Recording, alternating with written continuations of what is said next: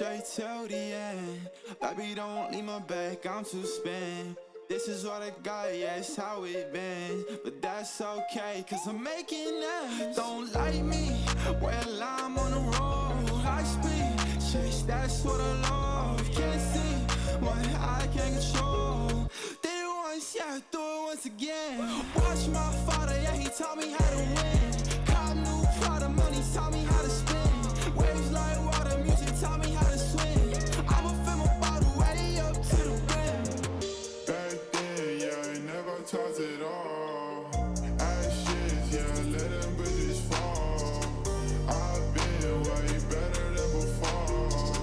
Posted with my cash till it's all.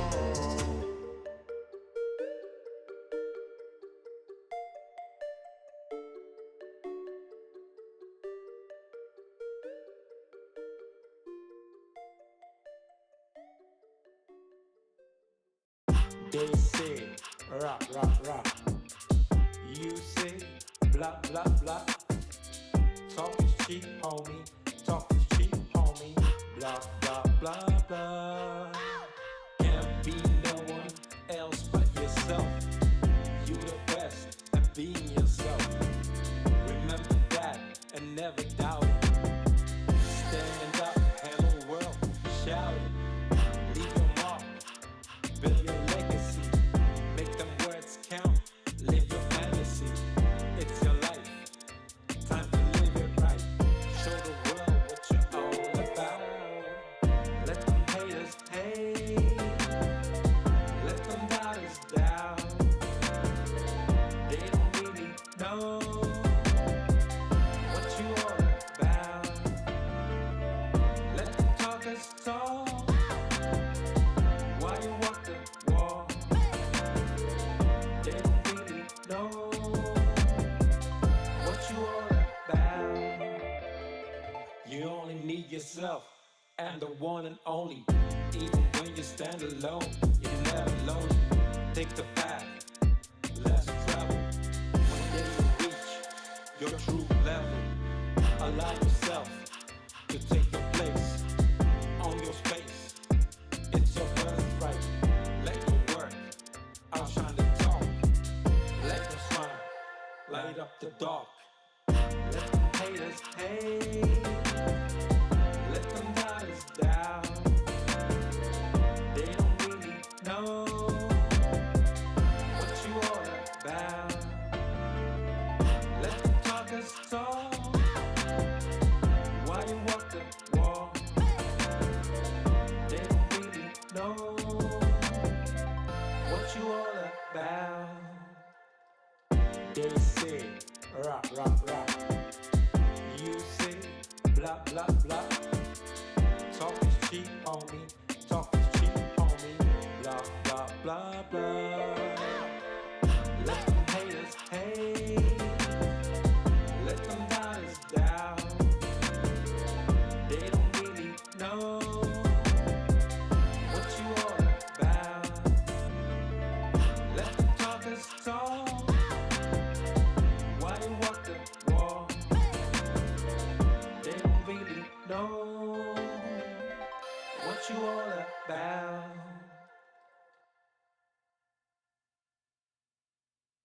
You said some things you didn't mean. I'm sure I did that too. Oh, baby. Egos clashing, dreams crashing. Whatever happened to me and you? From lovers to strangers, when everything changes. Oh, baby. When we tear out the pages and only one word is left. Please let just be quiet until the next riot. Just give us some time for the wounds to heal. What is broken is broken. Let's just leave it for now. We need some perspective just to understand how. What is broken for now.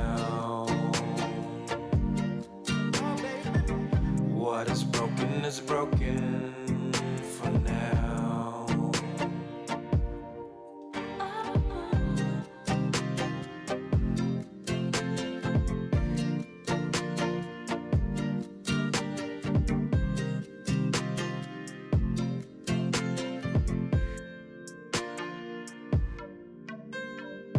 I think we both need to grow so that we need not to know.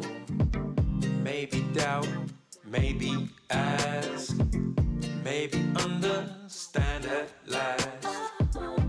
From knowing to asking, from tearing to building, from thinking to feeling, from hurting to healing. Please let's just be quiet and let the silence speak. Just give us some time for the wounds to heal.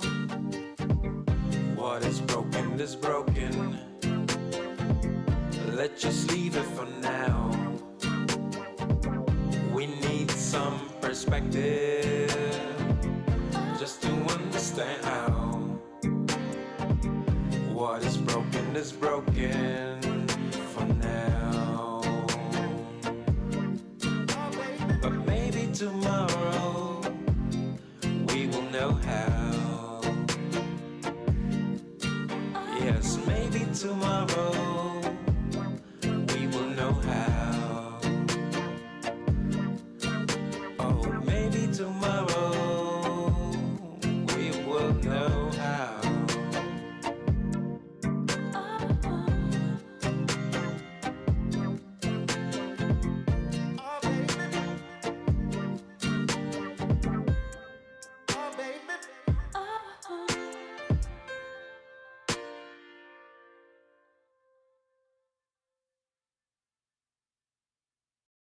Do not come.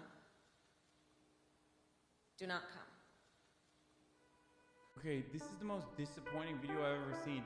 She literally attacked the two things that I like.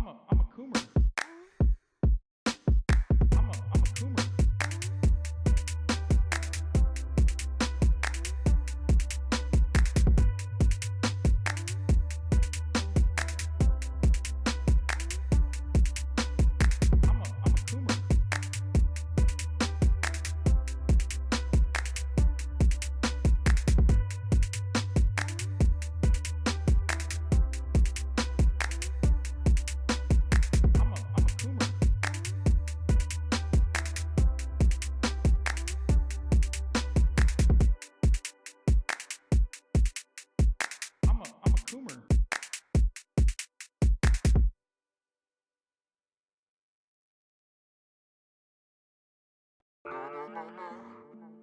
Yeah.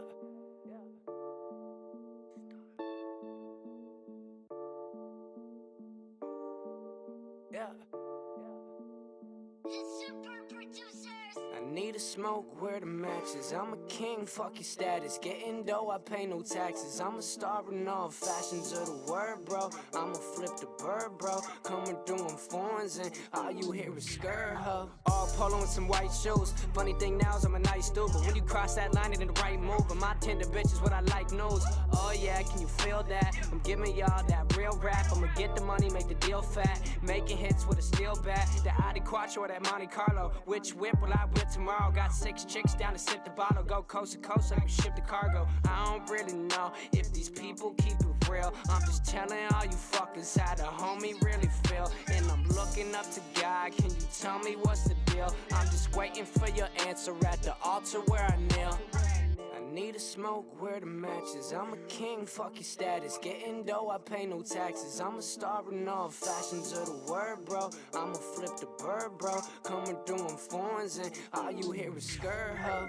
Let me get the money, I see you bitches acting funny, can't take nothing from me, nah. Rapping blunts like mummies, yeah. We freed the homie when he caught a bid. I roll around, you can't stop the kid. Truth be told, I'm hot as shit. Just say what up when you spot a kid. Real talk, I'm trying to speak the truth. I stay loyal, bro, to my roots. Since 15, I've been in the booth. Got 16, I was on the interwebs. I hope you're all doing well. Now we out here show ready. I can see the bull, you're so petty. You can have your shine, my glow good heavy. Tuesday. Need a smoke where the matches. I'm a king. I am very tired, perpetually,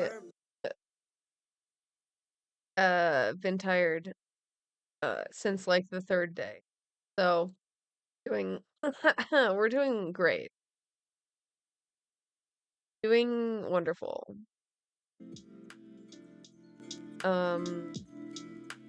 Still behind on editing, falling behind on VODs. I have so much work to do. So much work. And then Twitch wants to pull some shit. What the fuck? I don't even know. I only had time to read a little bit about it, but they rolled out this new tags thing. I'm sure you saw when you clicked on the stream. They want people to warn about profanity and sexual content and some other shit. We can go over it real quick. So fucking stupid.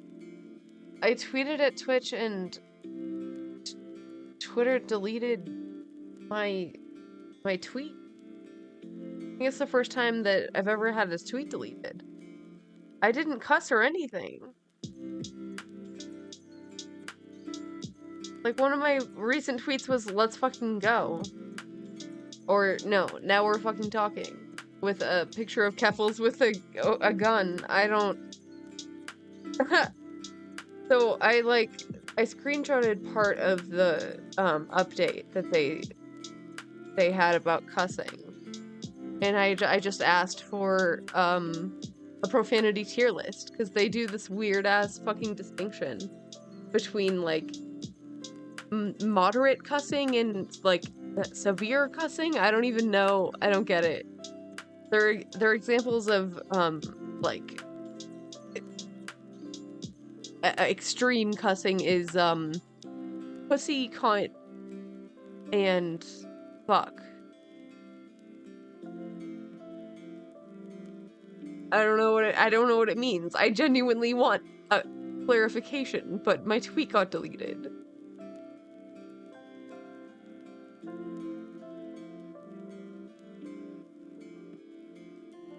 So much for free speech, I guess. Fuck me, I don't know. I just want to know what I have to, like, disclose. I don't know what you mean, like...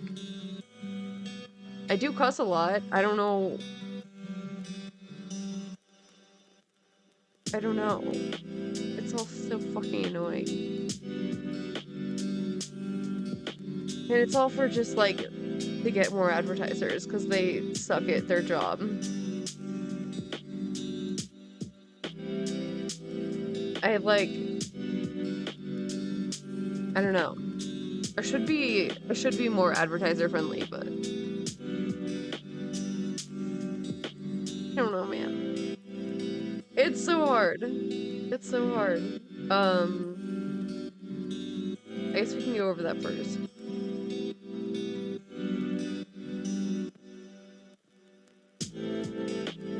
Update title.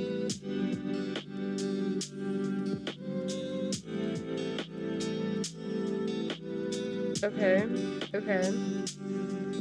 And then, yeah, I wanted to finally talk about this Colleen Ballinger thing. I always, like, I want to go straight to the source, right? So I want to talk about, like, Adam's videos and Colleen's videos, but they're all several hours long. So I don't like to do this, but I might put Adam on, like, 1.5. Just so we can, like, plow through this, like, 4 hours of content, dude.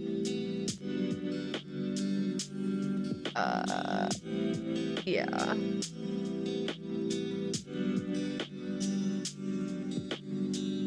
It's so much. So much history.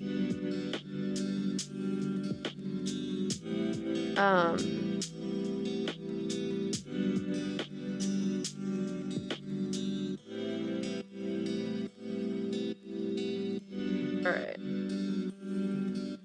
Talk about this bullshit.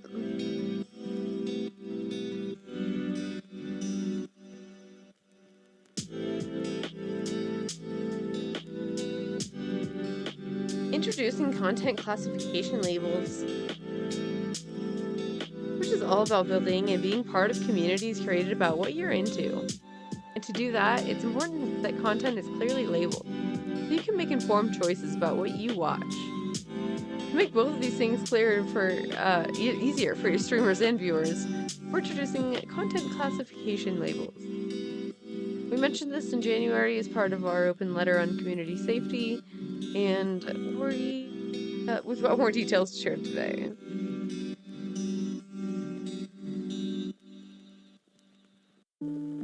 I did not see this in January. I missed that entirely. There was so much in it. I think I didn't have time to read it all.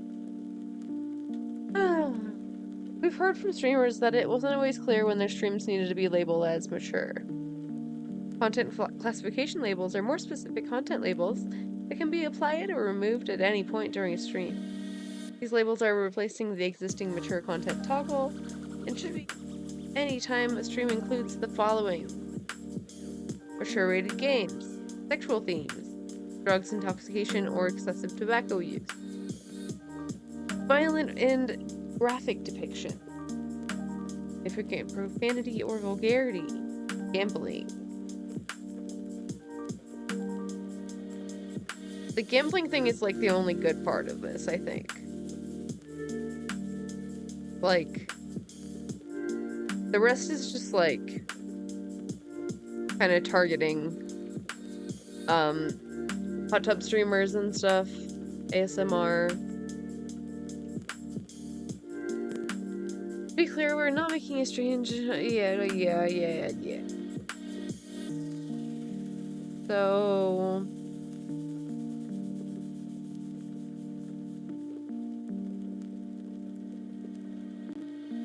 this is,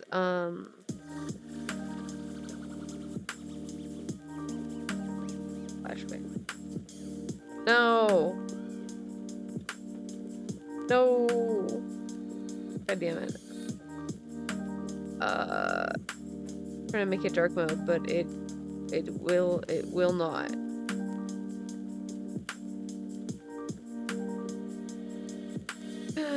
Okay, so mature rated games will be toggled automatically. Sure, sexual themes, just targeting sex workers. This clearly smoking a joint. Slurring speech, stumbling. Sure. You can't, like, sell weed stuff, do a drunk stream.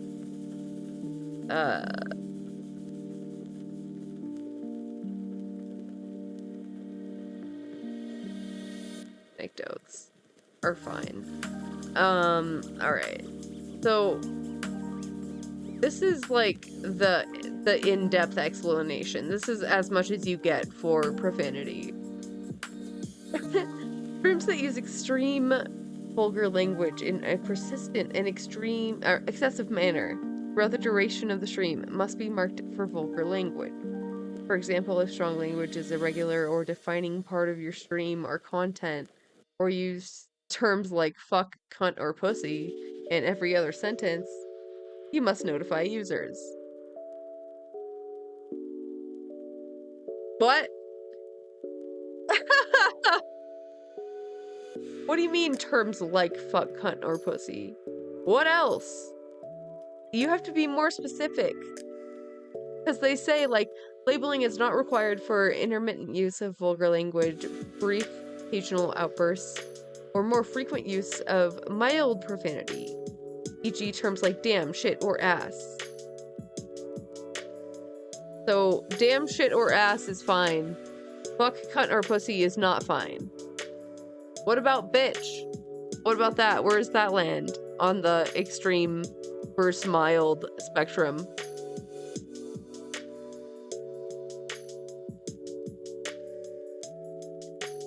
What about slut? Where's that? That's probably with the other female coded terms. So yeah, like I screenshotted this, right? And then I sent it like on Twitter at Twitch. And they fucking deleted it. They deleted my shit. What the fuck? Why? Like, these ones are censored. Like, I don't think Twitter cares about cussing, really. Damn, shit, or ass. Yeah, like, all my tweet said was like, can I get a profanity tier list? What's the, like, per hour limit on mild curse words? That's all I said. Why was it deleted? I don't get it. Anything.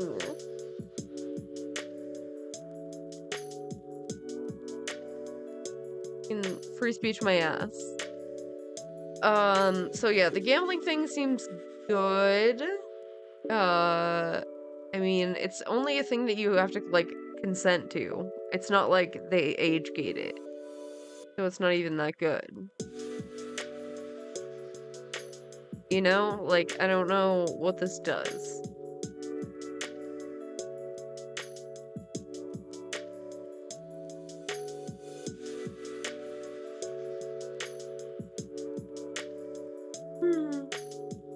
Twitch. So dumb. Alright, so I figured we would start by watching this bullshit, and then, we can get into Adam's takes on whatever has been going on.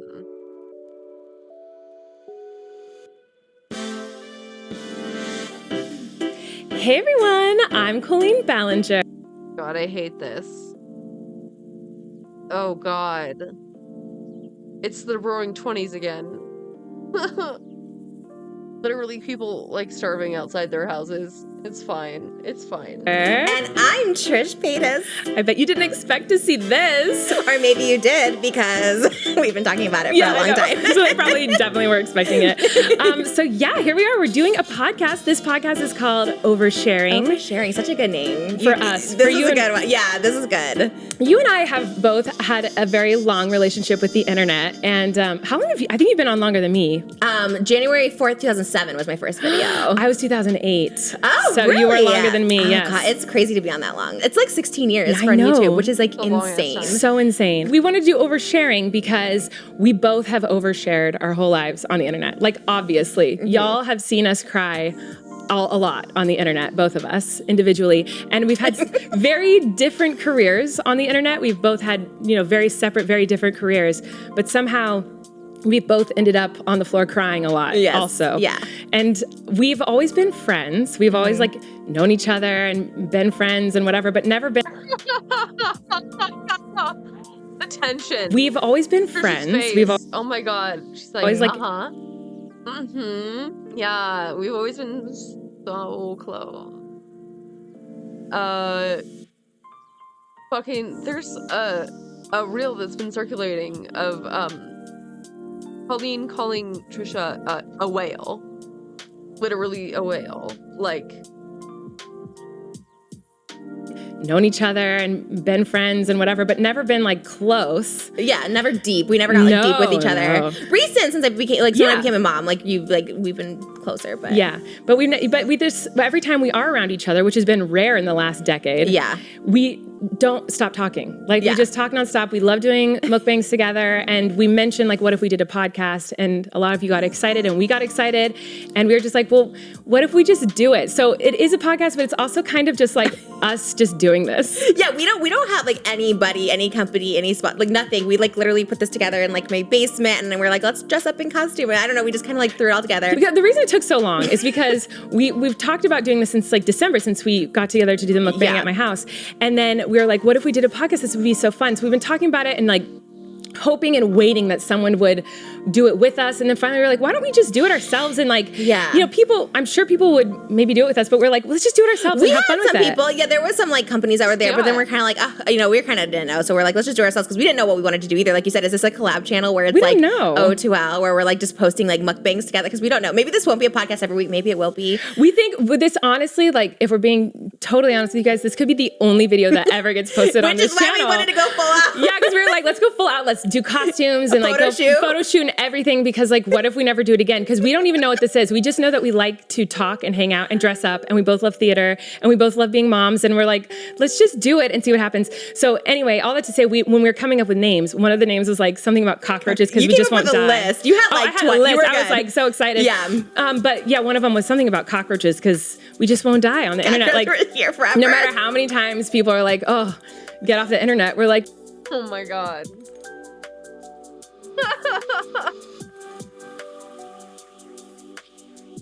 I don't know if that's an analogy you really want to be making. Okay. We're here to stay. We love it. Yes. And like, we can't die. Like no matter how many times you crush us and stomp on us and try to like, burn us down. We're just like, I'm a cockroach and I'm never leaving. Until we actually die. One day we'll die. Yeah, we will. But our videos will live on forever. This podcast will stay forever. Just this one. Was Colleen about to say maybe? Was she contemplating not dying?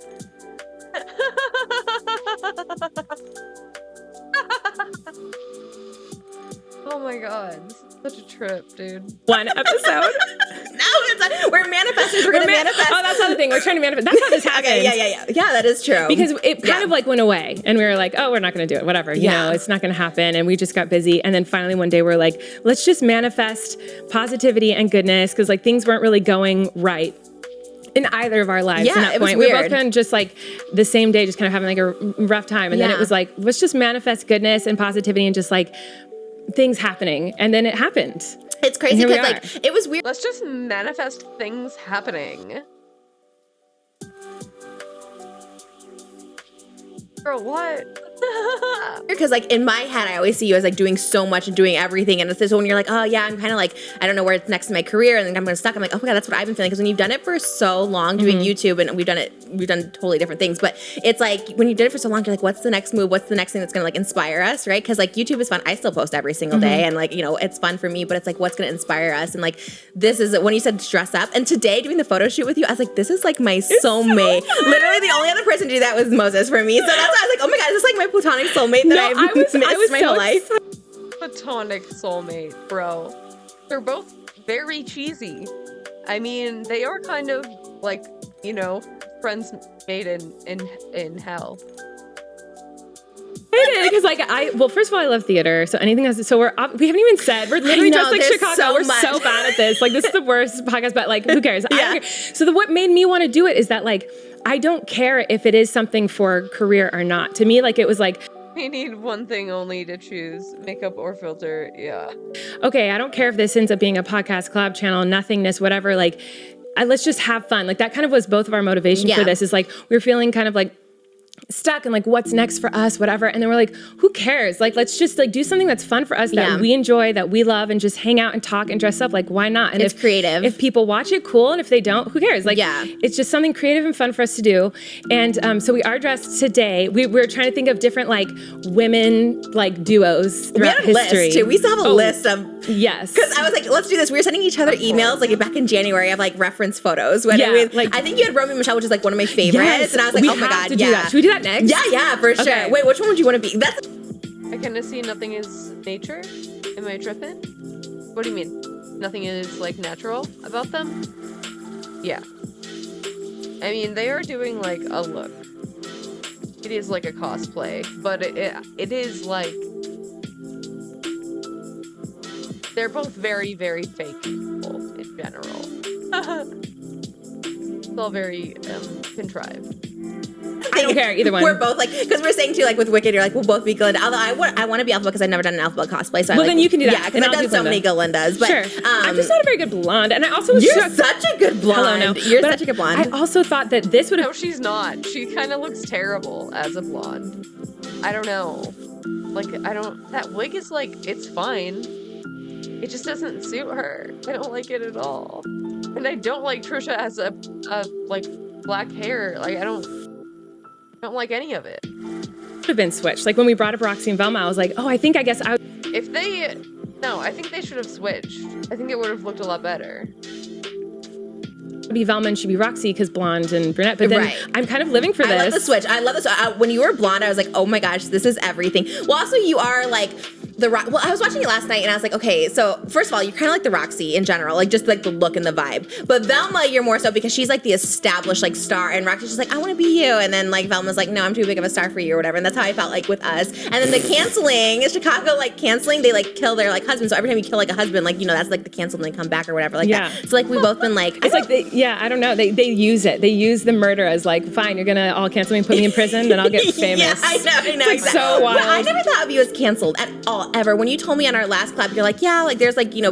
Is this foreshadowing? Are they both gonna murder their husbands? Because I could see it with either of them, honestly. People that like leave hate comments, I'm like, what? Like, you know, and then I like, whatever. I think if you're on the internet, like it's just gonna happen, you know. And I've been on the internet a long time, and I don't, you know, not everyone's gonna like everyone. That's just like how the world. It's just gonna happen. When was this? This was 4 weeks ago.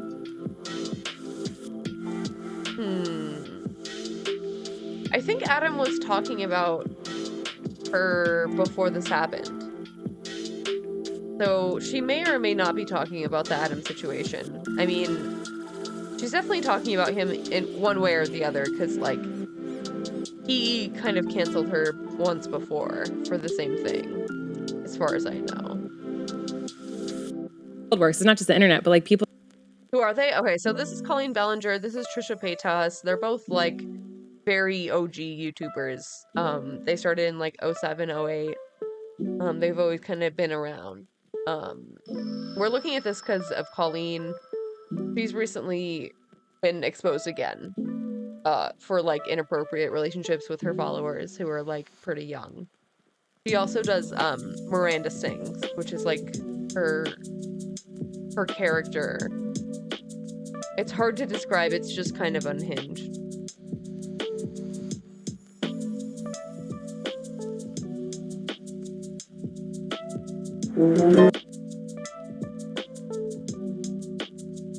Wait, is this her trailer?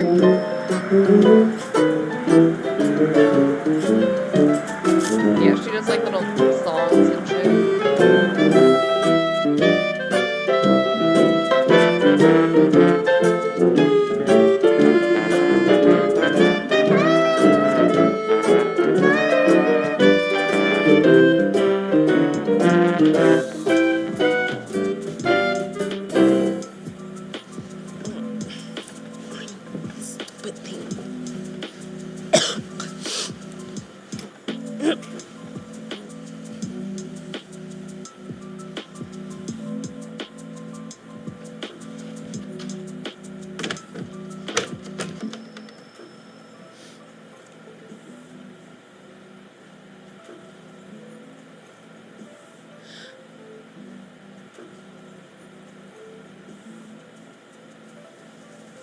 The hole.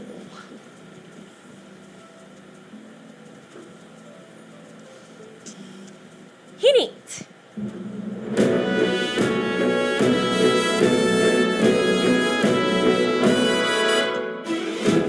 Abracadabra, alakazam. Tonight Miranda's got magic to do, like turning rabbits into hats, sticking swords through my neck while singing high notes. Because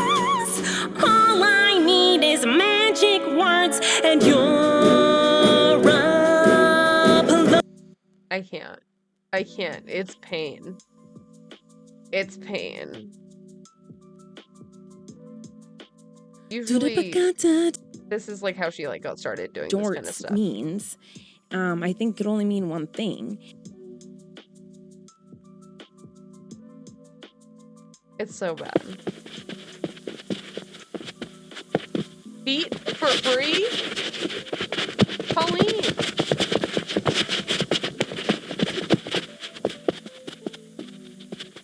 She has to know that this is fetish stuff, right? She has to fucking know. The fuck? I think she's like 30, 35 or something. Yeah, she has like 2 kids. Heaven said opinion on jorts. Well, you know what? I can only assume what jorts means. I think it could only mean one thing.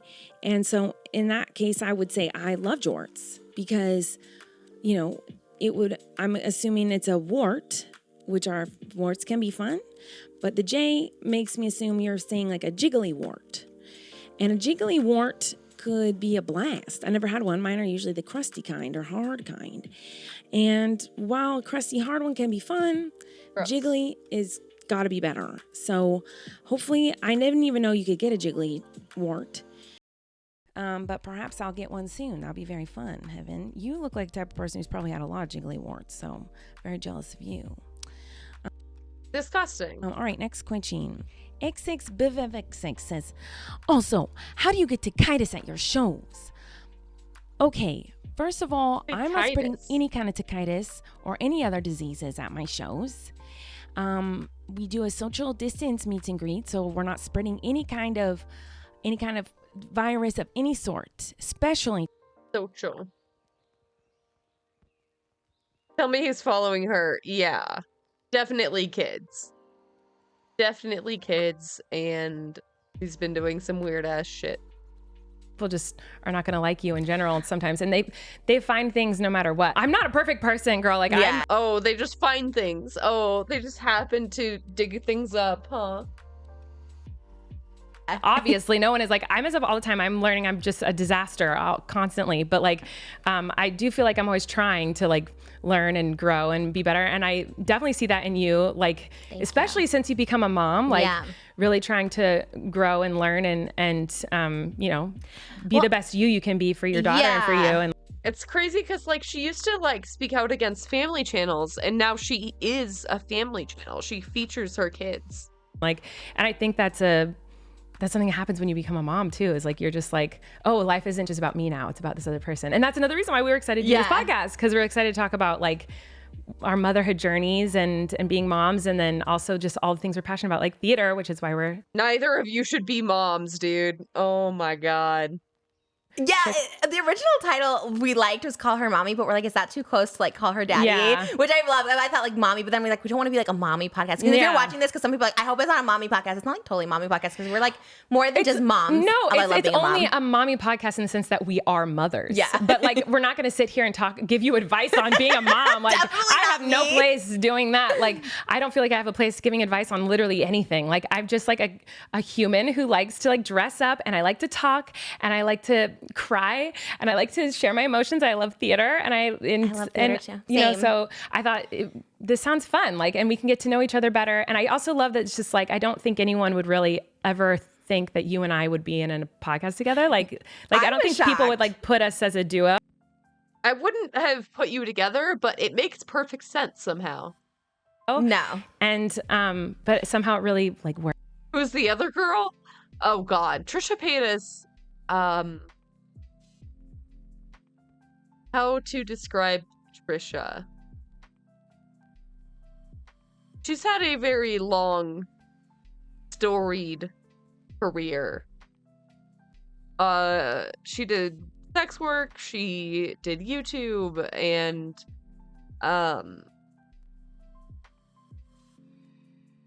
has been widely hated. Widely hated for many a thing. She has involved herself in many a controversy, from Jane Dawson to pretending that she has dissociative identity disorder, claiming to be non-binary. I don't know where she lands on that still.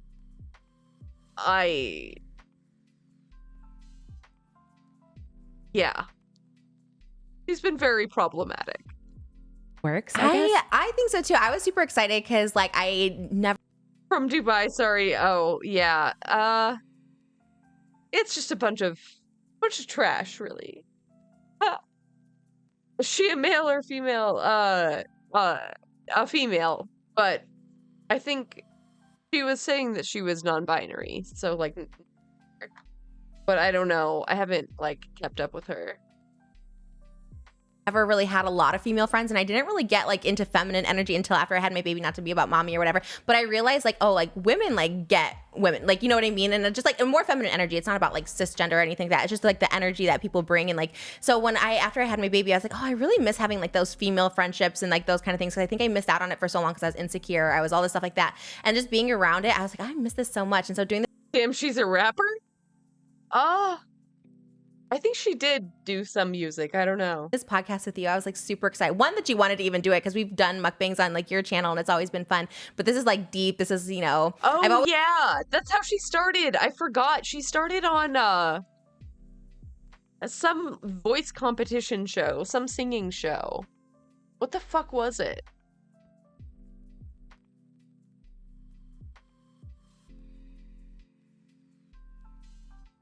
Trisha rapping? Yeah. Fastest talker. She used to do this, like, in competitions and stuff. Crazy.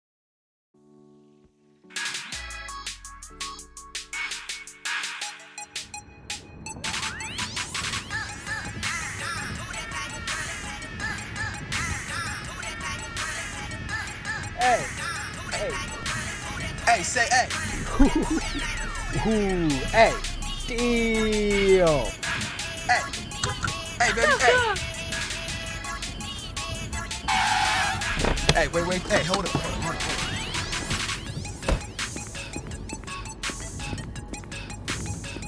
Who do you think you are? Well, check this out. I ain't trying to brag or nothing, you know, but kind of a big deal. You know what I'm saying? The Guinness Book of World Records fastest rap artist. When they spit, like, check this out.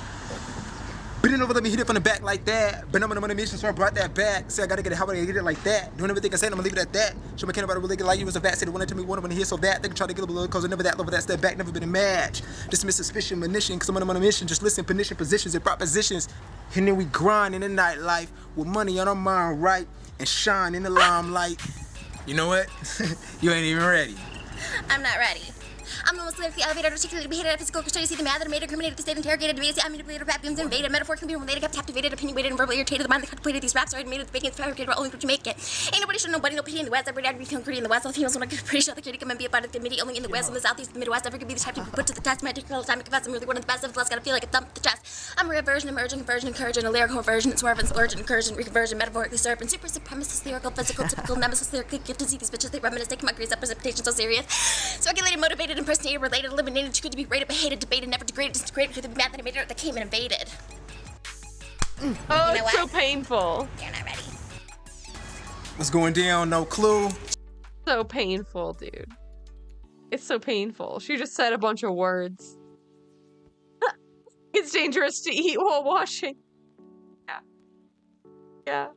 Always done it with like, I've always been like with guys, you know, like guy friends or whatever like that. And it's like fun, you know, guys are cool or whatever, but now it's like fun to have like this like mommy feminine energy and I love it. There's something about moms too, that it's like, not to be elitist about it, like moms are, but it's just once you become a mom, it's like you empathize, sympathize and relate to other moms so deeply because it's such. Yeah, that video was from like 15 years ago or something. An intense experience. And so like I feel like you were totally right. Like that's when we really started talking more. I feel like it was a much more casual kind of friendship. We knew each other. But then once, you know, I found out you were pregnant, which I found out very early on. You were first. You were like like the second day I knew you had texted me and I just told you. Yeah, it was like I text you something and like I think you FaceTime. No, I FaceTime because you text me. Yeah. I text you and you text me like I'm pregnant and I've never FaceTimed you in my life, obviously. And I FaceTimed you and I was like, what's happening? Are you pregnant for real? I was so excited for you because I knew it was something you wanted so bad. And I knew it was something that was a challenge for you. And like, I was so excited for you. And I also felt so terrible because you were like, I'm so scared. And I was like, oh no, did I? Because you're like, I've seen your videos and you're miserable. And I was like, oh no, did I make her? I was trying to make you scared. And I'm so glad you had a good pregnancy because. Yeah, thank God. I know. That's why I was like, well, let me share this because I'm like, and I felt bad saying like, this is so easy. But I was like, I was so scared because not just you, but a lot of people. And it's hard for a lot of people. Not to brag. Obviously. So I was just like, well, maybe I should share that. It's like actually like I've had really easy. Thank God. Some people say the second pregnancy, they're like, okay, be hard. But I really didn't have any morning sickness. It was like the weirdest thing. I was like so calm. I was like glowing. I was just chilling in life. I was like, what? Where'd my anxiety go? I don't know. It was really weird. I'm so jealous. That's amazing. I hope, but that's another good thing. If we ever do talk about like thank you for the follow. Pregnancy and motherhood and whatever, our experiences are so different. So different, yeah. And I'm grateful for you and you sharing the positives of it because I really only do share my experience, which was really negative. Yeah. And like, so, and I don't ever want to scare anyone from it because it's obviously so worth it and the best thing ever to have a kid. And like, I would go through in a heartbeat again for them. So it's like, I don't want to scare people out of like being pregnant or having kids. Yeah. But my experiences were not wonderful, but yours was. And I'm so happy. I wish it was like that for everybody. No, but I think it's good to talk about those things, especially like motherhood stuff we've talked about too. When people talk about it, it's like not enough people talk about it. Whereas like, I didn't feel like good enough to be a mom. It's kind of like, maybe I'm not a good mom, but then you have the baby and then you're just like, I don't know, you can't like take it back. And so it's like all those things I think are important to talk about because I love being a mom now, especially now at her age, 8 months. It's like the best age ever. But like in the beginning, I was very nervous. I was like, I don't know what to do. I think that's very relatable. I think everyone feels that way. But I want to cut my own self off here and say like, we don't have a plan for this. No plan. Like, as you can see, we're literally just talking. So like we went into it going like, should we do games? Should we plan segments? And I was like, it shows that you do not have a plan. A producer. I feel like that would maybe be horrible for us because like we would get so off topic trying to talk. Like I feel like we've gone on 8 topics, but like, so this might be so boring to everyone watching because it's like, what are they talking about? But like, we're going to go all over the place. We also talked about like so much before this. We have so much. Like that's what I'm trying to say because there was so much good conversation before. So that's the problem. Is like we talked so much good things, and now I'm just like, oh my gosh. But there's so much because I'm like, okay, there's mommy, there's this. Because even like another title, because I just keep going back to our original emails of Broadway Babies, and that's why I was Broadway like, Babies. That was a cute one too. Yeah, because we both were like, what if we just sing? Like, what if we just like make music videos and just like do because manifesting like, Broadway. Like anyone who likes Broadway and like theater stuff, like I want to talk to them all day long. I know a Broadway podcast would be everything, but I don't know if that's niche or I feel like it's people do Broadway podcasts. Do they? Yeah, but I just love that like you were willing to dress up like at a Broadway show. I was so excited you were. And you were like into it too, because I always get worried. I'm always like, oh my God, this is because it's like literally in my house. Because people always ask me like, what do you get glam for just to your house? I'm like, yeah, kind of just to have like photo shoots in our house. But I think it's cute. I think it's everything. Oh, I feel like everyone's gonna be like, they're such losers. They're like women just like dressing up for no reason in Trisha's basement with they're calling it a podcast. It's just like a random like YouTube channel. But isn't every video is this podcast of people with microphones? I mean, that's like the thing. Like everyone has a podcast, which is like, I want to be on a podcast too. Like, and I haven't done a podcast in like so long. You have a podcast. It's gonna get longer than the anime One Piece. Oh my God. Yeah, they do be talking. Women, am I right? I have one with my husband, and so like, you've done it so long. Yeah, we've been doing it a year, 2 years, a year. I don't remember. We've done a lot. It's easy with your husband though, because it's like you live in the same place. Yeah, we just like after the kids go to bed one night a week, we like just like talk for an hour. But it's the same kind of thing where we just kind of talk. So like, we're doing this for us and we're just like having fun with it. But if you guys have any suggestions of what you want to see, like we're down, like, because this could be a podcast. We could end up just like vlogging together. We could like just dress up and take pictures. Dress up and take pictures and that's it. And like not even film any of it. Just do it for ourselves. We don't know what this is. We just know we wanted to hang out and dress up. So like, that's probably weird to everyone, and I really don't care. But I love it because it's like it's no pressure. It's like so no pressure. Right. So one thing I did want to ask you about, and I started to ask you about earlier, and I have then questions I stopped for you, myself. Joe. I have like so many questions for you. Okay, how are we ever gonna get through this? Because we're just like skipping from topic to topic. I know. And I'm trying to be patient when we're talking about things. I'm like, okay, don't interrupt, and just let's focus on a topic. And I was like, but I want to say so many things. Jump in. I love it. Okay, so I want to know from you how much your body has changed, or what you've noticed has changed since having Malibu. Oh my gosh. Because your body changes so much after having kids. Yeah, Malibu. it's crazy. It's so crazy because once again, I was like, after I gave birth, I like had no appetite. Everything tasted like metal to me. Like I couldn't eat anything. So I actually like lost like so much weight. I actually was like under the weight I started at. So I was like 226 when I started, and then I got down to like 210, and I was like, oh my gosh, I'm like, wow, I'm so skinny. This After is so you easy. had Malibu? Yeah, because I just nothing tasted good. Like I would eat like a taquito that I used to love, and it tastes like literal blood in my mouth. I was like, I can't eat it. Yeah, it was so weird. So I was like losing weight pretty fast, and I was like, wow, okay, this is like so easy. I'm like losing weight That's again. During my terrible. pregnancy, I literally didn't gain any weight. As soon as I had the baby, it went back down to my normal weight. So it was like I just couldn't eat. It was like But opposite. you lost weight when you got pregnant too, didn't you? I lost weight when I was pregnant because I was full all of a sudden. Like I would carry That's not good. That's not good for you. high, so all my organs were so high. Like I literally couldn't eat like a half a pizza without getting full. It was very weird. So Wow. I only gained and I was like, wow, this is great. I'm so lucky. Well, and then afterwards I lost a bunch of weight, but now I've like gained some of it back, and then my organs like went up. So I carried really high. And so I think my organs stay here. So now it still looks like people like say I'm pregnant or whatever, but it's like it's high. I used to always have like a belly always. People should never say that to anyone because I know. what are you implying? But also too, like you don't know what someone's going through. Like what if someone's trying desperately to get pregnant and they can't, and like it's so triggering. And we are. And so when people are like, she's pregnant, and when people are announcing it already, and I'm like, okay, first of all, I'm not pregnant. And like, second of all, it's like, okay, yeah, it's kind of triggering. Because also like, I don't have a choice. Like it's just high right now. So. Wow. But yeah, so that was hard. The feet, you know, we were getting my shoes on Oh, earlier. that's what it was. Wow. God, Colleen, you're the worst. You're the worst. Not even listening, dude. You're getting on shoes. You said your feet were bigger now. So big. They're so wide. And I was like, oh, you know, it's just hard. It's hard because I already had issues with my body beforehand. And so now after, I'm trying really not to be hard on myself, but I do have like crying sessions over like being, and it's weird because I've always been bigger, but it's just like my body's changed. Like I'm wider and the organs are higher and everything just looks different. I always kind of like, oh, my stomach was a little flat before, but now it's just kind of like high and round. So well, I think you look beautiful. Thank you. And I think that I get like that all the time too. There's like so much of my body that's totally different. Really? Oh yeah. Is there anything else for you that like you feel like has changed? Like, or do you feel like that's like those are your main like things? Now with the postpartum hair loss, like at first I was like, oh, my hair's so thick, but it's getting thinner. And I don't know if it's 'cause I just bleached it or what, but it's kind of thin again. I don't know. Everything. If I'm being honest, like I'm like really trying my best to.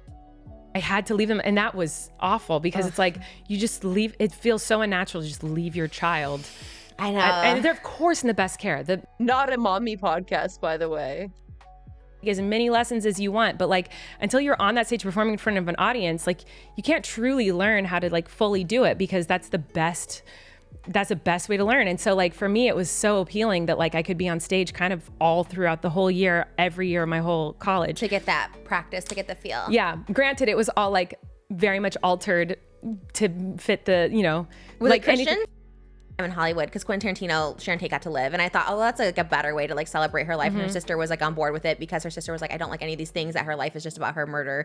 And I think like those are, I don't know. For me, I don't want my life to be better, but that's how it is, I guess. Like Anna Nicole, everyone just knows about their death. It's like, I don't know. It makes me sad. I know. And then I think about like, well, this is like, I guess this is like narcissism. And then I think about when I die, I'm like, God, I don't want my life to be just like my death. But I guess that's what happens. That's why people tell life stories, is you have to tell the death of. I don't know. I guess. Did you think about that when you were a kid? Oh my God. We need to shut up. It's dark as fuck. The way we got our conversations are wild. But I genuinely just had the thought, like, oh, I used to think about when I was a little girl, I would like, literally remember being in my top bunk of my bunk bed and be like, oh my God, what if I died tomorrow?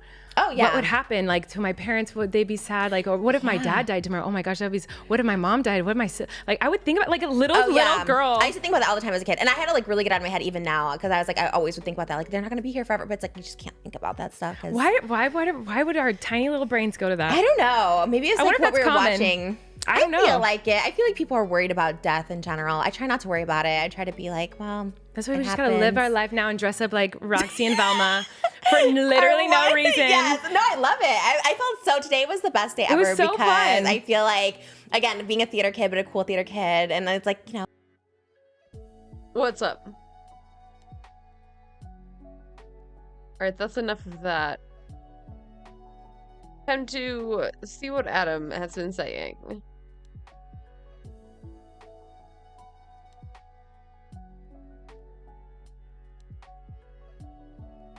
Okay, so I'm just gonna jump right in.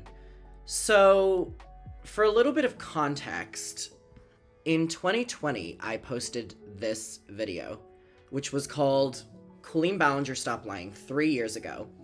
And then Colleen responded with a video called Addressing Everything. In my video, I focused on things. I mean, this was 2020, so I just turned 17 in this video. DM from Corey read. I just turned 17 in this video, and the purpose in making this video was because I found out that Colleen had been talking shit about me, and that Corey, who's her best friend and lives with her and is like, you know, her best friend, had also been talking shit about me. And I kind of reached like a breaking point of like, I had done so much for this woman, and I, you know, had like worked and giving her so much content with the Miranda character for so long. I mean, I literally fucking, as ridiculous as it sounds, from the ages of like, you know, 14 to like 17, I helped this woman through so much. Whether she'll want to admit that or not, it's fine. You know, talked her through her divorce, talked her through YouTube cancellations, talked her through falling out with her friends, like all these different things. Okay, I'm gonna speed this up because we have so much to get through. I don't think I can do it on regular speed. We'll never do it. Things, right? And that was kind of what my video was focused on. It was focused on that I had like really formed a friendship, or what I thought was a friendship, with this woman. And that was my main points. And that never really gets focused on when people bring up the video, which obviously is like the worst part about all of this for me personally. But anyway, whenever I posted this video, Colleen came out with a response, which was called Addressing Everything. And in the video, she states that out of respect for me and for my mother, she didn't want to make this video. And she didn't want to talk about me because I was a kid. She focuses on the fact that I was like a child. And she didn't want to, you know, send hate my way or anything like that.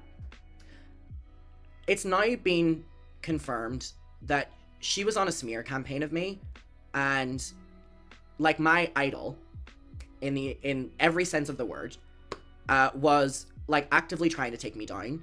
And so there was a video that was posted at the time from after I posted my video from a creator called Cody Tyler, who's in the chat right now, and I knew their video was coming. I'm gonna get some soup. And their video was basically trying to debunk my entire video.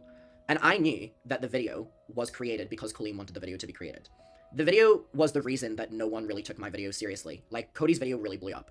And basically, it has been confirmed that Colleen was orchestrating everything through this person, Cody, to try take me down because she didn't want me, like, having a voice kind of thing. Because there was, like, so much. So Cody has now posted a video 11 hours ago, basically revealing everything. And I watched this video this morning, and it just, I don't even want to say it made me feel like vindicated in any way, because like I think back on like that time and like how much, you know, everything that happened really like affected me, and how everything at that time really fucked me up. And it's still stuff that I'm dealing with, and it's why, you know, people are always like, oh, he always talks about this or something like this. First of all, this is someone else bringing it up now and me responding to it. But basically, yeah, it has been confirmed that she was doing everything in her power to try like ruin me. And we're gonna watch this, and we're gonna talk, and so that's the context. And let's get into it. I'm watching from halfway in on this video from Cody whenever I get mentioned. If you want to watch Cody's experience with Colleen, spoiler, Colleen did to Cody what she did to me. And there was a time period where I hated Cody because my entire story got silenced because of Cody's video. But now I know that Colleen did to Cody what Colleen did to me for many years. She's a manipulative person who tries to take advantage of people, and this is what Cody's talking about. And now, today, the 4th of June, I can sit here and be like, I like relate to Cody now, and it's something I never thought I would ever say.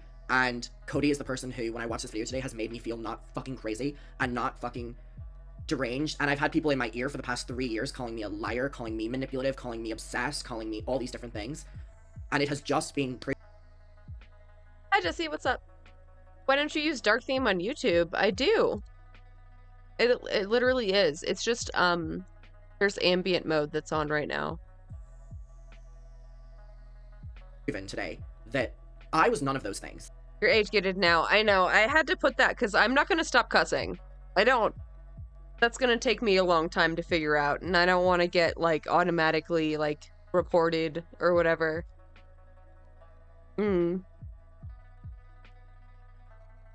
Twitch updated their stuff today.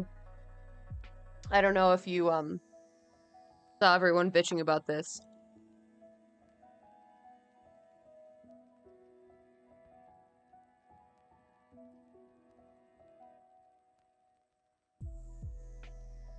and that Colleen has done to someone else what she did to me, but in turn was trying to get this person to take me down because that's what she does. She goes through someone else.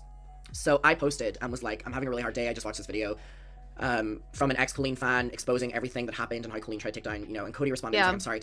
They said something about how it shouldn't affect discoverability, and they might be able to, like, turn it into a way to serve content, like, targeted towards users that want it, you know?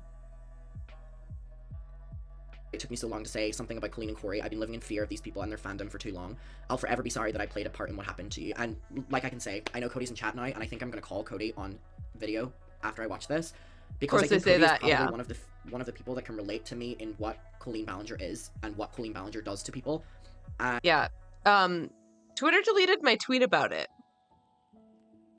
I didn't even, like, all I said was, like, hey, Twitch, give me a cursed tier list. And they deleted my fucking tweet. And sorry for the long intro, but it's been a very weird day. And what I said earlier is I love coming on my channel, and I love being a little, you know, shady, and I love the tea, I love the gossip, I love everything. And the reason that all stemmed, the reason that I do drama on my channel now is because if you want to know the truth, so when Shane Dawson was going through his cancellation, none of my friends wanted to talk to me about it. And then I thought back on the fact that, oh, I can post this on YouTube. Because whenever I made my video on Colleen, all these drama channels, all these channels made videos about me and, like, stealing my story and misconstruing my story and having an opinion on my story, which was the wrong opinion because it was the wrong opinion because now we're seeing that it was a manipulated opinion. So that's why all this stems. So I can sit here and acknowledge the fact that people are going to be like, oh, like, I'm being manipulative now, or who's someone to trust me? That's why I'm like, I never thought this moment would come where there would be a video from Cody like this. But like I said, it's not that I feel validated because I feel awful. Like, I feel awful that everything that I thought happened to me in that moment was actually true. I don't know if it was better if I just thought I was being delusional or something like that, but, like, now it has been confirmed that, like, everything I thought was true. And that Colleen Ballinger was literally trying to just, like, ruin me. Like, this 30-something-year-old woman was trying to ruin me. And I was, like, 17, 16 years old. We'll watch the video and we'll talk.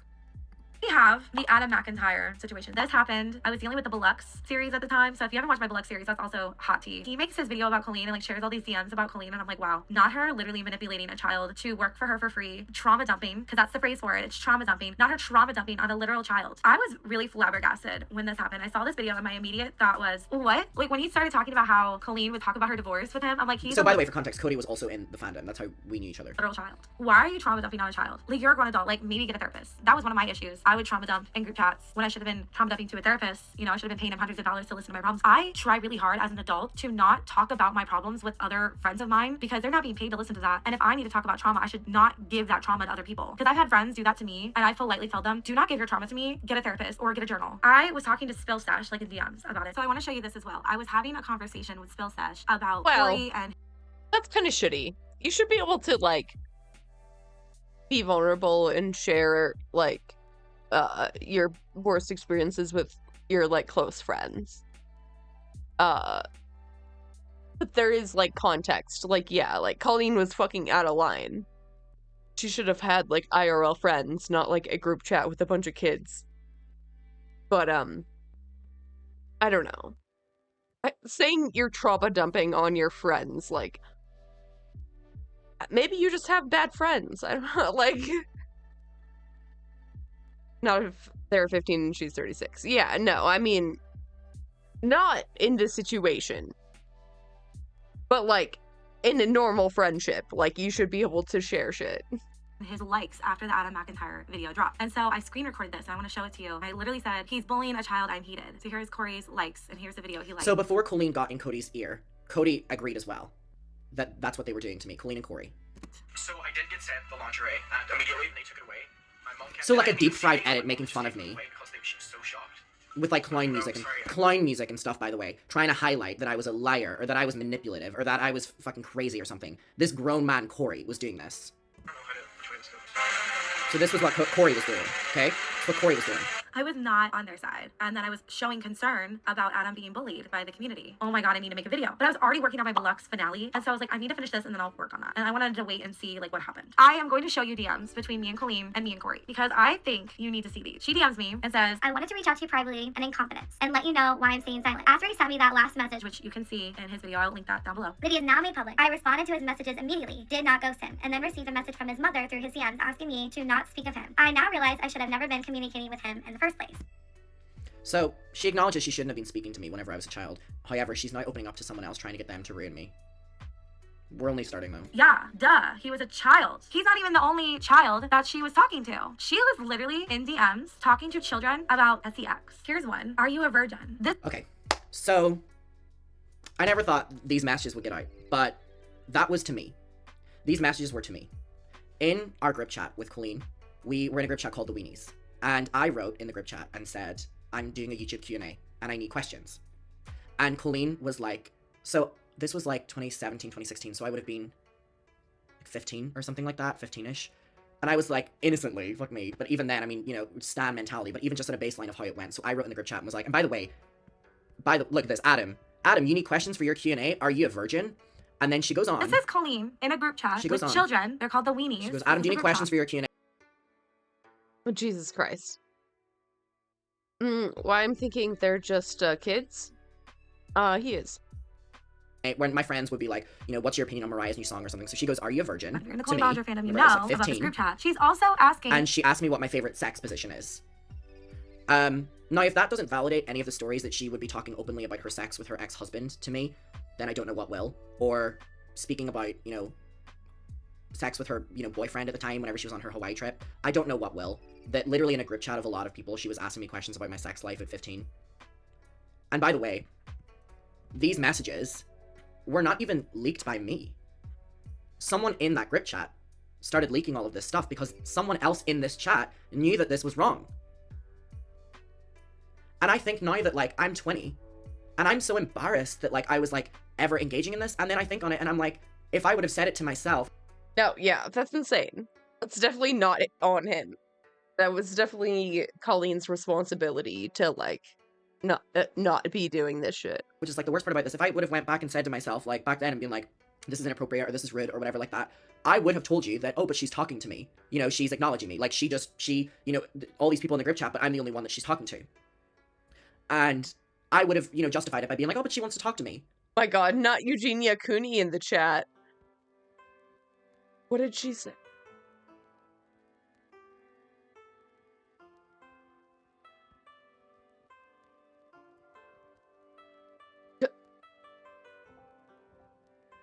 That's super messed up. Oh, yeah. Was like ever engaging in this, and then I think on it and I'm like, if I would have said it to myself, which is like the worst part about this, if I would have went back and said to myself, like back then and been like, this is inappropriate or this is rude or whatever like that, I would have told you that, oh, but she's talking to me. You know, she's acknowledging me. Like she, you know, all these people in the group chat, but I'm the only one that she's talking to. And I would have, you know, justified it by being like, oh, but she wants to talk to me. But the talking to me was stuff like that. And like, to see these messages now is just so fucking weird. And the fact that it's not even like me, like doing it. I mean, So it's fucked. just, to see all this is just like really... What's your favorite really position? These are children. Girl, what the fuck? And like one of the things that And by the way, I didn't even include that in my video because in my video, the only reason I made my video was just because I felt that I lost a friend and I wanted to focus on that. There was so much that I never said. There was so much that I never, even still to this day, because I didn't want my video to be about that. I didn't want to focus on that. I didn't want to talk about these conversations she had with me because I was just happy she was talking to me. Oh my God, Eugenia's in the chat. Hi, Eugenia. You shouldn't be embarrassed. She definitely should have known not to be talking to you like that. Hi, Eugenia. Thank you for being here. I hope you're doing well. You know what I mean? Like, I didn't say that in my video. So if they're going to go on this campaign that I was trying to ruin her career, why wouldn't I have included any of that? I wasn't the one that included any of that. I think it's interesting from the Colleen Ballinger situation. Here is a screenshot from the video. This is about when Colleen was queerbaiting. I made a video on that. This whole situation I thought was Colleen. Found out from this video. So if you don't know the context of this, basically, so she gave me the password for the Miranda Sings account. After years of me giving her content for Miranda anyway, me and my friend, we would literally just give her, like, you know, tweets to use and stuff, and they would be the ones that would go fucking viral, of course. She ended up, like, gave me her password for her account so I could tweet on her account. And I did a tweet which was Miranda Sings coming out as a Meghan Trainor fan. Which, by the way, I still think is ironically, you know, like, it's ironic. It's ironic. How stupid is that? Miranda Sings coming out as a Meghan Trainor fan? Like, it's it's ironic because it's not funny. So anyway, that turned into a big, and she approved of it. I sent her everything, and she said, go for it. And after it, when she was getting criticism, she puts the blame on me, says like, I'm not getting cancelled, all like this. But I loved everything you did on the account today. It was only when she started getting backlash for it that's when she turned on me, and she started shit-talking me to other fans, saying that I was trying to ruin her, that I was trying to take her down, that I was a really inappropriate person, that I was like, I don't want to get ahead of myself here, but that's the context of that. That Adam posted that the queer baiting thing was actually Adam. I'm not even mad, because like, he's a kid. It doesn't matter, he's a child. Children make mistakes, you know? A lot of people were mad at Adam now. She's like, am I gonna get in trouble? Be careful. I don't want to be in a scandal and have to apologize. So that's why, like, this was my conversations with this woman. Like, she would just come to me complaining about things, and I would have to deal with it. Here she's complaining about the fact she's getting cancelled. How can she deal with it? People are sensitive. People are whatever. Apologize. Not even showing any sympathy towards how he's reacting to this whole situation. It's all about her. I think it's very important that you realize that. This is all me, me, me, me, me. I think this is one of the most important messages I've ever seen from Colleen. And I don't want to take it here, but, like, that day was, like, the first day that I, like, told my parents everything. Because I thought that I thought I was her friend. I thought that I was her friend. And, you know, everyone always was like, why did you never tell your parents you were talking to her or whatever like that? Because she was my friend. And they were private conversations I was having with my friend.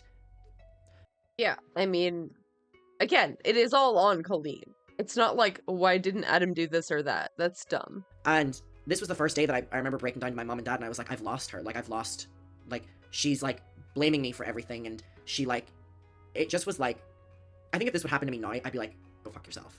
But back then, it was like, don't want to be in a scandal and have to apologize. Yeah, I can tell you don't, because look at what you did. Look at you messaging me. This is her freaking out. So she's like, I'm not mad at all, I'm just paranoid, because everyone... Look, she goes, I love everything you did today. It was magical to see everything so happy and exciting to finally see Miranda come to life. So she was praising me for everything I was doing and then talking shit about me behind the scenes. And when I confronted her, she basically said that I was the worst in the world. It's mad at me and I always have to apologize. So she doesn't care about how she hurts people, only that she has to apologize for stuff. Why didn't I wake up sooner? And then she had this one, where she's like, this is one of the main reasons it's hard to Miranda now. People have a hard time understanding satire and jokes, especially with sensitive topics. You mean like you joking about being M-worded by your uncle when you're the Miranda character? That's satire? Was it satire when you joked about this word multiple times? Was it satire of you joking about R-wording your then husband? Was it satire you telling people they should R-word your friend Harvey? Was it satire you joking about R-wording your young audience's Twitter feeds? Using the R-word again? Again? Was it satire? You saying haters gonna hate, potatoes gonna potate, tomatoes gonna tomate, and R-word's gonna R-word?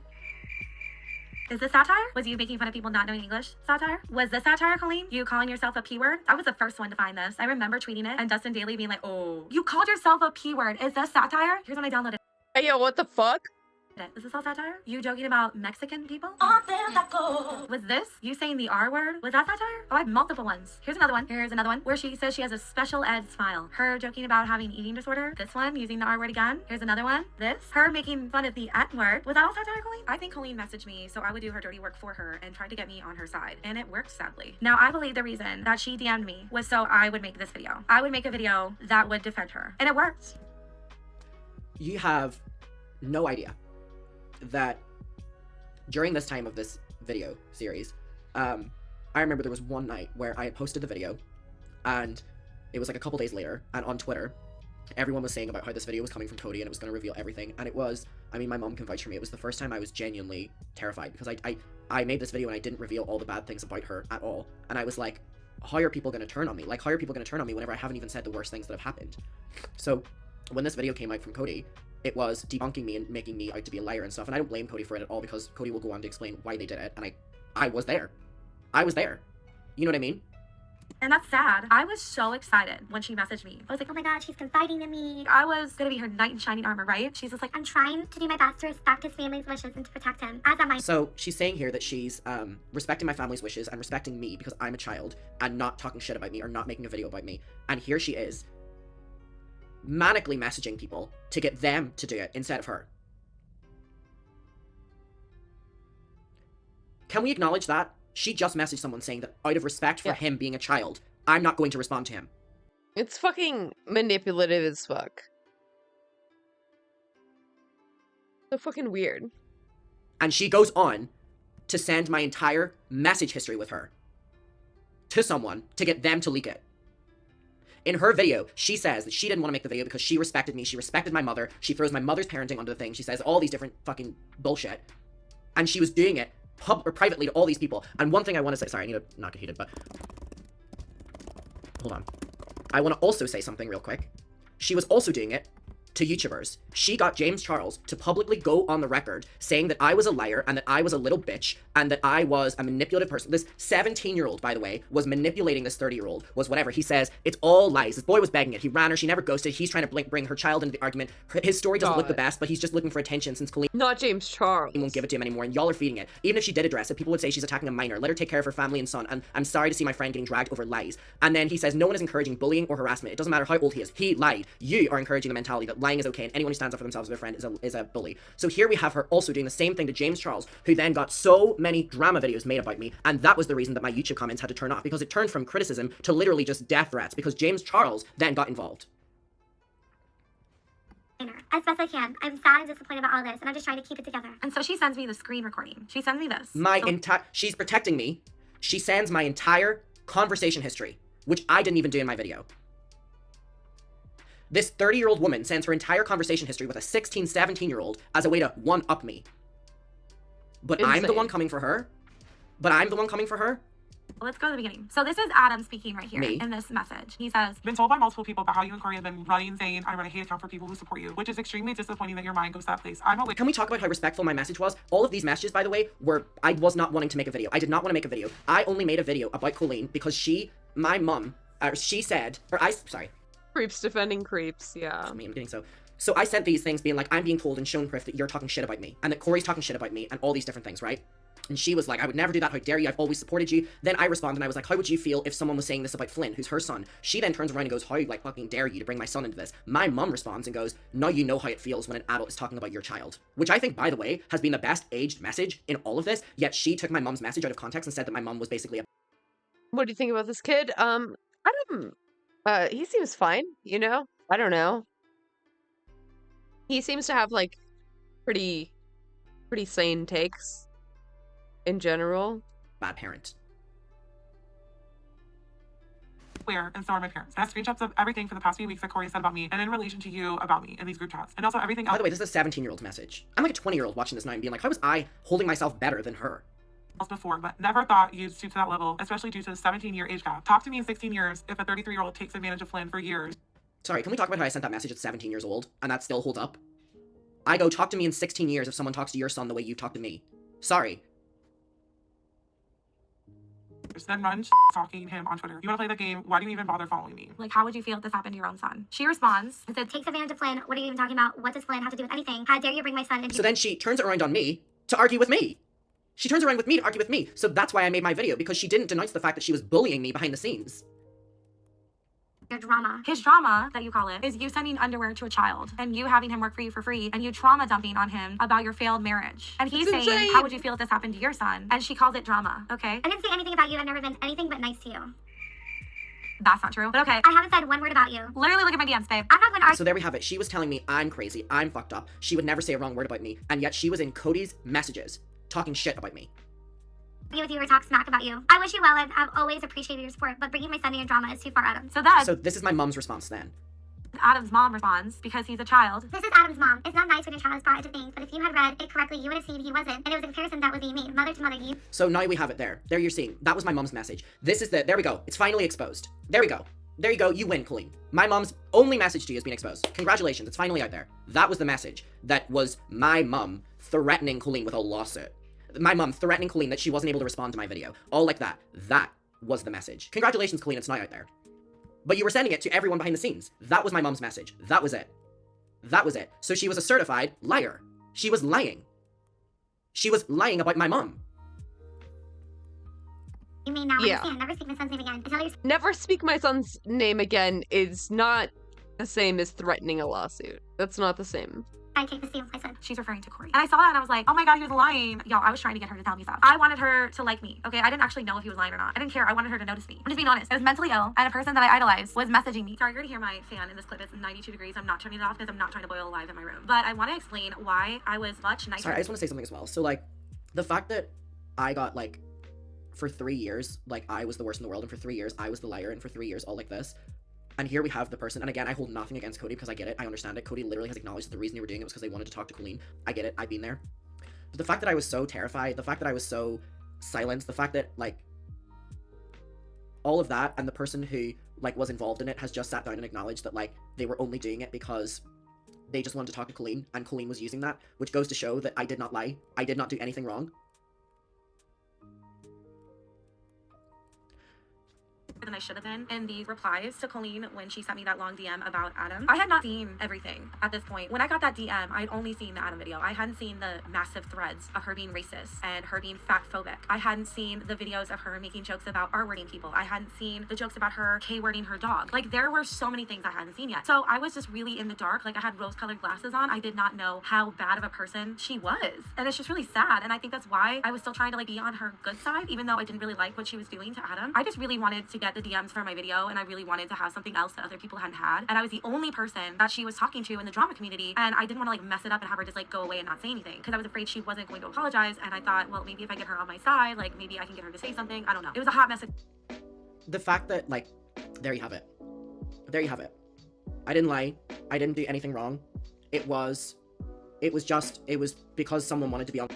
I'm glad it seems like Adam feels kind of vindicated here. Like, I can't believe how fucking toxic the internet is. Where, like, pretty much everyone was taking her side. I don't know. Seems like she still has a pretty big audience, so that sucks. On Colleen's side, and Colleen was abusing that. I didn't do anything wrong.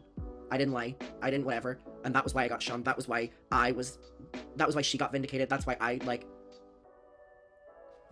to, like, hear the person who, again, I don't hold anything against Cody, but, like, to hear the person who, like, just, like, it just ruined everything for me. And I'm not even, like, I don't mean this to sound fucking, woe me or whatever like that. I'm trying my best to fucking hold this together, because it's, like, I know that it can get construed in another way. I'm trying my best here. And let me tell you something, I feel like I'm doing a pretty good fucking job.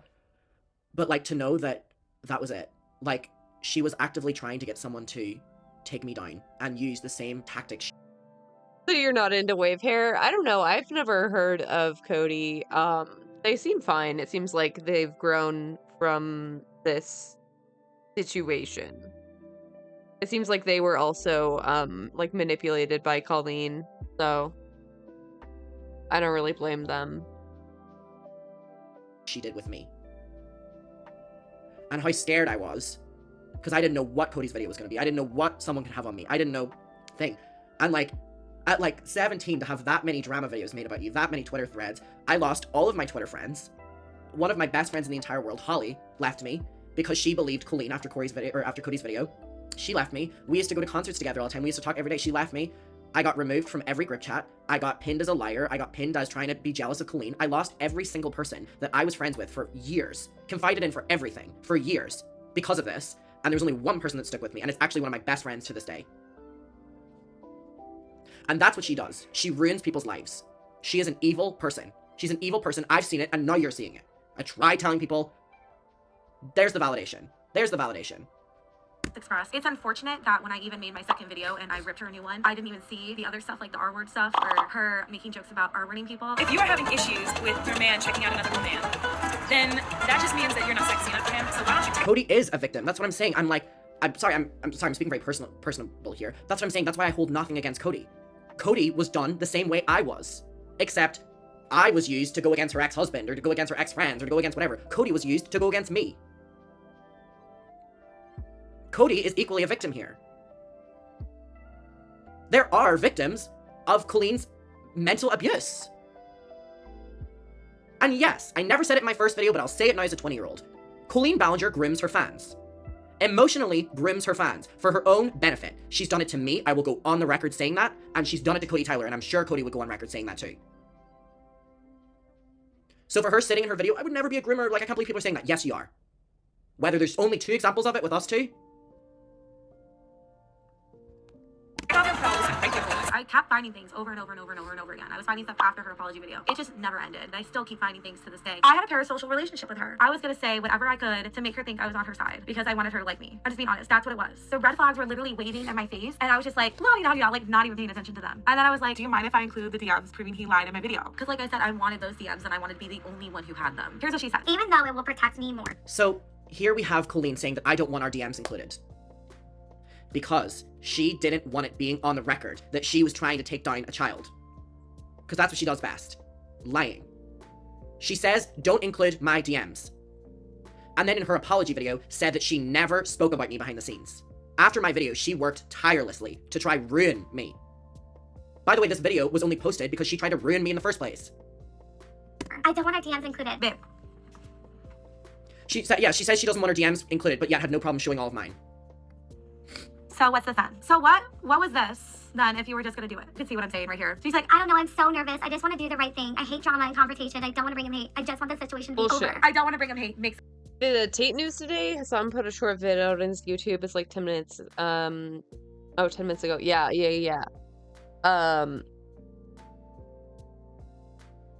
For sure. Fucking rip Bozo.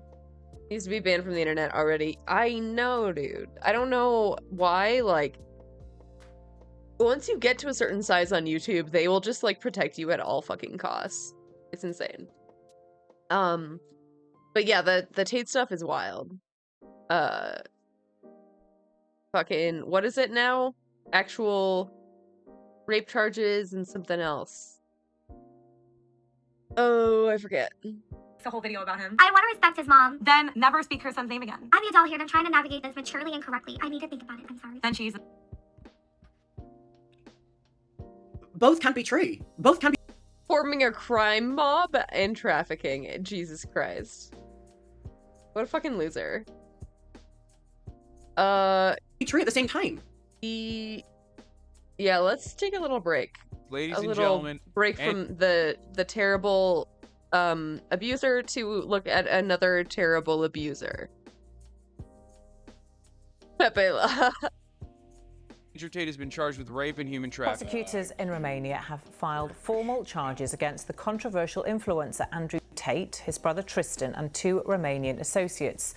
The charges include rape, human trafficking, and forming an organised crime group, as well as illegally accessing a computer system and violence against one of the alleged victims. We're also getting some information from the organised crime unit about the assets that have been seized, properties, cars, luxury watches, but also more than $300 million in cryptocurrency. And we're told that there's... Whoa, they are actually bossed up. That's crazy. $300 million is a lot of cookies, man. And we're told that there are separate charges that are still under investigation that may be the subject of a separate indictment in the future, and they include money laundering, influencing statements, and trafficking of minors. Wait, trafficking of minors? That's not true. DICOT did an investigation. It's only worth 10 The minors thing. That's fucking wild. million total. Oh, according to DICOT, they seized assets including over 21 Bitcoin, which is $560,000 as of June 20th. So that's not 300. Some auto translate. Someone translated the Romanian incorrectly. Yeah, someone was saying that in chat. They were saying it's actually 300K. Yeah. Jesus. Software, including Google Translate, erroneously suggested a much larger amount of Bitcoin worth 384 million had been seized due to an error interpreting the original Romanian. Oh my god, he was a fucking broke boy too? Dude, I believe the term is a brokey. A fucking brokey? Brokey. Oh shit, you're drinking that government water, Andrew. Tate's face when he finds out he's a fucking brokey. You're not fucking drinking sparkling water. You're drinking government water. His house is only worth 600K in Romania. All his cars are rented, and he only has 300K in crypto. I'm tweeting about this. I'm sorry. What about the Bugatti? I was fucking right. Bugatti. I told you, motherfuckers. The that, Bugatti. Like, half the Oh yeah, I think he was fucking renting the Bugattis too. dudes whose streams he was going on have more money than he does. It was all a fucking What color is your Bugatti? flex, dude. More like broke G. Fucking broke G. Oh, that's fucking fire, dude. I'm sorry. This is like the justice being served part is great, but it's like doubly great when you fucking see this kind of situation unfold. And all of these dumb motherfuckers who love him, dude. All of these dumbasses who love him have been fucking absolutely duped. Wait, where does it say his cars were rental? Losers. They own the cars. That's what makes up most of the 10 mil. Wait, so his total net worth is like around 10 mil. You know he has a shit ton of money, just not on the books though. You know, it famously when That's hardcore copium. Oh yeah. Yeah. I also have 10 million. It just goes to another bank. You probably haven't heard of it. incredibly fucking comprehensive investigation is conducted, they have a really hard time finding all of your assets. Like, these... It's in crypto. I don't even know if he has that much in crypto, though. Because they just said he only had, like, 21 coins, right? So... That was a joke. Oh. Inequity in stake. Oh, God. These guys weren't exactly... in Dogecoin. ...a fucking brilliant operation. If anything, part of the reason why they are in such trouble at the moment is precisely because they were not running a brilliant operation. They were very stupid. They very openly talked about doing lover boy method sex trafficking. They very openly talked about the abuse that they put women through. They very openly talked about tax evasion and how to control and manipulate women. You can say you're coping all you want, but turns out, you know who the real top G is? People like myself, people like XQC. Turns out his entire net worth is around 10 million. That's what it turns out. He says it right here. Like, you just get beyond that point with money. So there's kind of like this middle ground. When you're broke, you own nothing, and then you start doing well and you own a bunch of stuff, and then you get to the top and you're just trying to get rid of it all and don't want to own anything anymore. Well, E-Man said when we interviewed him, he said he didn't want to be a billionaire. He said as soon as you get to that sort of level, they'll start controlling you and manipulating you. So do you have a similar thought pattern on that? It's very hard to not become a billionaire in the world today, I think, if you're truly influential. I'm already a billionaire. Oh, it's so hard. It's so hard to not be a billionaire. Fucking insane. Insane, bro. Fucking Weasley little liar, dude. If I had to have my net worth measured.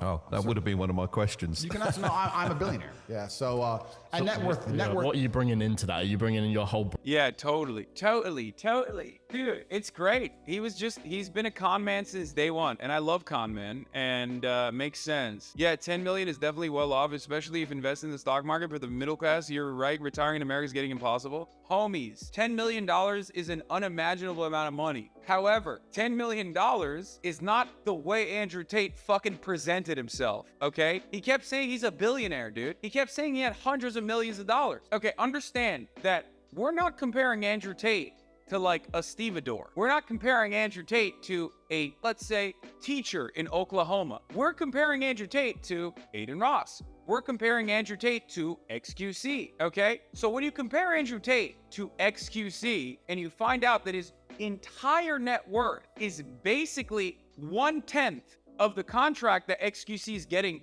from Kick, that's when you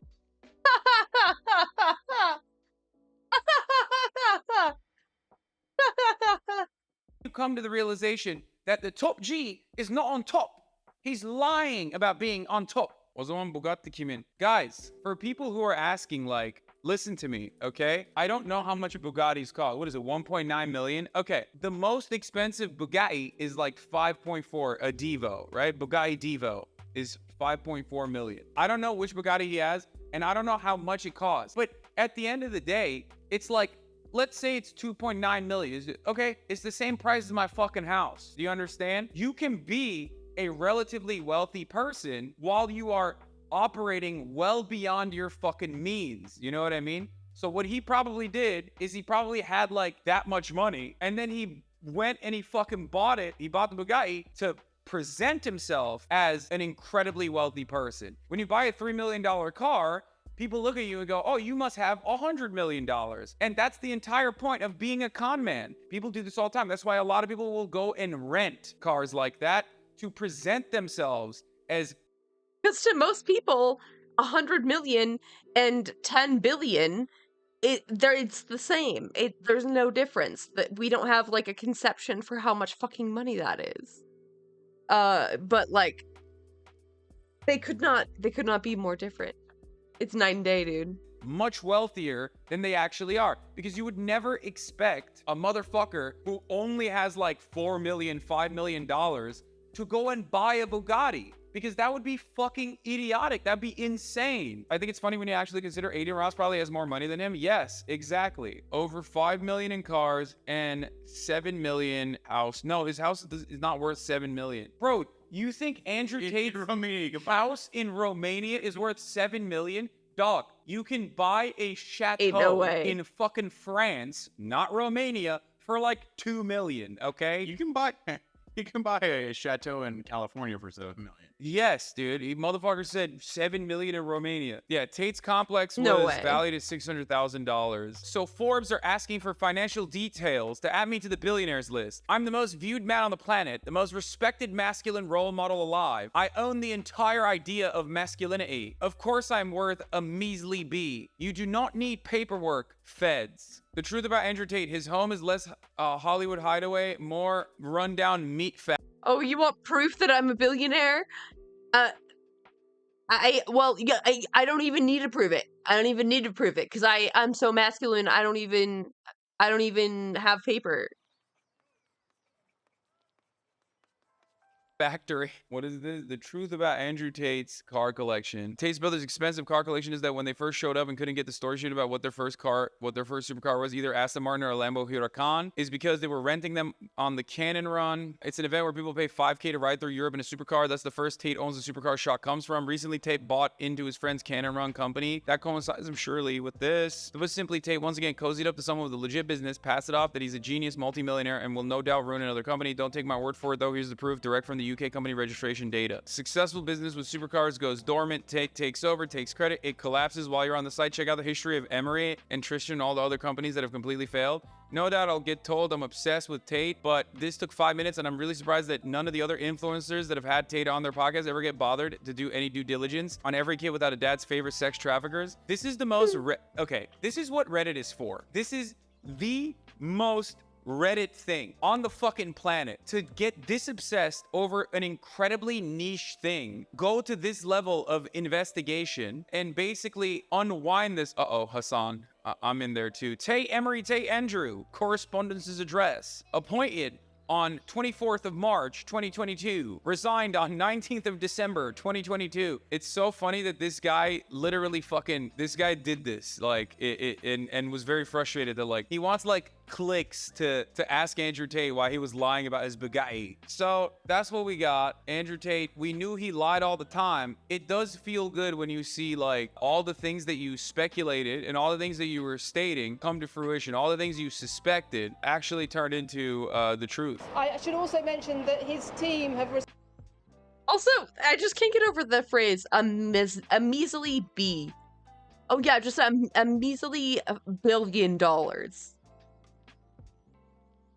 Fucking insane. responded to the indictment here this morning with a statement saying that the brothers embraced the opportunity to demonstrate their innocence, and she said our primary focus will be to establish the truth. This is a funny take from a friend. I hate Andrew Tate as much as anyone, but the way the Romanian authorities are going after him is a very concerning attack on freedom and will have a chilling effect on anyone trying to set up a sex trafficking ring in Romania. I agree. I don't get why it takes so long to charge anyone. I would have agreed with this, by the way, as well. I did agree with this until today. Finally, this motherfucker got charged. Oh my God. Andrew Tate said he moved to Romania because he thought it was lawless. His Romanian lawyer said that he's changed his mind on that claim. This fucking photo. Classic. My face when I realized Romania not as lawless. I've made a huge mistake. So he's just pissed it's not as corrupt as he thought. Guys, Andrew Tate from the jump said that he wanted to be a low-level flexer. Like he went to Romania because he couldn't cut in the big leagues. Okay? That's why he went to motherfucking Romania. He couldn't be corrupt in America or in the Western world, so he went to Romania so he could ball on a fucking budget. And he openly said it. Like, he literally said, rich people control the world, but if you're not rich, you can control and be corrupt in a place like Romania. He's literally made more money off Hustler University itself than the amount you've made in your whole life, Lamau. Top G defenders. Interesting to see how long being a billionaire stops him from being shivved as a child trafficker. He can do science, yeah. Yeah. Surely he'll be able to buy the best lawyer and get out of jail. Top G dick riders. They're in here. Let's fucking go. Are these guys serious? Now, none of this actually matters because he's a piece of shit even if he is. But the thing that gets my attention is, let's just say this is a factual statement, right? It's not, but let's assume that it is. Yeah. It still misses the point. I'm not defending Andrew Tate. I just don't know how you could be talking about someone else. Or gambling? I have 10 USD on less than 4 months. No gamba. I haven't marked the stream as gambling. I haven't trigger warning the stream as gamble. So I can't condone that. Money. Motherfucker, do you know what the most famous criticism against me is? Do you understand? Do you know anything? Only 967 left, 1,000. He can't, you telling me he can't even sell 1,000 t-shirts for $99? That isn't excessive. You're trying to tell me that this motherfucker went and got a t-shirt made in fucking China or Vietnam for like $1, and he's upmarking it by $99 and he can't sell it to 1,000 people? I guess the reason why he can't do it is because all of his fucking fanboys A friendly monetized guess in that case. are too busy trying to make ends meet because they lost all their fucking mommy's credit card money on whatever crypto pump and dump scheme that Andrew Tate was selling them inside of the Hustlers University. Inside Andrew Tate's real empire with 10 million pounds fortune and 440K in crypto after boasting he's a trillionaire. By the way, the irony is, remember that fucking thing that people misquote about me all the time? When I said like I don't have an interest in like living beyond my means. Everything I buy is usually shit that I use on a daily basis, like a house or a fucking car. And I'll buy a fancy version of it, but even then it's like well within my means. Andrew Tate does the exact opposite of that. He is purchasing shit or making it seem like he purchases shit that is way outside of his means. That's the difference. When he should have at least put some Oh my god, everyone in chat saying that damn shirt. God damn it. of those funds into getting a fucking hair transplant. Bro, Romania's so close to Turkey, too. I know, it just like doesn't make no sense to me, dog. Just get a fucking hair transplant. I think one of the reasons he hates you so much is because he knows you're richer than him. Yeah, probably. His bootlegger in chief Aiden has more money than him, and he had him sniffing his farts, man. Yeah, that's actually really important. Real. I need you to understand something. He was so captivating to people that like he was able to dupe someone who was young, but like a lot more successful than him into believing that he had more money than Aiden did. Aiden fucking licked this man's taint, bro. And it turns out Literally sniffed his fucking booty juice. Like, what is anything even? he had more money in his fucking bank account than this guy did. No 2.5 million donation to feed the children. I don't know. He said Frank, he might be a millionaire at the Turkish lira. Yeah. he said he was donating 25 million a year. He don't even have 25 million total. He doesn't have 25 million liquid. He doesn't even have 25 million net worth total. By the way, I said this back when me and Aiden were, back before Aiden fucking lost his mind. I said this both to him and in public, where I was like, Aiden, you are more successful than Andrew Tate. He needs you more than Alright, Keeper, see you later. you need him. Why can't you fucking see this? I literally told him this, and everyone fucking yelled at me. They were like, do you guys remember when people were like debating me? They're like, no, actually, Andrew Tate has 150. Someone in chat said 25 million Zimbabwean dollars. Rough. 150,000 fucking paying members in his Discord for Hustlers University. You dumb motherfuckers. I told you it was botted out the fucking gills, okay?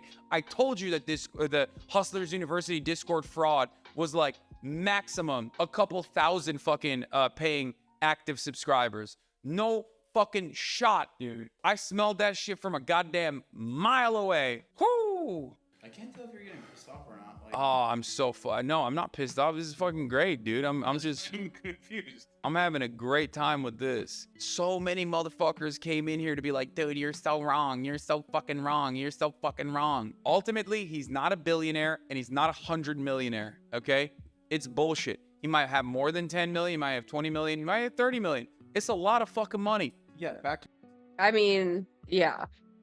I believe he has some money. I just don't think it was nearly as much as he was saying. my original point with the comment. What? Let's say, even if you assume he's right with what he said in that comment, he's still not a billionaire. Yeah, no, it's a fucking lie. You belong in the Haters University, free taint. One other thing I want to mention here, okay? For the broke boys out there, for the fucking brokies out there. There's a bottom of the hour. No. Oh fuck, there is one actually in the middle of the. You're right. Holy fuck, I forgot about that. Got him. Fucking got him, dude. Fucking got him.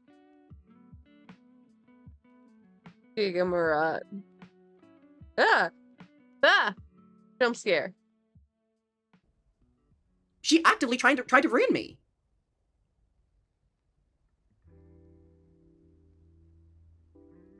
she actively trying to ruin my life. That's not dramatic to say. That was a jump scare. What the fuck? Yeah, I was trying to explain who Miranda Sings is. So. Is it herself? Like, make it make sense, girl. I'm so sorry to Adam. After this whole situation, I called Adam on the phone and we talked about it in great length. He's trying to ruin your career. I'm being so dramatic. I'm so sorry that I was so manic and wild and was in a parasocial relationship with this woman to the point where I was being mean to a literal kid. And then I was like, my plan is to paint the video show Adam manipulates you into trusting him and had a master plan to take you down when you got mad about the Miranda thing. Like, girl, you don't have that. Be quiet. No, he's a kid. I just, like, you have no idea how awful that period was.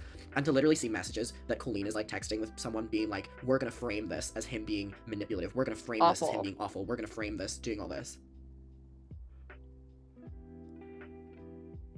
Unreal. And the worst part about it is, like, sorry, I'm trying my best to hold this together because I know people will be like, oh, you're faking it or whatever. I can respect that. But, hold on, I just want to a literal kid. And then I was like, my plan is to paint the video show Adam and again, Cody is a victim too, so this is not against Cody, but manipulates you into trusting them and had a master plan to take you down when you got mad about the Miranda thing. Like, girl, you don't have that. I just, like, whenever I read that and, like, I look at, like, these and I'm like, oh, I'm so excited for the Miranda show, and it's like me as, like, a kid, or like me at the meet and greet or something like that, or like just like as a baby child, the countless times that, like, whatever, and it was like to know that like one day, like, these were the things that she would be doing to me, or, you know. He's like 8 years old there.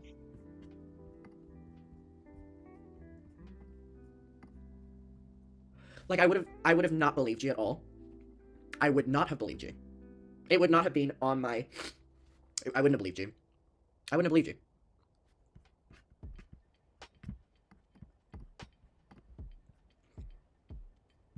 Quiet. No, he's a kid. It's so embarrassing. I'm sorry, I need to do the right thing and respect his mother's wishes.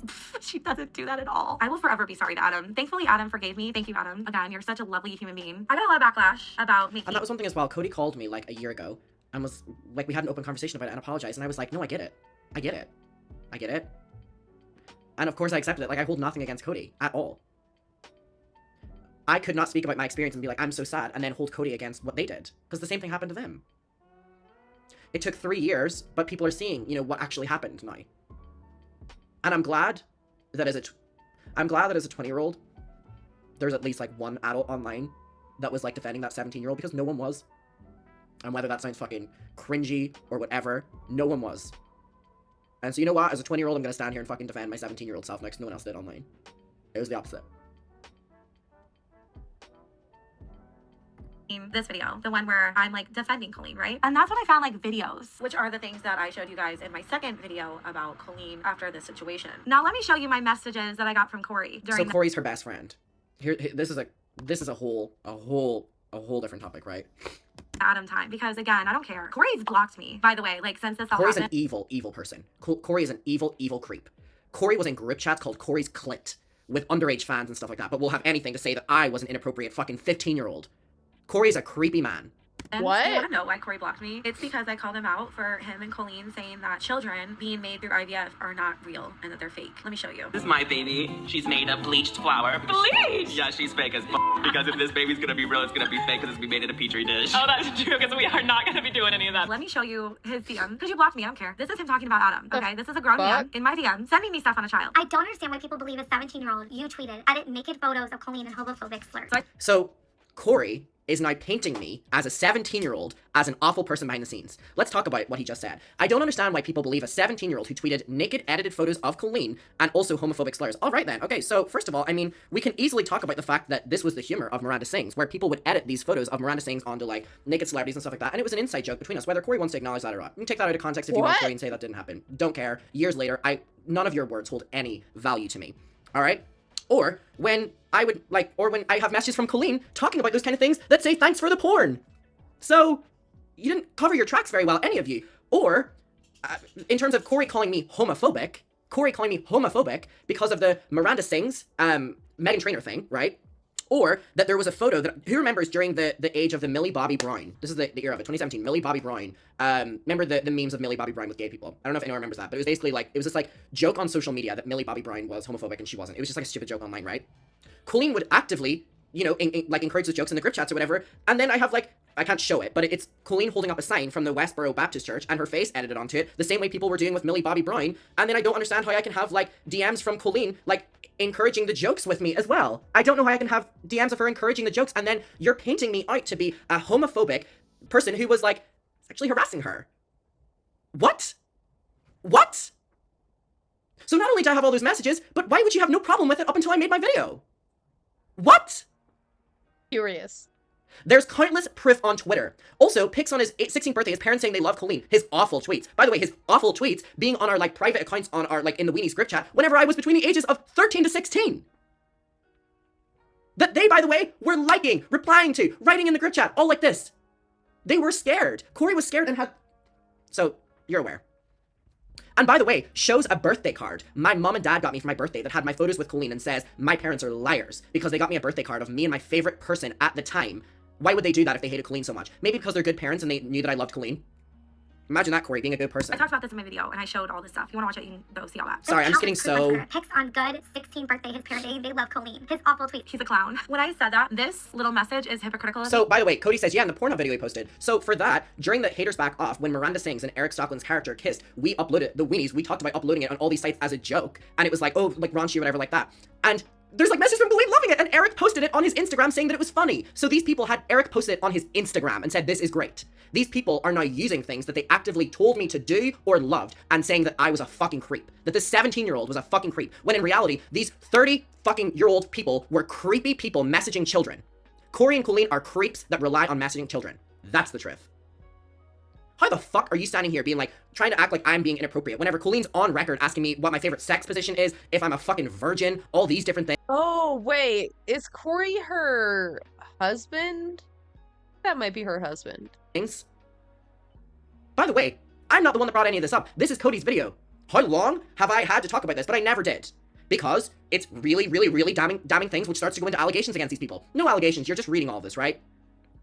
Because I was literally a grown adult writing a fanfic about Eric being R-worded. And here, I'm calling him a clown because he edited naked photos of Colleen. Corey was literally sending me stuff on Adam. Like, I don't think people understand this. So Corey's sending my birthday card and making fun of me.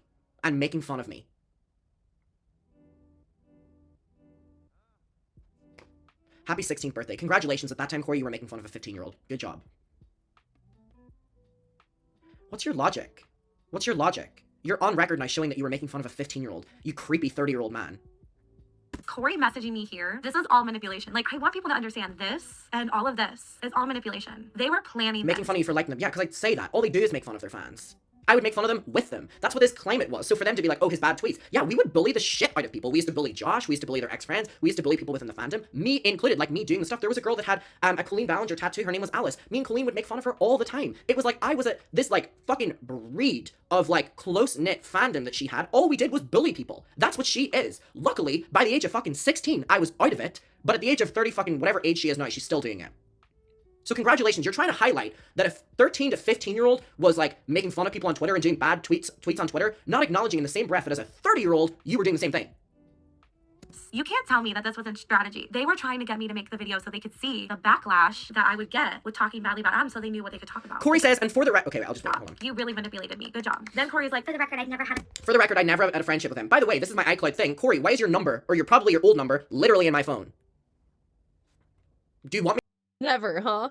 Curious. To show it? No, that's doxing, but like, Corey used to talk to me till the early hours of the morning when you were in the editing booth for the Haters Back Off. And by the way, do we want to talk about how you invited fans to your Haters Back Off trailer, Ava from the Weenies group? Sorry, girl, to like bring you up or whatever. When you would like prioritize and like bring her to like the editing room or hang out with her in Vancouver because she lived in Vancouver. Y'all are creepy. Not one DM, nothing. So he's just lying, by the way.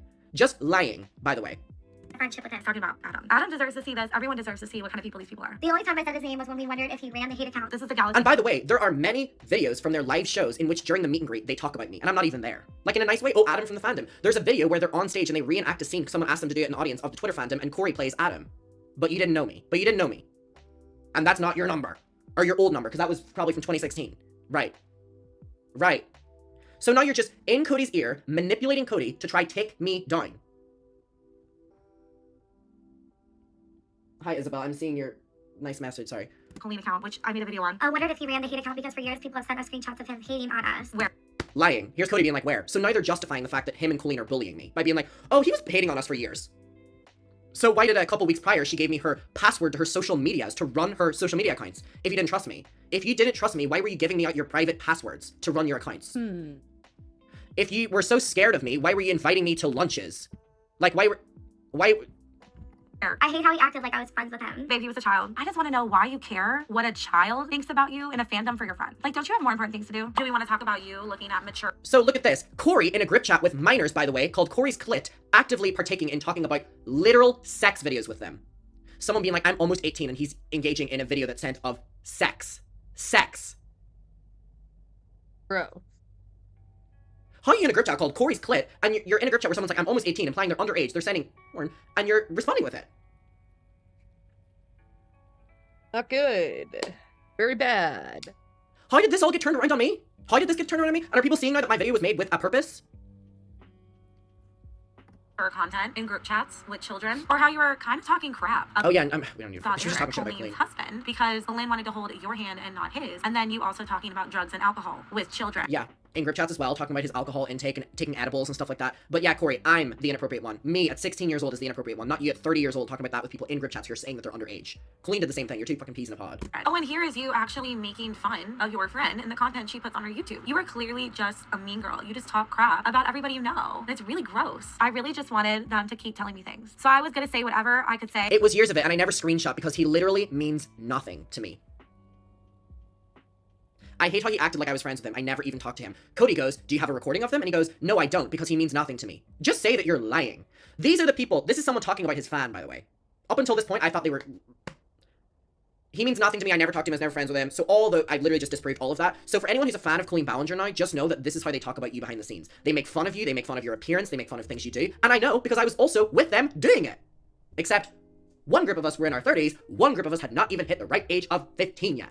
To make them tell me whatever they could because Creepy I wanted people. stuff for my video. I was being a liar here. I was trying to make them think I'm on their side because I wanted them to like me and be my friend. And it worked because Corey followed me when this all happened. And then he sends me this, never talked to him or about him for that matter. So he shows my new Instagram account and it's like I never talked to him. As if there's not like...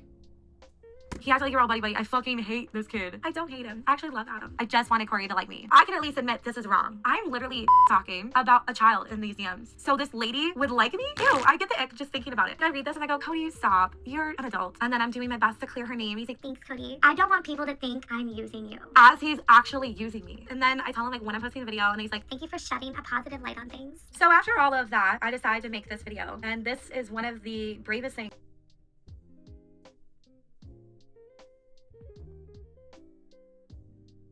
I think I've ever done because this was me taking a stand. After I made my video, Colleen DM'd me and I'm gonna show it to you. This is what Colleen DM'd me. I haven't shared this publicly until just now, but this is what Colleen messaged me. She said, I'm proud of you for making your most recent video. I'm sure that was difficult. I'm so sorry that my disgusting words from the past hurt you. It breaks my heart to see you upset and to know that at one point in my life I thought those horrible things were okay to say. It's embarrassing and disgusting. I will be apologizing publicly, but I wanted to personally apologize to you as well. Your feelings are valid. I'm sorry. I accepted her apology because I was like, you know what? Like, I can't just hold on to this forever. I need to just let it go. And then the video came out. This one, the addressing everything video. She says she's addressing everything and she didn't. She never addressed this. So after I saw that video, that's when I decided I'm out. I'm out of this fandom. That's basically what happened while I was in the Colleen Ballinger fandom. Looking back at it, I feel like I was really traumatized and used by Colleen and Corey. I never should have made that first video. This should have been my video when I saw the Adam stuff. This should have been it. I should have not made this video and just made this one. I'm much happier now that I'm not in the fandom. After her apology I don't want to hone in on too much, but that's just like so validating to hear. to me, Colleen never talked to me again. Basically, that's it. So you hear that? Colleen never spoke to Cody again after she then turned against her, clearly. Anyway, I want to call Cody. And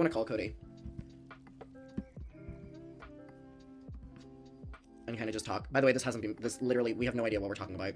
So, we'll see.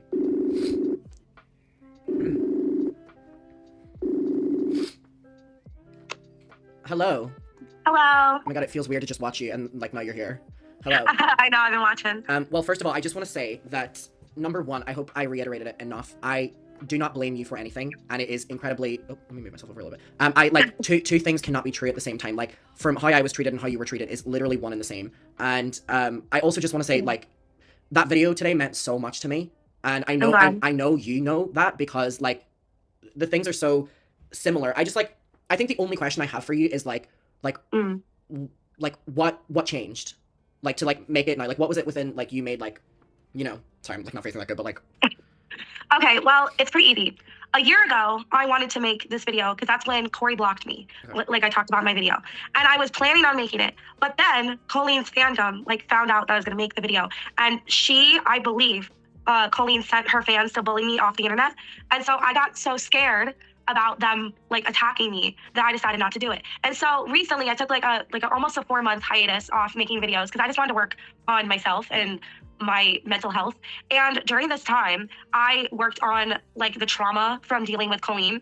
And my therapist told me I should just make the video. She's like, you need to talk about this. You need to share this and it'll help you finally get closure. Yeah. And so I was like, you know what, I'm gonna do it. And so when I decided that I was gonna come back to YouTube, I thought, what better way to come back and also a way to show that I've changed by just being completely honest and even showing stuff that makes me look bad to prove that I'm a different person.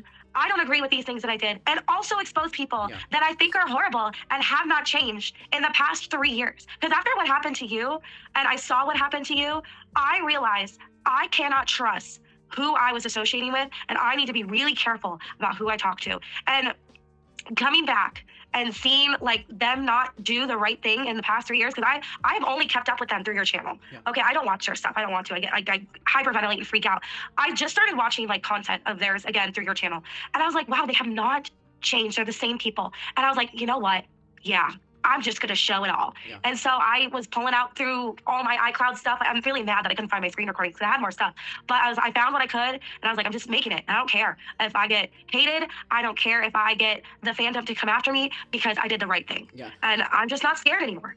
And I think that you knowing the truth is also really important. I think everyone else seeing what kind of person Colleen was, because she would send people after people who were bullying her. Like she would see hate comments, post them in group chats and tell us to attack people. Like that was the way she was when I was in the fandom. And she's still that way very clearly to me, especially with like seeing the podcast with her and Trisha. She's still very much a mean girl and she does not deserve to have any platform, especially with what she does to kids.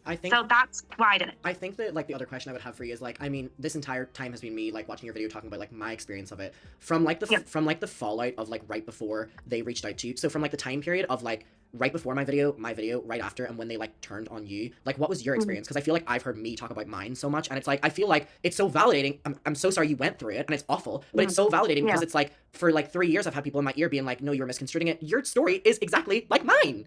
Because that's what they do to people. Like when I first saw your video, I actually found out about your video through Spill Sesh because I was editing my video on Deluxe and she DMs me. She's like, I know you're a big Colleen fan. You need to watch this video. So I pause everything and I watch your video. And my first reaction, like I can literally prove this with DMs too. My first reaction to that video was, ew, Colleen's gross for doing that to this kid. I was immediately like on your side when that first happened. And I was even tweeting stuff in support of you. Like I saw the James Charles tweets that you showed in your stream.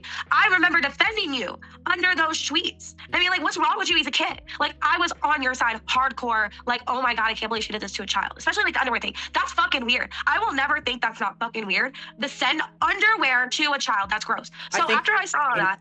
So weird. I still like, I don't understand why you would ever do that, like, under any circumstance. In terms of the underwear thing, I think what's so important to know about that, because I didn't really hone in on too much, because like it wasn't a big part of my video. However, what was edited out of my video because we didn't want to go too deep in it was the original video was showing the underwear, talking about it, showing that Corey was the one who said that they should send it to me. Corey and Colleen said, let's send it to me as a joke, and I was like, oh my God, yeah, because please give me anything. And then I immediately went from that to the DMs of Colleen talking about my sex life to show that that was my original thing. Sorry to interrupt, but like I'm just showing that was like my only thing. No, like it's a grooming tactic. Like they were grooming you. And when I saw that stuff, I was like, ew, that's so nasty. Like I can't believe they did that. And then she DM'd me. Like I remember I was at work. I worked at Amazon at the time. I was at work and I got that DM from her and I started freaking out. I was like, oh my God, this whole controversy is happening. And she is messaging me. Like she's being quiet everywhere else. She was silent on all social media and she messaged me. And I felt like, it's sad to say this at the time because of my parasocial relationship with her, which I talked about in the video that you saw. I was like, oh my God, I feel so honored. Like I'm so disgusted by that. But I got that message from her and I was like, oh my God, I can help her. You know, like how people are in like toxic relationships and they date someone who's gross and they're like, I can save him. That's kind of how I felt with her. And so I wanted, when I was first doing that stuff, I was like, I can help her. I can save her. I can make a video and I can make her look like the good guy. And I didn't even realize that. You cannot save them. Oh my god, it's so not your job. Oh my god. At the time, until I saw a therapist and they were like pointing out the manipulation and the gaslighting, they were like trying to get me to make a video so that they could know what they could talk about in her video. And they purposely left out the really bad stuff, like I showed in the video about her making fun of R-wording people and all that other gross stuff, and her calling herself a P-word. Like, when I saw that, I was like, okay, yeah, they're fucked. Because I saw the threads, I believe they were called Dark Ballet, and I talked about that in that Yikes video that I posted. Yeah. I saw those threads, and that was kind of like my wake-up call, and I realized, oh wow, no, they were using me to talk about Colleen and like make her look good, and that's when I made my video, and I was like, you know what, no, I'm gonna take a stand, I'm gonna do the right thing, and I'm calling out Colleen because I knew that I could not just sit by and let her keep doing this to people. And then she made that like little fake ass apology to me. I don't even think it was real. I think she was just doing that so I would stop talking about her. It was a manipulation tactic, clearly. And once that happened, she never talked to me again. And I remember feeling like when she stopped talking to me, it felt like a death. I grieved that relationship because she was somebody I spent thousands of dollars going to see. I spent $600 of money that I made from YouTube, like all the money I made from YouTube at the time, and flew to New York City so I could go meet her after she did Waitress. Yes, I remember that. Yeah, like I spent a lot of money on that. And then I spent more money going to San Diego. Spent over $1,000 of my money to go to San Diego. And it's like, I spent all this time, all this money defending her. Like I made that series, like the Allison series that you remember. Like I spent countless hours. I spent 30, 40 hours editing videos like that. Like I spent 12 hours editing this video that you just watched. Like I spent hours and hours editing videos defending her. And that's what she does to me. Yeah. And I was like, wow, it was all for nothing. She used you and me so she could prop herself up. And she's a disgusting, evil person. And so is Corey. And more people need to understand she's just as bad as people like Shane Dawson. But I think people don't talk about it because she's a woman. I think because she's a female with a young audience, they don't say anything. And it's so awful. Like I want to cry just thinking about it because there's so many other kids in this fandom that she is going to continually use and groom and do awful things to. And I'm doing the best I can by like sharing what I went through, but she is a very bad person, and I hope people wake up like you and I did. Yeah, and I mean, I think just like you said something earlier where you were like, you know, like in the moment, like I, you know, didn't know what was happening to me or whatever like that. Like I kind of honed on that earlier where it's like, if I was to go back or you were to go back and like tell us what we know now, I mean, we wouldn't have believed it. No, I wouldn't have. Like, I honestly think that, like, if I knew what I knew now and would give myself a warning, I wouldn't have changed anything because I wouldn't have believed it. Because as I don't think anyone but us can realize how much she honed in on, like, daily talking to us and, like, daily asking us about our lives and then would ask us to do something. Or I don't know, like, if there was any examples for you, but, like, if something if something would go wrong, she, like, for example, something happened and she needed defending and I defended her and got so much backlash for it. And she said, oh, but it's okay, like, whenever I fly you out to VidCon, like, we'll be able to, like, talk about it in person and stuff. She never flew me out. And then there were instances where she said she was going to put me on, like, her YouTube, like, recommended tab. There was something that went wrong in I think people were finding out about, like, her and Eric, like, their relationship, and she was like, oh, like, if you're able to do this, like, you know, like, I'll be able to put your channel here, like, once I get back to my computer. And it's like, oh my god, I was so stupid. Like, but oh yeah, I get it. But I just would, like, take any rations that I could. So, like, I, like, have examples like that, and I'm like, I know that other people have examples like that where she would literally make promises to people in order to get them to do things, or she would be act so interested in your life or whatever to get you to do something. And I'm sorry, that is grooming. Yeah, it is. You're 100% right. She was grooming you. She was grooming other people. Like, I remember being in group chats with her in them, and I remember people, like, would send links to people's accounts and, like, make fun of them, and Colleen participated in it. Yeah. And people just don't realize that's the kind of person Colleen was. And I wish I, like, screenshotted it at the time, but I remember seeing it. I would, like, swear my hand on the Bible. Like, I remember her going in these group chats, making fun of fans. Like, that's the kind of person that she is. That's what she does to her audience. And if you say one bad thing about her, then her entire audience will just sick on you. And it's terrible. And I've just gotten to the point where I'm just like, no, I'm not going to be one of those people. I'm not going to be your little ant in her little army going after all these poor people just because they said one bad thing about her. She is a manipulative groomer who goes after her fans and will talk shit about them, and people don't get it. And it's so sad. It's sad to see. I think, like, I think to kind of, like, for both of us in some sort of, like, it's like, how do you feel about it now? I feel like I'm at peace with it now because I've talked about it in therapy. But I feel like, honestly, if I had not gone to therapy very shortly after this whole Colleen thing happened, I would not be okay.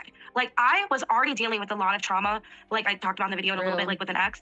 I was being stalked by an ex-boyfriend. I was having Colleen Ballinger fans telling me to KYS myself all the time. I was having people in the James Charles fandom still attacking me from the stained eyelids things. I was in such a bad state of mind. I was worried I would not live to see my next birthday. I really didn't. I thought I was not going to make it. And I got to the point where I was like, I need to go to therapy or I'm going to die. So I went to therapy and it saved my life. And I was able to talk about all the trauma with like the stained eyelid thing, talking about Colleen, talking about my stalker, like dealing with all the trauma. If I had not had that resource, I would not be alive right now. And I think that people need to understand that this is the type of thing she does to people. And I'm just worried about people like yourself and like me who have dealt with this and haven't had that resource. Like, how are they coping? Because I know that if I didn't have that resource, I'd be dead. I would have slashes on my wrist and I'd be 6 feet under.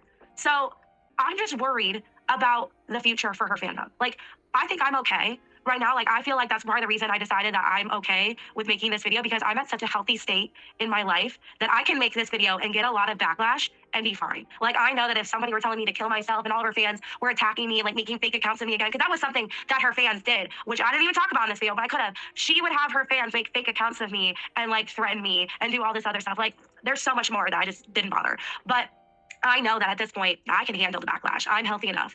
But I'm more just worried at this point about the people who are still brainwashed and still in her fandom and don't realize how manipulative she is. That's all I'm at this point. I'm just worried for them. I could care less about me. I'm fine. I'm groovy. I'm doing just fine. But I think that if we don't stop her in some way or call her out and just keep being silent, she's going to continue hurting people. And I'm glad that you and me and other people who talk about her are at least sharing how evil she is, and hopefully it helps wake up even just one person. Even if I could save one person from her, then it's a success. Yeah, and I mean, first of all, I just want to like say, I mean, really getting to know you in these like past couple months, and I mean, really only in recent times and stuff like that. First of all, I and so many people are so glad that you're still here, and I think that goes without saying. And I mean, that was a lot of work for you to get to that point. And you didn't have to open up about that, but like it has provided like a world of like good doing that, and I can't say enough. Like, I'm glad as fuck you're still here, and so many people, and so many people are, and Me too. And that's something to be really fucking proud of. That is fuck. Dude, I don't even think she'll ever be like truly held accountable, like they were saying, like, 'cause she's a woman and she's, you know, whatever, white and straight and a family woman. Everyone's like not suspicious, but like they definitely should be. So fucked. And that's something to be really fucking, you know, about. I know, I survived her, thank God. So no, that was really good to hear. And I mean, in terms of me, I mean, I think we're on a little bit of a different thing here. I mean, I'm gonna be honest, after watching your video today, your video has been the only thing that has provided me some sort of like step in this. And people call me like, people call me obsessed, deranged, whatever. I don't care, and that's fine. Like, I can take it because I knew that I wasn't over it. And so hearing your video today and realizing I wasn't crazy, realizing all this, so I can't thank you enough for that. Because, and also for like my mom and my brother, my dad and my other brother didn't get involved in anything because they couldn't watch it happen. They could not watch it happen. But my mom and brother were like two brothers, were like really involved in it and stuff like that. So for them as well, today they watched your video and they were like, wow, like it almost like we're validated. And so I'm gonna say thank you for that. And it's like, your video has genuinely in 3 years been the first thing that has made me feel not good, because it's not the word, but like fine with it. And I can't say thank you enough for that. And I just we'll leave it at that, but I do just want to say thank you. And I'm gonna link your video. I'm gonna link your video and stuff down below in your social medias. I'm gonna let you take it away to promote yourself for a bit, because that was a lot and I appreciate you opening up. Well, I just want to say I'm really grateful that you forgave me for the things I did when I participated in this stuff, because even though like I've moved on from that situation, I will always be remorseful for what happened, because I know that it was wrong, and I've forgiven myself for doing that stuff, because it's important to forgive yourself. And I want everyone to just like, if you ever do something wrong, even as an adult or as a kid, just forgive yourself. Like, as long as you know that you are not going to do that again, forgive yourself. That's the best thing I learned. And if you guys want to watch my future videos, I'm Cody Rants on everything, and I hope you guys have a beautiful day, and don't support Colleen Ballinger. That's the biggest. If you learn anything from my video, don't support her and don't join group chats. Thank you. And my final point to you will be, I look at you as a friend, and I do not hold anything against you. And I know it. I've experienced it. I completely get it. And I will always be rooting for you now. And I feel like a fucking special trauma bond to you now. But I did just want to say thank you for coming on here, and thank you for that video today. I really mean it. I'm happy to do it, and we'll continue to call her stupid shit out because she's the worst. And I love you, Cody, and have a great day, okay? Love you too. Bye. Okay, so he has 2 more videos on her. I don't know if there's gonna be anything new. Wait, 3 more. 3 more videos. I'm not sure if it's gonna be new. Let's see. Hi everyone, and welcome back to my YouTube channel. So I am aware that the last video I posted is being talked about a lot, and I wanted to continue on the conversation because it has completely left anything that I thought it was going to do, and basically what has ended up happening is something I never thought would happen, which is the Colleen Ballinger fandom are actually speaking up in my defense, and they are actually speaking up against their own stories against Colleen and Corey and the Ballinger family, and it is something I never thought I would ever see, especially back in 2020 whenever I posted that original video.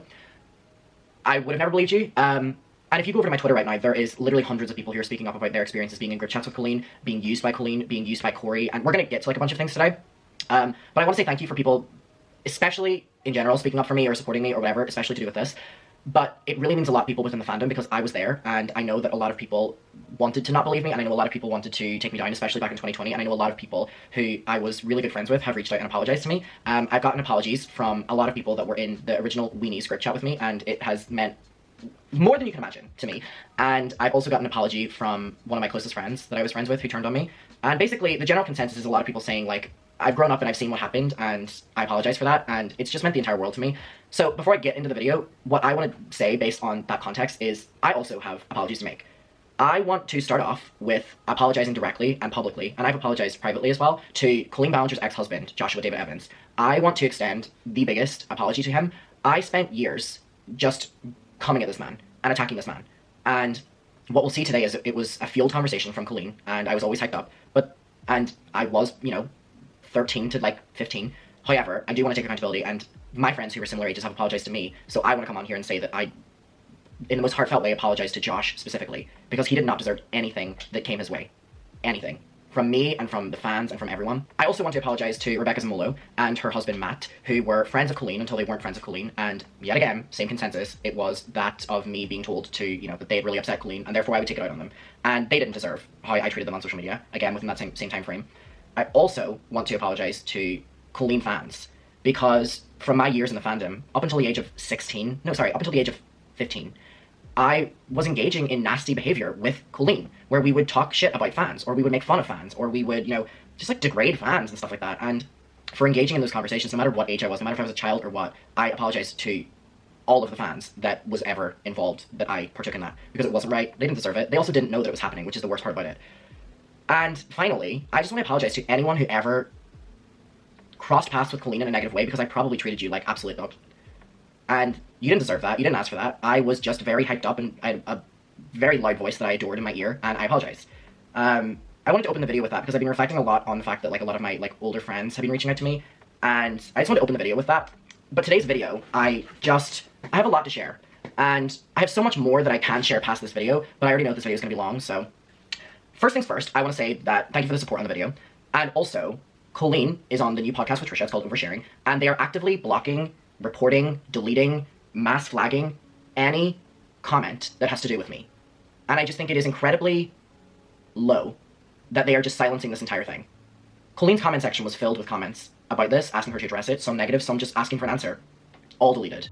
Of course. Of course. And I actually have proof of the Colleen and Trisha podcast Delusional and optimistic to get it. In real time, deleting comments about me. So someone writes, justice for Adam, okay? Happen, we'll never do any episodes, we'll never do it again. Yeah, it took me a minute. Delete to it. get Justice for going on Adam. I was like, okay, is this like, am I gonna like get excited and then it's not gonna happen, or like you're not serious about it, and then I'm like a stupid person, and I'm just like, oh my god, we started this, and you're like, no, I was just kidding, Trisha, I wasn't being serious. And I was like, okay, I'm sorry. No, yeah. Delete it. Are you gonna apologize?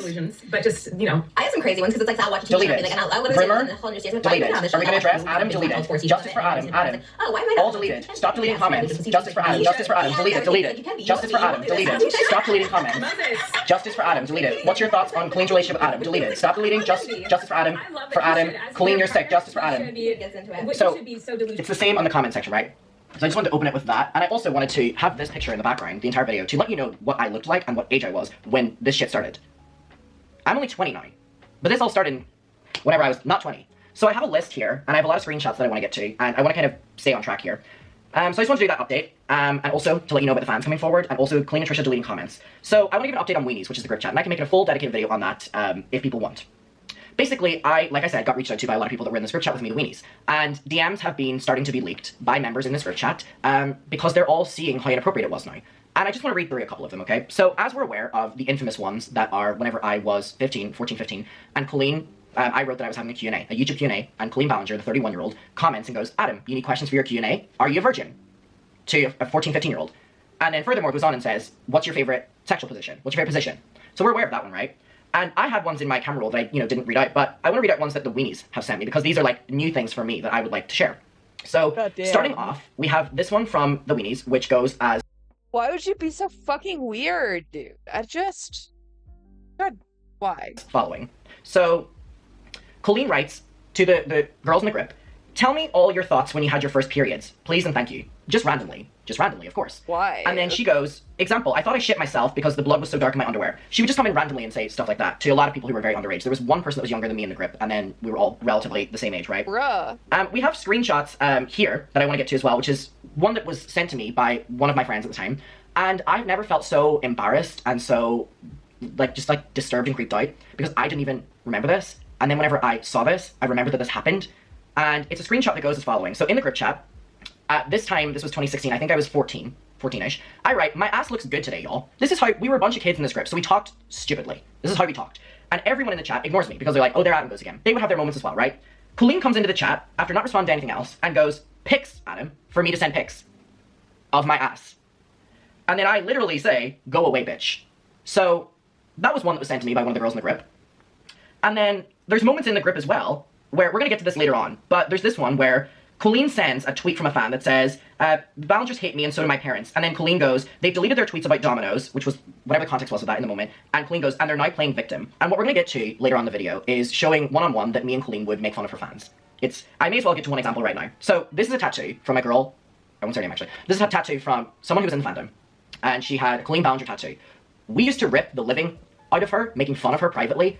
God. Colleen included in those conversations. We all used to, with a Sharpie and a pen, literally redo the tattoo and make fun of her and make fun of her mental health for being like, why would someone want to do that? And Colleen would partake in those conversations. Colleen would partake in those conversations about someone who loved her so much got a tattoo. Albeit, I would never get a tattoo like that, and it's being covered up now anyway.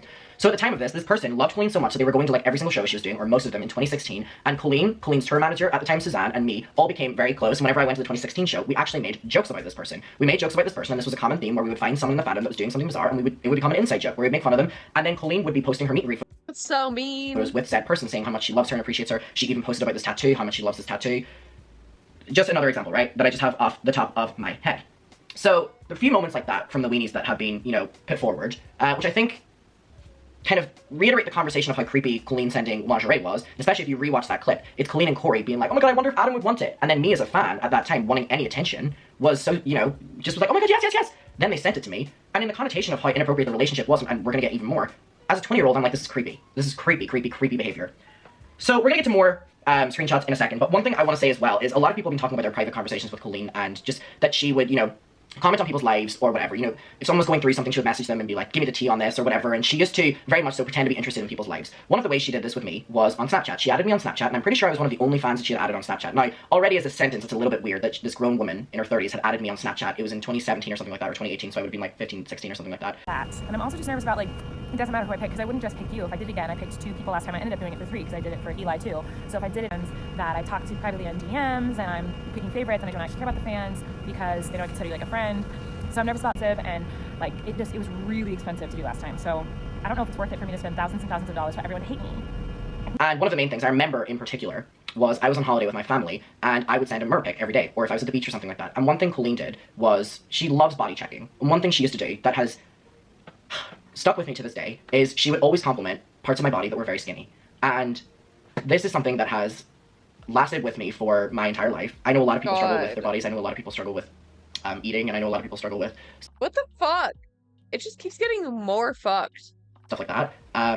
And so to put into context, a lot of things that Colleen has talked about online have been body checking, and she talks often about body issues and stuff like that. I just want to let people know that a main reason that I have a lot of body issues is because my favorite person in the entire world was complimenting whenever my arms looked skinny or my legs looked skinny or something like that. And at that stage, my body was just developing, so you can imagine how many years I went through of trying to replicate, and even struggle with it to this day, of trying to replicate that same body of like a 15-year-old, which is impossible at a 20-year-old.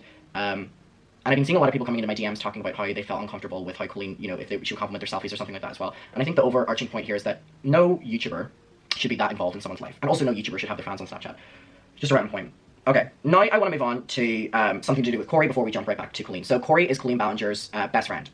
And there is a group chat. So the way there was the weenies with me and my friends and Colleen and Jessica, Colleen's sister-in-law, there was a group chat called Corey's Clit. A lot of fans in it. And, you know, fans of very different ages. Let me say that. And first of all, I want to get to this threat that he sent them all, because around the time of my video, the messages in the group chat started getting leaked, and people in the group chat were, you know, very clearly uncomfortable with some sort of conversations going on because they were leaking them. And Corey sends into this group chat of people of very young ages and says, I swear to the Lord, if I find out you leak this info to your friends, I'll block you all forever. And that may sound like, oh, he's going to block, like, what a threat. When you're that obsessed with someone, that's the worst thing in the entire world. So just using the power dynamic. And then I got sent this, of a voice memo from that same time period that Corey sent into that group chat. It is 6 minutes long. I've been sent a minute of it, and the person has told me that they may send me the rest of it as well. Let's listen to this. That Corey sent into this group chat. Hey everyone, it's Corey. I just wanted to record a voice memo because I have, like, a lot to say. But first of all, I just want to say that, like, I love all of you. Like, you honestly mean so much to me. Oh my God. You have no idea. I know that it sounds weird because I'm a full-grown adult and some of you are younger. I know it may sound weird to say that I love you all so much because I'm a grown adult and so many of you are so much younger, is the sentence he just said. Oh my God. And blah, blah, blah. But, I can honestly think of all of you, like, as my best friends. Like, I don't have friends. Oh, and I'm a loner and I'm a loser. Like, my only friend is Colleen. And, like, it's so comforting to, like, go online and talk to you guys and feel, like, loved and cared about, because I love and care about all of you. And I trust you, and, like, with all my friends, I vent to you, and when I'm angry, and I feel better, and I feel comfort. He went in a group chat of what he said was a lot younger than him, and is saying this. And all of this has started to unravel since I posted that video. And it is so validating. And unfortunate at the same time. It's unfortunate that other people experience what I experienced, and it's validating that now people know that I wasn't lying because I wasn't just the only one. By you all, and I hope that I can do the same for you. But, like, this whole thing with Krista has just escalated into something really bad. There was a drama happening, and so he's talking about that. So I wanted to play that, and now what I wanted to read out is a DM I got from someone who's in that group chat threatening me. Because people in the group chat sent me this information, I posted about it because it was very disturbing, and people in the group chat, 2 members, are now threatening me. Jesus. As if that'll do anything, but this is terrifying that years later, people in the group, I would hope it doesn't exist, I would hope it doesn't exist now, are actively defending this behavior. This is the DM I got. Adam, on behalf of everyone who was a part of the Corey's Clit group, what a sentence. We don't hold a negative view of the fandom, or its members, and ask that you don't continue to share private messages, screenshots of the chat, or discuss it, as you were not involved. You're entitled to your opinion of Colleen, Corey, etc., but that opinion doesn't apply to everyone, and we find it unfair, disrespectful, and self-serving that you continue to slander something you have no perception of, or a biased perception of. Your negative experience in the past are valid, but directly tagging and slandering people on Twitter, Colleen and Corey is who they're talking about there, seems to be a ploy for you to grow your following, and nothing more. So I respond and say, with so much love, I didn't bring it up. It was in the video that I was reacting to, Cody's video. I didn't bring any of this up. Adam has been consistently doing well for years. He does not need this drama. I think he would prefer to not talk about it, actually. Did not resurface any of this. From my screenshots too, didn't resurface it. This is why I have to make these videos, because my story's being brought up and people are talking about my story and they're not me. Also, your message is very ironic, because the only way the messages would have gotten out from this group chat, and so many more behind the scenes, means that someone in your chat leaked them and felt uncomfortable with them, or at least felt that there was a conversation about them. Nobody else. And again, I never shared them unless it was in a video I was reacting to, or a tweet someone sent to me. So take this issue with the members of the chat leaking stuff, or people posting it to discuss. We had a response. You do mention things in your group chats and your tweets, though, and draw direct attention to them. This person is so unfortunately manipulated that they're still defending this relationship. That's why people need to still talk about this. I got out of it, so many did. This person didn't. The member of this chat who shared the screenshots shared them because at the time, she wanted... Wait, sorry. Because as admitted to her, she wanted to share that she was receiving messages from someone she idolized. So, congratulations, you just played into the card that I've been saying about how this is very abusive. I'm not looking for a patronizing conversation. Just wait till you get to the next message, though. I just want you to be aware that not everyone shares the same view as you do. As if I've done something wrong here. And it's unfair to speak on behalf of the whole fandom, who don't share the same beliefs. Well, in the past 24 hours, a lot of them definitely do. Genuinely, why are you bringing up the same beef you had 3 years ago? Because I just got validated 48 hours ago. And then I go, how is it the same beef from 3 years ago when new message and info has just been released and has now changed everything? And then they go on and then they don't respond to me anymore. And then other people in their chat, but I'm not going to just give you a taste, right, of like what I'm currently dealing with these like people who have not gotten out of this yet. So there's people out there that have not gotten out of this yet. Something else I want to bring up about Corey before I have 2 things about Corey before I move on, and then we're going to get back to Colleen. So Corey, first of all, has deleted every single tweet that he's ever done to someone. Not all of his tweets. So got rid of all of that evidence, and then there was more that people were showing, and then ended up deleting his account. If you're not guilty, why are you running from social media? And then I got sent this today. So there's a section of the Colleen fandom that are now no longer in the Colleen fandom, but they're, you know, kind of coming back and talking about everything ever since I posted my video. And one of my friends sent me this. So one of the people in the X fandom tweets, there's a picture of Corey's balls in my camera roll. And when I saw this, I knew exactly what it meant. What? They went, oh, I meant bath bomb. And then my friend goes, can you send me that, please? And they respond, I'm not going to send you someone else's balls, even though they've clarified that they have Corey's ball pics, literally balls, in their camera roll. And my friend goes, censor it. And they go, I know you probably want to use it as evidence for Adam's video. I don't want the pictures, nor need them. I've seen them, by the way, from whatever, I've seen them from years ago. I don't need to see them. I also don't need to post them. This is enough. They've confirmed that it happened. I know you want to use it as evidence for Adam's video, but I don't think this holds up since he pretty much deleted it immediately. Also, I'm sure that falls under revenge P, even though they've admitted they have it in their camera roll, which is really creepy years later. And then my friend goes, censor that part, but send the pic in general, unless you have the context, send that. The person responds, nah, the context, so here you go, was that Corey posted a picture of him floating in the bath, or of him in the bath, sorry. But you could see his balls floating in the bottom of the picture. He deleted it shortly after and claimed that you could see the remainder of bath bombs. And it's not like he sent it to me, he tweeted it and I downloaded it. Just something that's going on behind the scenes right now, by the way. I've unfortunately been reached out to by a couple people who've been involved in Colleen Ballinger's childhood cancer fundraisers behind the scenes. I will not share the text that I have received because unfortunately some of the people are not even here anymore. But there is so much shady shit that is being talked about right now that will come out about her childhood cancer fundraisers. And I would just like Colleen Ballinger to please post the receipts of every year, the exact amount of money she donated to the exact organizations. That's all I ask. Please. That is all I ask. That's all I ask. Because the money goes into her bank account before it gets donated. And it sits for months. If I can ask for anything after everything I've been sent, I need Colleen Ballinger, please. I've donated.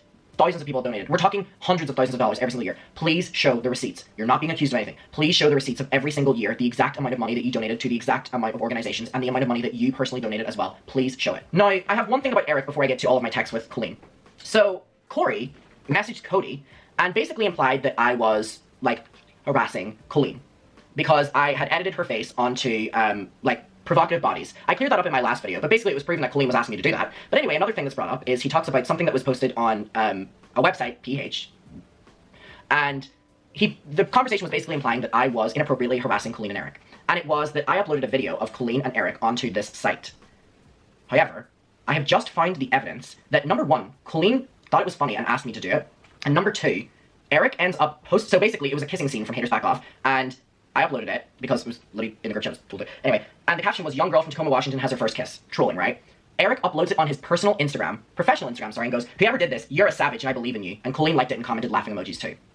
So Corey is just lying on me yet again. Now let's get to Colleen. I'm just going to go in order of things I find interesting. Now again, this is not my Twitter conversations with her or Snapchat, this is just Instagram.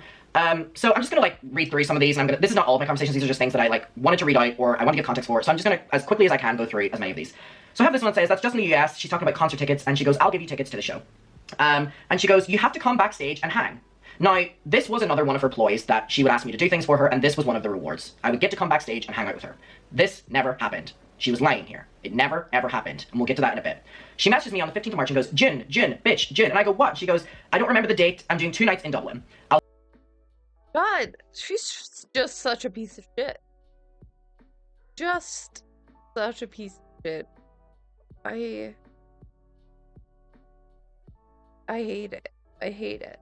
I'll give you as many tickets as you need. I'm trying to bring Eric. He's so sweet. And I go, when are you announcing the dates? No, my exams are on while you're here. It was my GCSEs, really big exams. And she goes, what? No, you're not coming at all? Why can't you just come after your exams? The show's at night. So it was in Dublin, so it was 4 hours.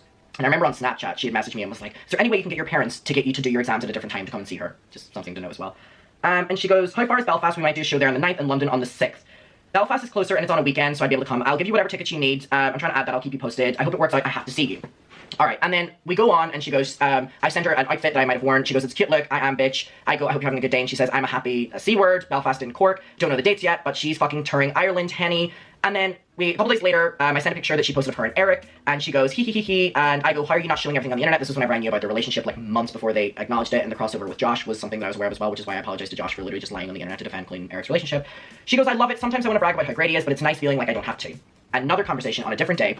Jessica Ballinger, Colleen's sister-in-law, had bought Parker, her son, one of my merch t-shirts, and I was super excited for it. It was top to top my hamster on it. And I go, look at him. This woman is incredible. Every single thing I've done, she has supported me in, which is ironic because that is not actually the truth, and I just was incredibly manipulated by these people.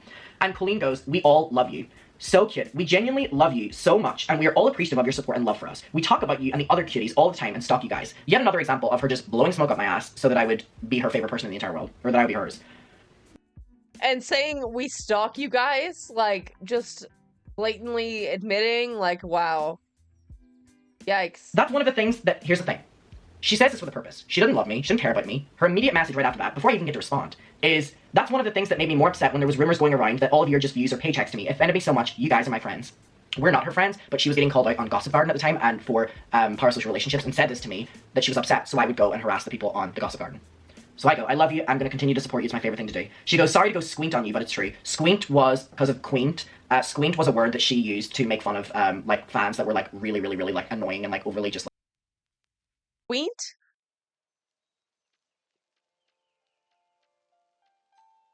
I've never heard that in my life.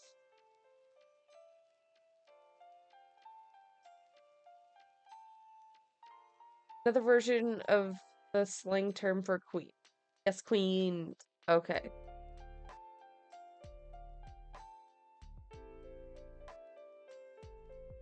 Like, so we would say there were squeents, and she would say it as well, to, like, make fun of fans. And so that's her going, sorry to be all squeent on you. And I go, you're fine. Y'all are my sunflowers, my happiness, my everything. So squeenty. So basically her making a joke that she's being so soppy.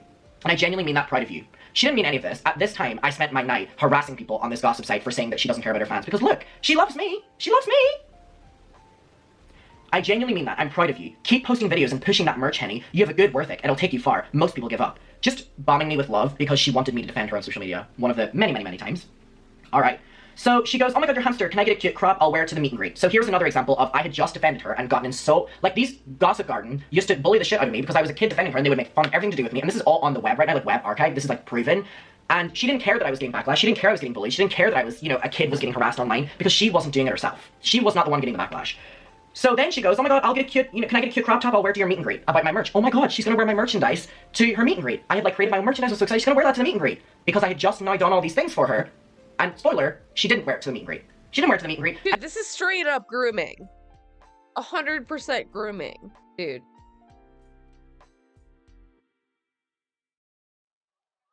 There's no part of this that is not weird. And she ended up wearing it months later on, like, an Instagram photo that she privately sent to me. And that was it. And I had, like, spent money getting it made, private, like, for her and stuff. Here's another one. Can I use these in my book? So she put me in her book with all these young pictures of her. Don't send me that photo. Getting my flights to Dublin this week. Yes. And I go, the internet has turned on Josh. His album is like 4 songs objectifying women, and people are reading into the lyrics and dragging him for being white trash. Is what I said.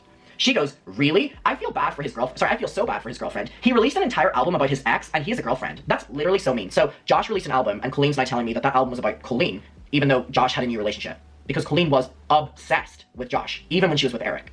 I feel so bad about his girlfriend. He released an entire album about his ex, and he has a girlfriend. That's so mean. Also, he stole tracks from popular songs, which is, like, illegal. Who's saying that, though? On Twitter? See, she wanted to always see who was talking shit about Josh. Because it looked like everyone liked it, so she would also do her own little research about Josh. I haven't listened to the whole thing, because I don't really like hearing lies about myself.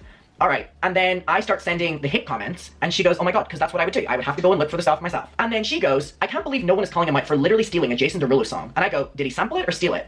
And then she goes, I mean, it just sounds the exact same, just a note higher. Why is she talking to me? Why is she just talking shit about Josh to me? Who cares? And by the way, this goes to validate that whenever she would literally have on Twitter, like, private conversations about her divorce. And by the way, I'm gonna quickly just remember that I have this.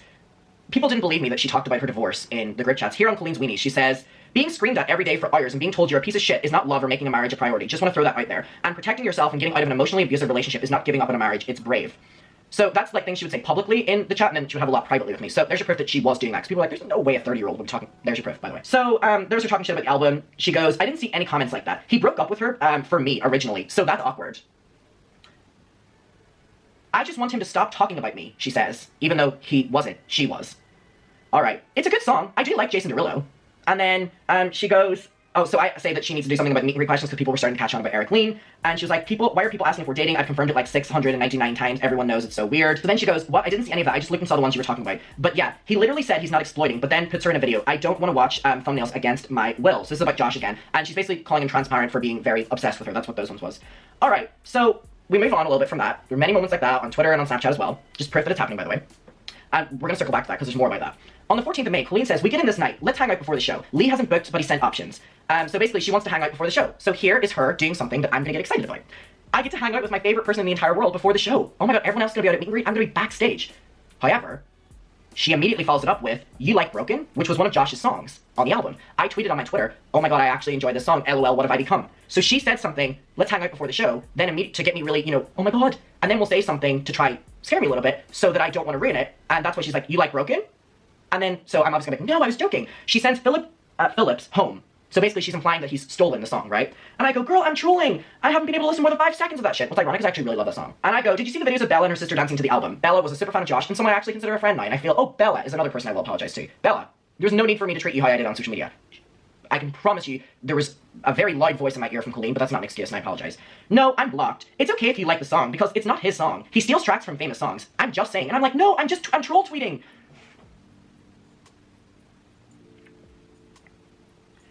And then, here's another example of how the word she would use to make fun of her fans. I go, you look so cute. And she goes, haha, thanks, the queens hate it. I like it. Basically, again, that's the word we would use to make fun of her fans. And here we have another one where I go, what's the tea? And she goes, what tea do you want? And I go, some good tea. And she goes, LOL, but what? And I go, did you see Josh following Eric accounts? And now the reason I texted her this was because she wrote about it in the group chat. And she goes, yes, so weird. He must be my biggest fan because I'm all he talks about. It's really weird. He has a girlfriend now, so I don't know why he doesn't just focus on her and stop lying about me and obsessing over me. It's really odd. I don't have much tea though. Do you? What do you know, bitch? Then I say, about something that was happening, and she goes, tell me everything about this tea, and it had to do with Josh. And I go, he was on that site when y'all were still legally married, so I guess it was something to do with him being on a dating site or something. And she goes, that wasn't the only site he was on. What does that mean? What does that mean? And why are you telling a child this? Why are you telling a 15-year-old this? How does this affect my life in any way? He was on all the dating apps the day after I broke up with him. Tell me more right now. He always goes off and lies about how I cheated when I literally never did. Well, he was dating tons of girls the entire time, so hypocrite. Also, tea. Also, tell me more about the bakery stuff right now or I'm suing you. So the bakery was the Gossip Garden, and then they had a bakery version of it. It was basically gossip sites where Colleen would make me go and search for things. There you're literally seeing an example of where she's telling me to tell her everything that they're saying. This is what she used me for. She would love bomb me, make me feel like I had a friend, pretend to care about me, and I would just have to do all of her dirty work for her. Which is why a lot of people do not like me on the internet from this time period because they associate me with my behavior at that time. Even though I was 14, 15, 16. She was making me do this. All right. So then I open up to her about the bakery and I go, oh, but I'm saying too much now. And she goes, no, you're not. You've said nothing. So try again. I just gave you boiling hot tea and you gave me nothing. Come on, queen. So what I told her wasn't good enough. So she tells me, what the hell? I just gave you something really good. C-U-M, come on, queen.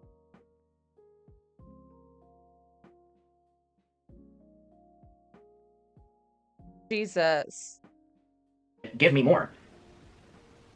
And then I say about Josh apparently being on gossip sites, blah, blah, blah, blah, blah.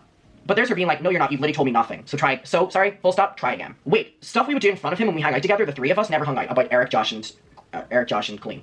Haha, it's just shocking how often he makes shit up and people believe him. And like, it's 2018. Why is this still a thing? His perp girlfriend has to deal with him always talking about me. It's so weird. He can't fathom that maybe he treated me terribly and that's why I left. He's so cocky that he thinks the only way a woman would leave him is if they cheated. And I go, he's a weird one. And then we go on and we start approaching the time where I'm about to meet her for the Dublin show in 2018. And I go, are you still up for the Waxwork Museum? And she goes, obviously. So basically, in the time period on that, I did a lot of shit talking with Josh and leaking information that Josh was cheating and all like this, which I have no proof of at all. She was just telling me that it happened. And I bring the conversation to the Wax Museum, which was whenever she was going to come to Dublin, we were going to hang out at the Wax Museum and then go to somewhere else and then go to dinner. By the way, all of that fell through, and we'll get to that in a second. But here's her being like, obviously. And I go, should we book tickets now? And she goes, no, we'll only be the ones there, we'll get tickets there, haha. The reason she said that is because she cancelled on me minutes before. She cancelled on me literally like 30 minutes before and was like, oh, I'm hungry, let's just get food instead. And only hung out with me for like 5 or 10 minutes. And so lied to me about going backstage, lied to me about hanging out with me, lied to me about this, but used that so I would call Josh a cheater, harass Josh, leak information about Josh, defend her on gossip sites, get dragged on gossip sites, all at the age of 15, by the way. And then I go, I'm going to get into Dublin to make sure you're available, and she goes, the day of the show, and then I say yes, and she goes, perfect. I don't know what the plan is, I don't know the plan, and I go, you better pick up your Instagram if you don't show up, and she goes, please, I'm not like that. What's ironic is, she didn't ignore me, but she didn't do the plans. And she also didn't hang out with me and didn't fulfill anything, so maybe I was right. Maybe I knew at the back of my mind that she didn't care about me. So here's another example of whenever I sent from my Twitter. Unbelievable, dude. Just like getting their hopes up and constantly disappointing, like, God, it's all so fucked. Mariah was watching fan covers of her songs, and one person who was reacting was wearing a Be Nice to People shirt, which was Josh merch. And she goes, oh my god, just like moments like that, right? And I said that Josh was on an ad on YouTube, and she goes, so again, just things. And then closer to the show, so the show's on the 6th or 7th of June. On the 1st of June, she starts to segue that she doesn't care about me. I have sign check and stuff, so it'll probably just be the wax museum and then I'll have to go. That didn't end up happening either. So then, on the 7th of June, which I think, it was the day before the show. So the day before the show, so I'm peak excited that I'm gonna hang out with her tomorrow, right? I'm gonna go to the wax museum, we're gonna take pictures, we're gonna vlog, we're gonna whatever, right? On the day before, so I'm peak excited. I will do anything for her. I'm like willing to talk about anything. Whoa, did his new girlfriend block you about Josh? And I go, yes. She goes, in caps, that's a big ass deal. And I said, when did you get to Ireland? And she said, this afternoon, then we're going to be drinking beer. I say that someone in the fandom, Fern, was showing me a video of her doing the water challenge, where they drink water and the other person makes you laugh and spit it on them during her show. And I was like, I would love to do it. Or she goes, want to do it? And I go, oh my god, sure. And she goes, you'll get soaking wet. And I go, I'm always wet. 15, by the way, I think I said this. She goes, true. Now, by the way, on the day of the show, I said to her, or she said to me, oh my god, one of my friends is going to do the water bit. It was like one of her friends. It wasn't Jonathan, I don't know who it was. It was one of her Ireland friends. And I was like, oh my god, I would have loved to do that. Can I do your bay section instead? And she said to me, no, you're way too old for that bit. Because that bit is where she brings a child on, basically like grooms them, and they put their hands down her trousers and stuff like that, and it's really weird. And here's a clip of us doing the water challenge in the end. Oh, hey, what's up? Hi, what's your name? Adam, how are you? I'm good. Oh, good talk. Okay, I like your pants. They're very invisible. What? Just for you. Oh, it's a flirt. So, you guys all want to be famous on YouTube? Yes is the answer. Do you want to be on YouTube? I'm already on it. Oh, okay, sassy. Can I be the new May? You want to be the new bae? I already have that competition. So you have a YouTube channel. Okay, what's that? I don't care. Let's see if you're actually a famous YouTuber, okay? Because we're all about to become famous YouTubers right now.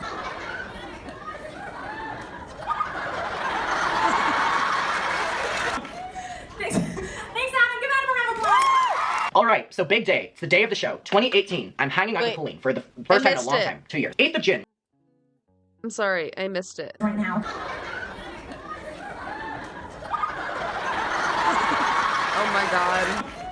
Thanks, Adam. Give Adam a round of applause. All right, so big day. It's the day of the show. 2018. I'm hanging out with Colleen for the first time in a long time. 2 years. 8th of June. I'm on my way. Where the fuck are this kid's parents / guardians? Anything? Yeah. I mean, his mom did step in after he started getting a lot of backlash. Like the first time when he was like 15 or something. But it did seem like it was a little too late. Like some damage had already been done for sure. Dublin. I mean, his parents probably didn't understand the internet. They probably didn't understand like what YouTube was or what was going on. They just knew that their kid was like a fan of somebody, like some celebrity. Like 4-hour drive from Derry. My parents are driving me, my mom and dad. She goes, I haven't eaten today. Is it cool if we just get lunch instead of the wax museum, or would you be gutted? I'm literally going to eat my foot. And I go, oh, well, where do you want to meet? And she goes, we're staying right next to the wax museum, which is ironic because it would have been easy to go to the wax museum, but she just didn't want to she didn't care about me. She didn't care about me. Just any pub around here, I don't know. Do you want me to meet you at the door of the hotel? She goes, sure, we'll be running errands, be back soon. I go, which hotel? She says, the hotel. She goes, wait, no, meet us at Bunsen. It's a burger place right next to my hotel. So before I even get to Dublin, she goes for lunch that I'm supposedly meeting her at, right? She goes, I'm a tourist, I don't know where it is, and she sends me the address. She goes, I'll get you a burger, and I'll get a table. Are your parents coming? What's happening? Oh my god, okay, this is good. I go, my parents hate me so much because my parents were driving me to Dublin with the purpose of hanging out with her, and then they were gonna go and check into the hotel, right? Because me and Colleen were going to be going to the wax museum, and then whatever. They would have like an hour slot. So then my parents are like, okay, what are we gonna do? So then my parents are like, okay, did she not cancel on you? And they're pissed off at me and don't want me going to lunch with her because they're like, Adam, she's not being very nice to you right now. I remember that conversation. And I was like, no, she's just really busy. She's really sick right now. I remember justifying it to them. Wasn't showing them the messages. I was like, no, like, we're just gonna meet for lunch now and, blah, blah, blah, whatever. And they were like, okay, but when are we gonna meet you after it? And it was literally that my parents, or that my dad checked into the hotel, and my mom ended up staying on the street. A case of neglect, because it was, like, super obvious? I mean, maybe. I don't know.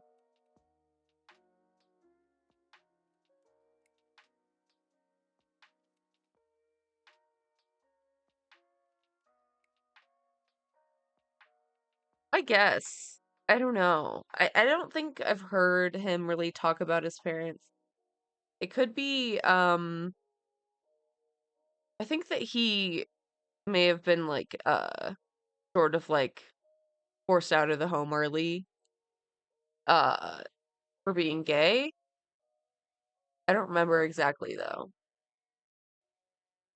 Because we didn't leave the street once we got to the burger place, by the way, because my mom knew that they had been there for a while and they weren't going to hang out with me. I think my mom was starting to catch on at that stage, so she stays on the street. I did not know that my mom was staying on the street, so it was news to me. And then I go, my parents are so mad, and she goes, wait, are your parents coming? What's happening? I'm confused. Because the worst thing for Colleen is for my parents to be there because she can't talk to me inappropriately. And I go, they're leaving me off. And she goes, we've sat down at the burger place, and she goes, let me order you one, I'm a mess. So before the time I'd even gotten there, they're eating and whatever. We're sitting by the window, and then she goes, Jesus, where are you? So literally right after that is my complaining that I'm not getting there on time, which is why they then didn't hang out with me for any longer than 5 minutes. I'm like, where is it? I was like, I don't know Dublin, I'm stressed out, me and my mom and dad don't know where we're going. I sent you the address, I don't know Dublin. She goes, where are you? Your lunch is here, I'm on my way. And then I'm like, oh my God, y'all are gonna be done, I'm sorry. And she goes, yeah, we are.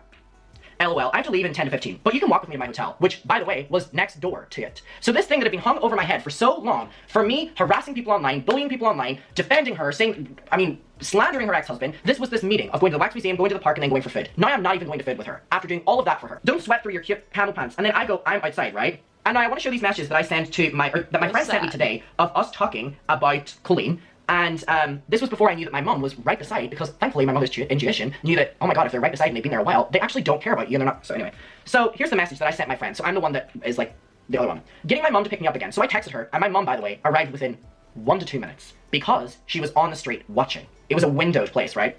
Yeah, she just left and I was like, oh my God, I don't have service. It's on and off. My parents are in the hotel. My dad was, my mom wasn't. How am I going to get to Vicar Street, which was the venue, without being able to text them? What should I do? So I'm stressing out now. I feel that my parents are not there. I feel that Colleen has left me. I feel like I'm abandoned in a city I do not know. Thankfully, my mom was there. And thankfully, she, and she was like, shit, I'm late, and laughed about Colleen. I'm going to cry. This is horrible. I'm lost. I found my parents. So basically, there's your proof that my mom was literally on the street. So for like 3 minutes before I got in contact with my mom, who was on the street, just like off on, whatever, she was there, because it's literally right after it. There was a couple minutes where I was like, oh my God, Colleen has now left me stranded in Dublin. Like, on my own. I'm like 15 years old, and she's left me stranded here. Like, she cancelled on plans. The plans end up happening. It's 5 minutes maximum.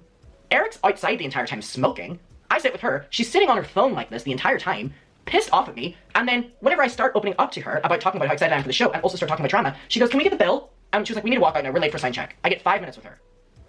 My friend goes, I'm so sorry, Adam. I'm so sorry. Please don't ever take her seriously again, but just enjoy your day.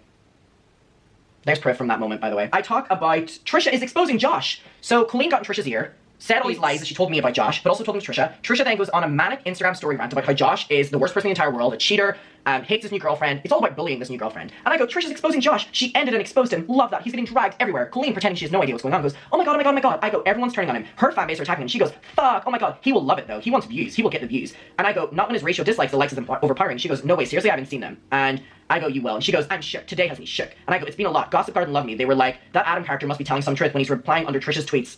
So Trisha must not be innocent. And she's like, oh my God, amazing. And then I send that the Gossip Garden were talking shit about Josh. And I go, these people who were sucking his dick days ago are now acting shady. You really won. And she goes, wow. So just an example, now moving on, of her making fun of fans. That's all we used to do, really. It was mostly on Snapchat, though. I mean, she's a little bit clever to not, put it down in writing. But here's one where she goes, do you have that meet and greet photo where a girl is holding up half a heart hand? It's from forever ago. Because from forever ago, we used to make fun of it. Which is awful. This poor fan who bought tickets to her show. Whatever. So I send a photo, and she goes, LOL, you idiot. Do you know which one I'm talking about? It's not that one. No, there was one in particular. And then I send it, or she goes, no, there was one in particular of a girl awkwardly holding her hand up, and I didn't see it. It's the most awkward and glorious photo. I remember because you had sent it to me. And I go, oh yeah, and I send it. And she goes, oh my God, I love you. And then I post on like my Instagram story doing like this and like awkward smiling, and she posted on her story, and then we had an inside joke that we were making fun of this fan publicly. How awful is that? Right. Well, now I want to, now that you know that she trauma dumps, now that she knows she love bombs me to get things that she wants, that she was actively taking down Josh to me, that she didn't care about me, to all this, I'm already way too long into this video. I want to move on to the next section because I want to clear my name when it has to do with this next topic of what went wrong. If you want to know more, we can do more, but what went wrong? Let's do the next section of the video, okay? Alright, so for the final section of this video, what I want to do is something that has infamously... Wait, what do you mean, what went wrong? It's all been wrong. ...being shared, not by me, so I would actually like to share it myself and just go through everything. I mean, I don't need to hide any messages. I know that they were selective messages were being hidden when they were being sent to Cody by Colleen, but there was a lot that was left out, and I was made to feel like I was lying about everything that happened in terms of giving Colleen ideas or running the account or whatever, so I think that it's only fair, like I said prior, that Colleen was sending my screenshots, conversations, so I want to give the full context. I'm not going to leave anything out, and the only reason I'm doing this is because she did it first. She literally, in my video, my original one, I had done selective screenshots. She was sending everything. She was sending everything in her conversations with me, but was leaving out huge chunks, whereas in my original video, everything that I showed had a purpose. She was doing it and trying to make me look really bad. So let's just go through. So this is in the conversation of giving Miranda Sings her content for years. So this is 2020. So this is the final, I just spat everywhere. This is the final section of everything happening. This is it. Like, this is the fallout. This is what happened. So from the years 2017, 2018, 2019 was whenever I would give Colleen ideas, like over Snapchat or over Twitter or something like that. And then the final boss level was whenever she followed me on Instagram, because she didn't follow a lot of fans on Instagram back then. And it caused a lot of issues in the fandom, because everyone was like, why are you following admin? You're not following us. Like, what's going on here? The reason was because we were having these conversations over here. We were having them on other platforms as well for the years prior. But definitely the last time everything was being sent over Instagram, because it was like the easiest message, platform. So anyway, let's just go through it, right? So this is from sending the ideas to her saying that, oh, I don't give my password out to anyone, to then giving me the password, to then the tweets she approved, to then the backlash, to when she turned on me, and the voice memos I sent her and everything. This is it. Like, this is the final thing. This is my final communications with Colleen Ballinger. So on March 25th, 2020, I say, I want you to know I spend so much of this having to edit these cringe edits for Miranda's Twitter. So here I sent one of iCarly, here I sent Michael Jackson, like, it was just, stupid stuff. Here we have Colleen and Miranda as Kim and Taylor. I just have like a face chin picture of Miranda, because she would post all of these like ugly photos of Miranda, so she would get me to edit them. We just have little things here. We have Miranda Sings and iCarly, and then we have Miranda Sings edited as like a man. I use like FaceApp for this. This is an important one. Miranda Sings on the beach. Then I have Colleen. Oh my god, yeah, these are rough. Oh, these aged like milk. Being edited as Miranda, she liked to tweet them a lot, and just face chinned ones. So she responds and go, why does this one look like JD TV? So that's Joshua David Evans TV. That was her ex-husband Josh. That was his YouTube channel. It was like Joshua DTV, right? So she goes, why does this one look like JTV? And I go, ha ha ha ha. And she sends this one, so basically making fun of how he looks with that one. And I go, stop, haha, oh my god. She goes, tell me I'm wrong. I go crying, I hate you so fucking much. Upload some of them, make the Miranda social media popping. I cannot unsee about the Josh thing. We need to start trolling again on the Miranda's Twitter. The last time we were asking for advice on what to do with Eric in Hawaii, I kind of planted the seed, and now the relationship grew, which is literally proof that she told me about the relationship here. I'm literally talking about the Hawaii trip again. That's what I always talk about. She goes, haha, okay, yeah, I need to post more as Miranda. And I go, remember the Miranda Brazil campaign on the account? Never seen such hype. So here we have confirmation again that I was working for her in the past as well. Hi, Nikki, what's up? Or when I got Kira and you to have beef, do you remember that? She goes, no, when she posted a picture of herself and the outfit was Miranda, she goes, LOL. Basically, there was a viral moment where the singer Kira was dressed as like red bottoms and like a grey top, and I tweeted on the Miranda account that it looked like Miranda Sings, and then Kira like responded or something like that, or Sierra, I think it is actually. So here's literally proof we're talking about that I worked, and gave her so many things over the years, right? Alright, so she liked all the tweets, so she sends me 2 things here, and I go, what an awful fucking page. So I have no idea what she sent me here, but I'm judging by this, it was someone that we probably hated. Oh my god, aside from that, you need to post more things as Miranda. You only post snippets of thumbnails, and when you upload a video, it's crickets. I know, it's honestly because I'm so busy. I go, the more you post though, it keeps the activity up, but I get it. She goes, I can't keep up with being a mom and run Rough night? Sorry. all my social medias and my YouTube channel, so I have to pick one, and I enjoy me more than Miranda, so I always pick that one. And I go, but your series is so good, she was doing a Miranda Sings series at the time, to waste your interactions on social media with just posting thumbnails. Well, she goes, well then help me. So here again, she never likes to confirm that she literally kept coming to me for things. Here she's going, help me, and then prior, we confirmed that I was doing it for years anyway. By the way, she has said that none of this happened. She said she did this with all of her fans, but that's why did she only post my ideas then? I go, I can help you with this, I told you, I always do a good job with this. I've been training with Cookie Ballinger, which was my fan account at the time, for 7 years. Unfortunately, I know your brain, little jab. And she goes, okay. And then she goes, I love all that, I don't know what now. How do we do this? So this was now her saying that she was giving up on Miranda. Like, in years prior, she was excited to do Miranda, so whenever I would send ideas, she would love it and post it. Now she was starting to, and I remember we did like a Snapchat call or something like that, where she was like, I'm giving up on it. She was like, I just need you to help. And I mean, literally her messaging, help me. So this was the stage where she's like asking me, how do we do this? So this is no longer sending her ideas. This is her saying, like, what do we do now? Like, how are you gonna help me with this? And I go, well, how do you want to do this? Alright, she goes, haha, I was born in, she's basically making a joke that she's old, and I go, granny. I don't know how I want to do this, because I've never done it before. What were you thinking, boo? So again, this is very much so, for the first time, she's like, giving up on Miranda, whereas before it wasn't like that. I go, well, you could change the Miranda password to a bunch of random numbers or something and then let me tweet on it. So it's a completely different password to your other social medias, and you could send the new number, then basically, so she wouldn't have to give me her private information, and I wouldn't need to have any of her passwords except for the Miranda one, right? And by the way, I just enjoyed sending Britney Spears pictures apparently at this time. I would rather just post them myself. Not even Eric or my agents have my password. Can you send me the tweets and stuff and I'll post them? And I go, yeah, of course. So she was like, how are we gonna do this, whatever, didn't want the tweet sent. Now I was like, okay, well, do you want me to like just tweet them then? She goes, no, like not even Eric or anyone has my password, which we'll go on to see that like that wasn't the case, and she ends up giving me her password. She's like, just take it. But here I am going like, yeah, of course, like if you want to do that, like think. Here was the thing that I was so excited. I felt like I had a job. And there were so many conversations on Snapchat where she told me that once I got out of college, that this was going to be my job. And I was very delusional to think that I was going to have that. And I was very delusional to think that I was going to get income for this. And I was very delusional to think that she cared about my ideas at all, because I never got credit. I never got credit. And there are so many viral moments of Miranda Sings that I have not gotten credit for. And it was all promised that if it went well, I would get the job. She goes on saying a couple messages that that's what's going to happen. But over Snapchat, for the years prior, she said that was going to happen. And it never did. And it was like, I'm so stupid, like, for doing it. I mean, this was 2020, so I would have been, it was whenever I was 16, 17. And I'm like, oh, like, I would have thought, like, Dude, nothing good happens on Snapchat. I would have known better, but like, whatever, I was like 16. But it just felt like, just like dangling it over me. And of course, I was like, oh my god, the end goal is I'm going to work for my favorite YouTuber, my best friend.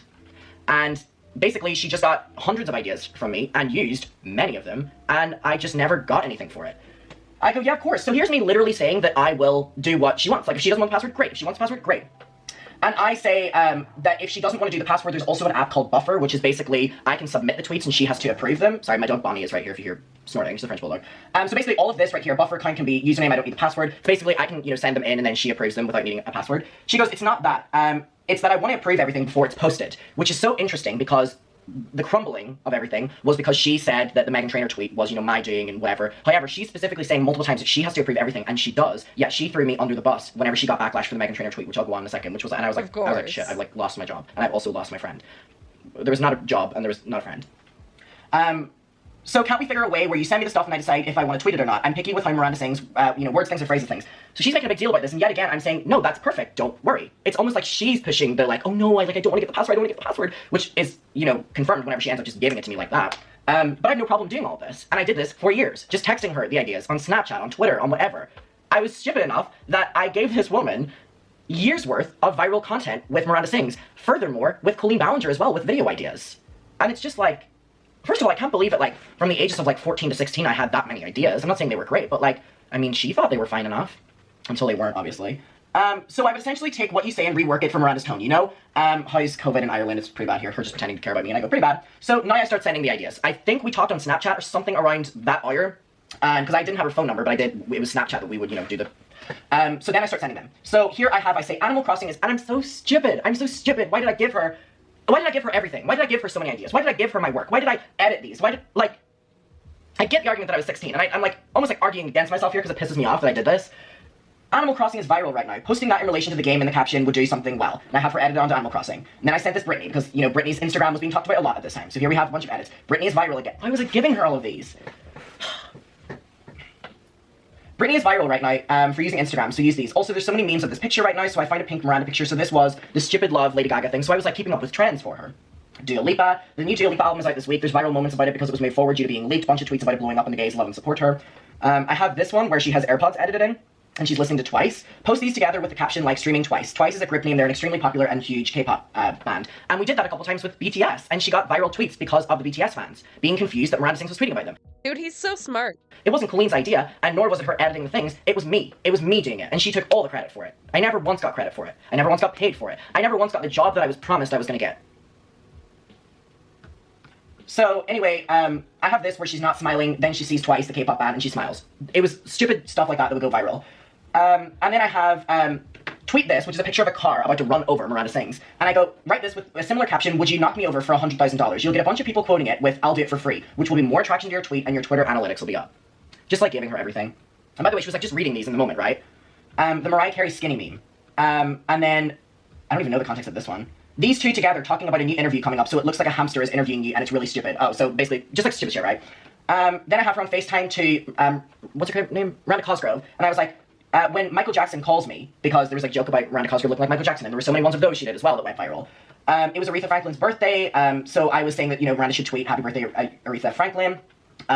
PewDiePie did a bunch of, tweets about BTS, maybe you should as well, they're doing really well with analytics, I would, if you do this, it'll work out well. Again, more things with K-pop, these tweets did really well, and she would send me the analytics over Snapchat, so I would be comparing them, and again, just whatever. So here we have her holding her son, and she's, looking really disgusted, and then her smiling, and she's holding Animal Crossing, because Animal Crossing was going viral, so it was these two together with that's better, because Animal Crossing is all Twitter's talking about right now. And then we have, basically, Miranda Sings, edited on iCarly with Brazil, because there was a really Had children doing all her work for her. Dead ass, dude. Stealing memes from children for money. It's like stealing candy from a baby. Yeah. Demon PDF shit. 100%. Yeah. It's awful. Just disgusting. Weird meme online at this time about bring iCarly to Brazil. There's nothing I can really explain there. It's just a meme online that iCarly were gonna do a tour in Brazil. I don't know how it started, but every tweet that we did about Miranda Sings, Brazil, and iCarly always went viral. And there's so many moments she still hasn't deleted that are from Miranda Sings talking about coming to Brazil or bringing iCarly to Brazil or something like that. So I knew what I was doing as well. I knew what worked, what didn't. She knew that I knew what worked, what didn't, which is why she only came to me for them. I've spoken to so many people I was friends with in that moment, and none of them did this. Or if they did, she didn't use them. And if it was, she was promising a lot of people jobs. And no, by the way, as well, a big factor in the 2017 to 2018 to 2019 giving her ideas was, before there was ever talk of a job or payments, it was that, you know, she would be doing something for me. So it was very much so told that she was going to do this competition called Purple Heart Friendship, where she was doing a competition where 2 fans who've met because of Colleen in the fandom got flown out to VidCon, and she told me that she was going to do this competition and she was going to choose me to win. And basically, because of, you know, me helping her out. And she ended up choosing 2 other people because at a certain stage, I was like too busy to give ideas because I was working on coursework. So it was just like things would get dangled over me. And there was a moment as well where she was in Vancouver and she was doing Haters Back Off, and she said that she was going to give me a shout out on a shout out on her YouTube vlog. And it was all because, you know, I was helping her out a lot and stuff, and you know, she was like, your YouTube's doing so well as well, and people need to see Well, I'll pay you an exposure. Yeah, fuck you. Fuck that. this video and blah blah blah blah blah. And these were all things on Snapchat, right, or on Twitter. And basically, whatever happened that I didn't, you know, send a tweet, or I didn't whatever, or maybe I didn't respond for a couple days or something, she ended up giving a shout out to someone else in the Weenies group chat that we were a part of's YouTube channel who had just been created, a girl called Ava, and she had like just uploaded her first video ever, and Colleen went out of her way to dedicate part of her vlog to getting her audience to go over and supporting Ava's channel as a way of saying F you to me because I hadn't done what she wanted in that moment. So, just like things dangled over me, and then, so I should have known that I was never going to get the job because that was years prior, but I was just stupid and naive.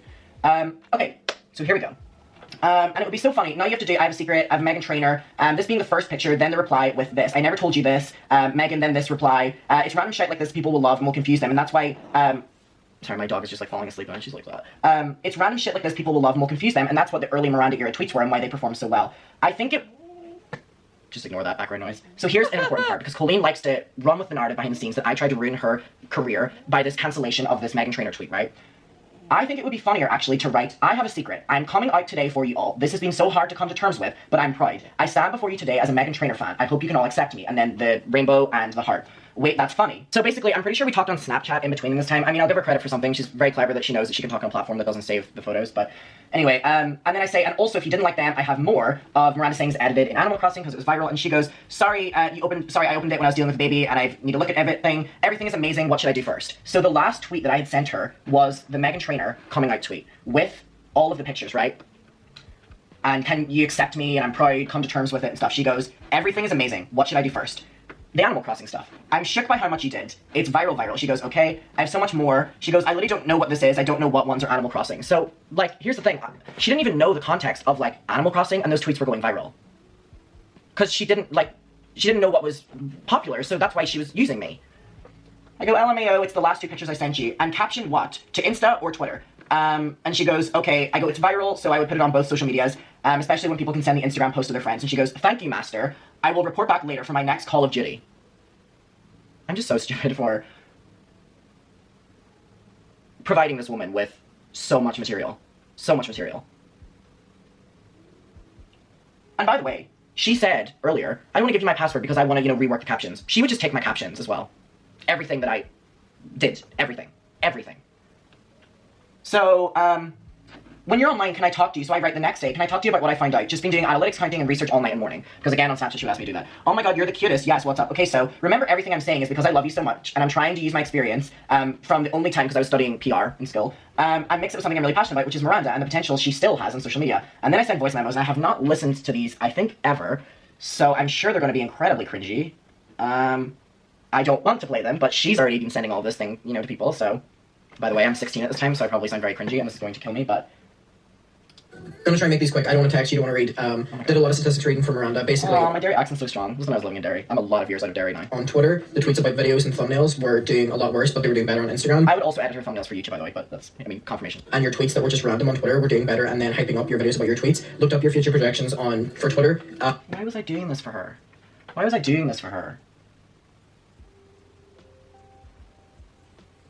Not so good, but it's kind of just what I was expecting because you don't really tweet on that account. Especially what you saw about the Animal Crossing tweet today. Because it went viral. Like it'll have 2,000 within like 2 hours, and that's without you even posting for a long time. So the more you post on that account, this is the thing. The algorithm, because you're a verified account, will always put you to the top. Because I did PR for a company called BFI Derry or BFI London, and they're verified as well. So I always posted a lot, and then it had the algorithm that pushed them to the top. I'm talking so fast because it's cut off at 1 minute. Oh, this one's not playing, whatever it is. And I just really want you to know that the reason I'm always pushing this, because bitch, I was doing this back in 2017 too. You can't say you don't remember that. Oh my god! Oh my god! Oh my god, I didn't even know I said that! Oh my god! Oh my god! She has ran on social media that I have been lying about this, and that she gets ideas from just anybody. Damn. Oh my god! I had this entire He did this for so long for free. Oh, Adam. same conversation with you. Oh my god, like, there you have it, confirmed that I was doing this since 2017 for her. Oh my god. Oh, this makes me so upset. This makes me so upset. Because I genuinely care about Miranda, I care about the account, I have the nostalgia of what reading those tweets for me back years ago felt like, and because I'm very up to date with pop culture and just different funny weird shit that my head, because I've grown up with Miranda culture, so like I feel like I know Miranda, and by sending you saw what I was sending you last night and the way I was like misspelling like one word, maybe two words, just depending on the grammar or whatever like that, like I feel like I've grown up in that culture, so I'm able to understand that, but it's just like, you know. And like, it's not like she was just like establishing herself. She could have paid him from day one, you know? She could have afforded it. Just having that little flag on your shoulder that can, you know, oh my god, help push, but I definitely feel like there could be a big reinvention. And because of that, I'm determined to get to the point where I can continue to prove to you by sending you these different tweet things, and it's just if you can, you know, keep up with posting them, because having big intervals will just, you know, lead into like what it was. But just at that point. Oh my, I'm just so stupid. I'm just so stupid. So she's asking for my ideas. She's saying she needs help with character. On Snapchat, she's begging me for all of this. And still, I'm giving her everything. I'm making her go viral on Twitter and Instagram. And I'm still sending her voice memos being like, I'm trying to prove myself to you. Where you can trust that, you know, there's such a similar terms of I understand pop culture, but because I grew up with that sense of always understanding how Miranda writes fucking text, understands things, but then that mixed with, you know, like different things of retweet this for something, you know, incorporating different things that can always push the social media. You're the best, I love you. Okay, master, what did I do now? I'm reading these texts and I realize this woman does not care about me at all. I just thought we were so equal, and I thought we were just, that's all she wants to talk to me. Okay, master, what do I do now? And I just go active post. She goes, I know. I go, you need a little gay intern helping you. So I go, I find some stats. She goes, I know the stats and they're really, really, really bad. I go, we can fix that, and we can. She goes, I know. So what should I post right now? And I go, we had this convo in 2017, but let's continue putting it into action in 2020. More proof that this has been something that was happening for years. You need to trust me with the regular post for the algorithm. Since you posted the Animal Crossing, I would post this Animal Crossing. She goes, I hate you, basically being like, it's so nasty. And I go, terrifying. And she goes, on both Instagram and Twitter. And I go, yes. She goes, okay, both those photos are just the Animal Crossing one and what caption? I go, these two on one post. And then I give her the caption, me during quarantine, and then tomorrow do the Dua Lipa tweet, her album comes out then, the hype around her name will be good interactions on the tweet, and Dua will probably see the tweet and interact with it. And also today, if you want to tweet about an announcement coming out and say a time, and then at that time, post the Meghan Trainor coming out tweets, people will find it really funny at the trolling. They didn't. I'm posting the next episode of Quarantine tomorrow, should I start teasing that? And should I post the Animal Crossing on both accounts now? I would post them now, remember the pic of you and Flynn, post them ones. And about the Quarantine promo, I would do that after doing the Meghan Trainor series of tweets, people will be tagging their friends in that and sharing it in group chats because it's really weird, and then boom, you have promo for your video. It's all about getting the overall numbers up for your final promo tweet. This is why I'm slow to respond sometimes. And then, oh my god, she's like removed some of her tweet, or some of her, oh my goodness. I don't know what that is. I think she was sending me photos of Flynn maybe, because I go, he's so cute. Then I say that I have a folder on my MacBook called Miranda Tweets, and she goes, it's my dream. I posted on my story to promote the new Insta post, and I go, that's what I'm here for. The amount of people you're confusing with your tweets is bringing back retro Miranda and how the social media was always. This won't play, whatever it is. And I go, are you planning on posting your thumbnail or snippet? And she goes, I don't know, depends on what I have time to do. And I go, okay, well, if you do the announcement at a blank time, then the Meghan Trainor tweets, then the screenshots, and then the thumbnail, and then the video. And she goes, I don't understand what you're saying about Meghan. And I go, okay, so she asked me to reiterate the Meghan Trainor tweet. So I reiterate this tweet. If you do it and say that you have an announcement, and then, which is what happened, then tweet that the Meghan Trainor tweets that I sent you of you coming out as a Meghan Trainor fan with those edited pictures. And she goes, when should I do that?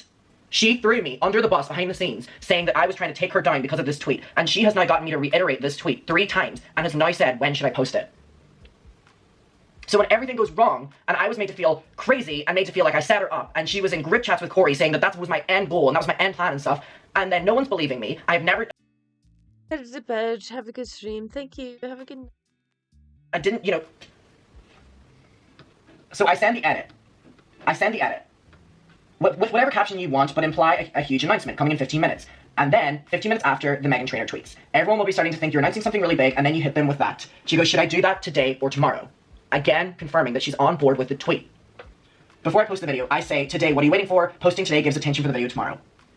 On the same day that she said that she doesn't trust anyone with her password, on the same day, she goes, okay, cool, I have a present for you, and I've never done this with anyone, but I'm trusting you. I remember getting that and like being like, oh my god, I've got the job. Like, I've done this for 17, 18, 19, 20, I've done this for 4 years, I've got the job. I was like, oh my god, I'm like freaking out. I was like, I've got the job. And I go, oh my god, you're gonna kill me. And she goes, because I'm so busy, I'm drowning today. And I go, I'm sending you love getting through that. And she goes, I'm giving you the temporary password for Miranda. And, oh, well, that was the password. Secret Irish intern. I would assume that it's not that password anymore, but go crazy. That was it. She goes, this is not her password anymore, so, you know, it doesn't. She goes, I've got a present. Here's the password. Go crazy. I promise you I'll never do anything you won't or haven't approved. Thank you so much. I love you. I won't disappoint you. So then she goes on, and this message proves that we had conversations about this being a job, and how many times she told me that she was going to bring me on as an intern, I cannot even count, but here we have the final time she said it. Right now I'm considering you my social media intern, but if things go well, we can now talk about me hiring you part-time for an hourly rate. I don't like using your creativity and insight for free. Curious. Interesting. It had only been 4 years. So just know I'm not planning on taking advantage of your help.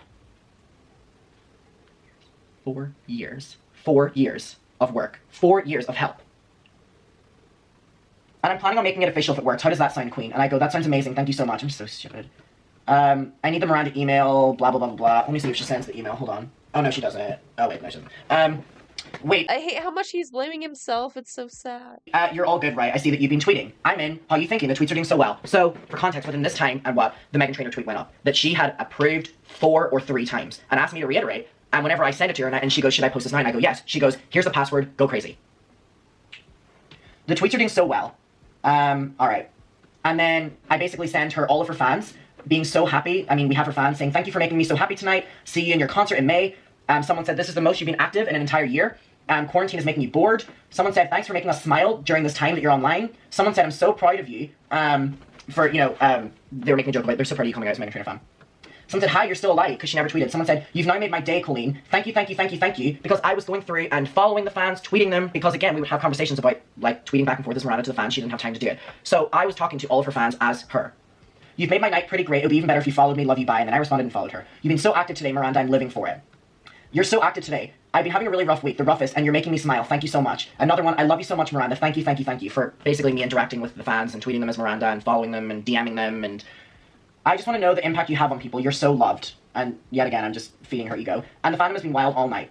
And basically in group chats that Miranda was a part of, people were saying this is the most active the fandom has been in months. The fandom is so great right now. She's been so active for 3 hours. Whoa. And she goes, aw. And I go, I hope I'm making you proud. And she goes, they would be so sad if they knew it wasn't me.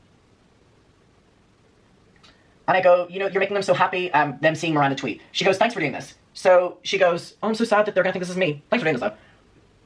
I'm so grateful, but I'm nervous they'll know it's not me responding to them. That would backfire terribly. They would be so mad, so now I'm stressed. And I went, they wouldn't. How would they know? How would they know? How would they know? How would they know, though?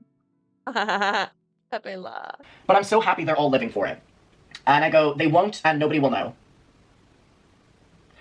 Alright, she goes, so after saying that about the fans, she goes, do you feel like a secret agent spy? Because I was, you know, undercover as Miranda, basically. Miranda's gaining so many followers, like talking to all of them and shit. Is 11-year-old Adam living for tweeting for Miranda? Thank you. So just goes on to show that she knew that whenever she was friends with me back then, that I was literally like 11, 12, 13. So, like talking to them and shit. Is 11-year-old Adam living for tweeting as Miranda? Thank you. I go, it's weird. Enjoy your night. Nobody's gonna know. Nobody's gonna know. They're gonna know. How would they know?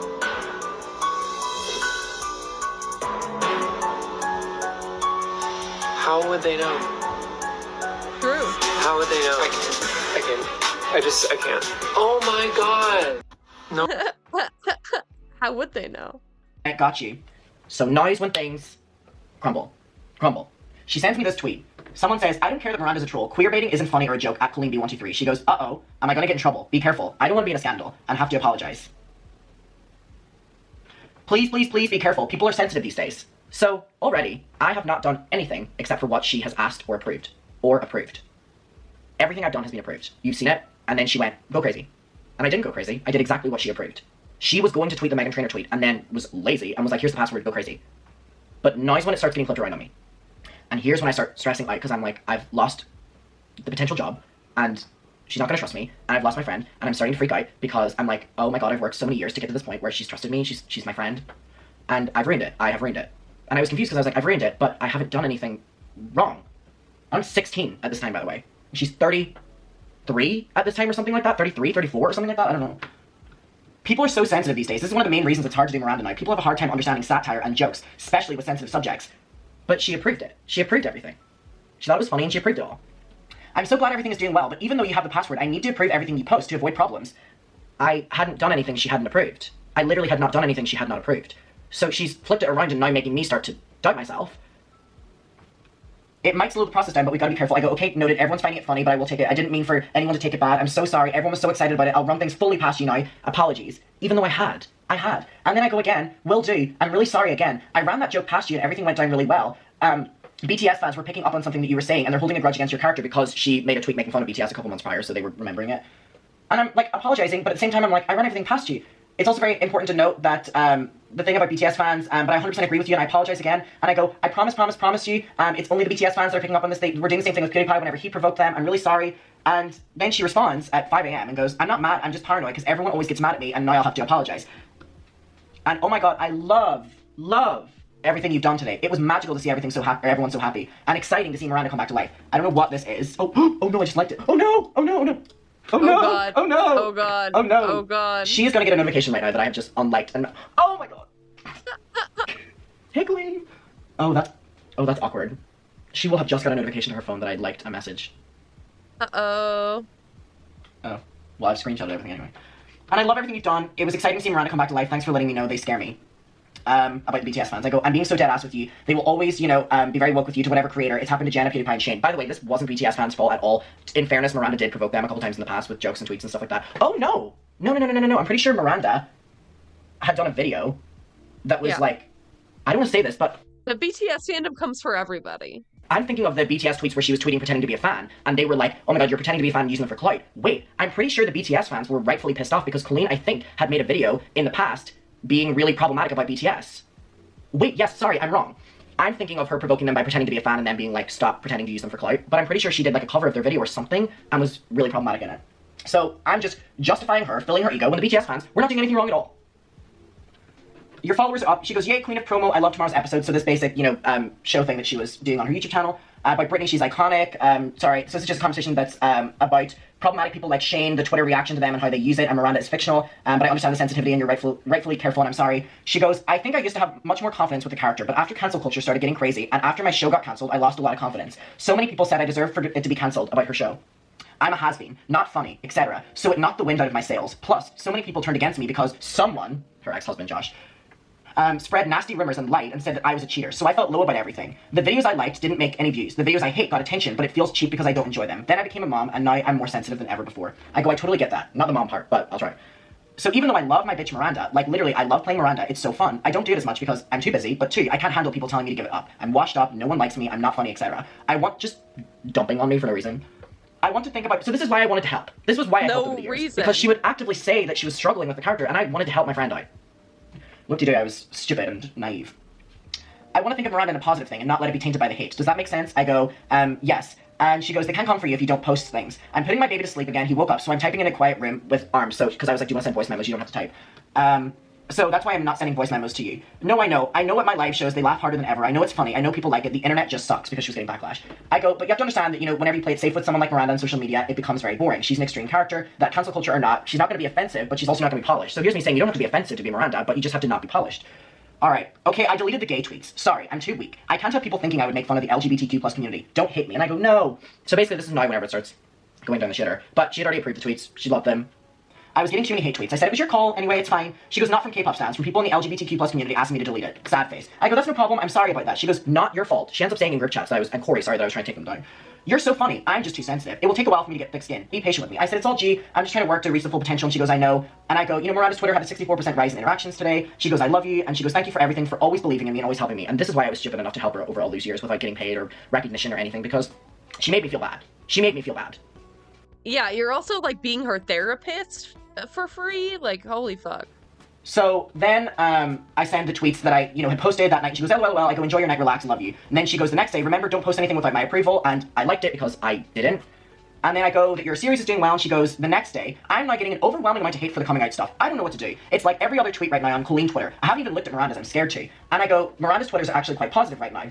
And then I send this, scrolling through the Miranda account, showing that people were engaging well with the tweet and that they just thought it was like really bizarre.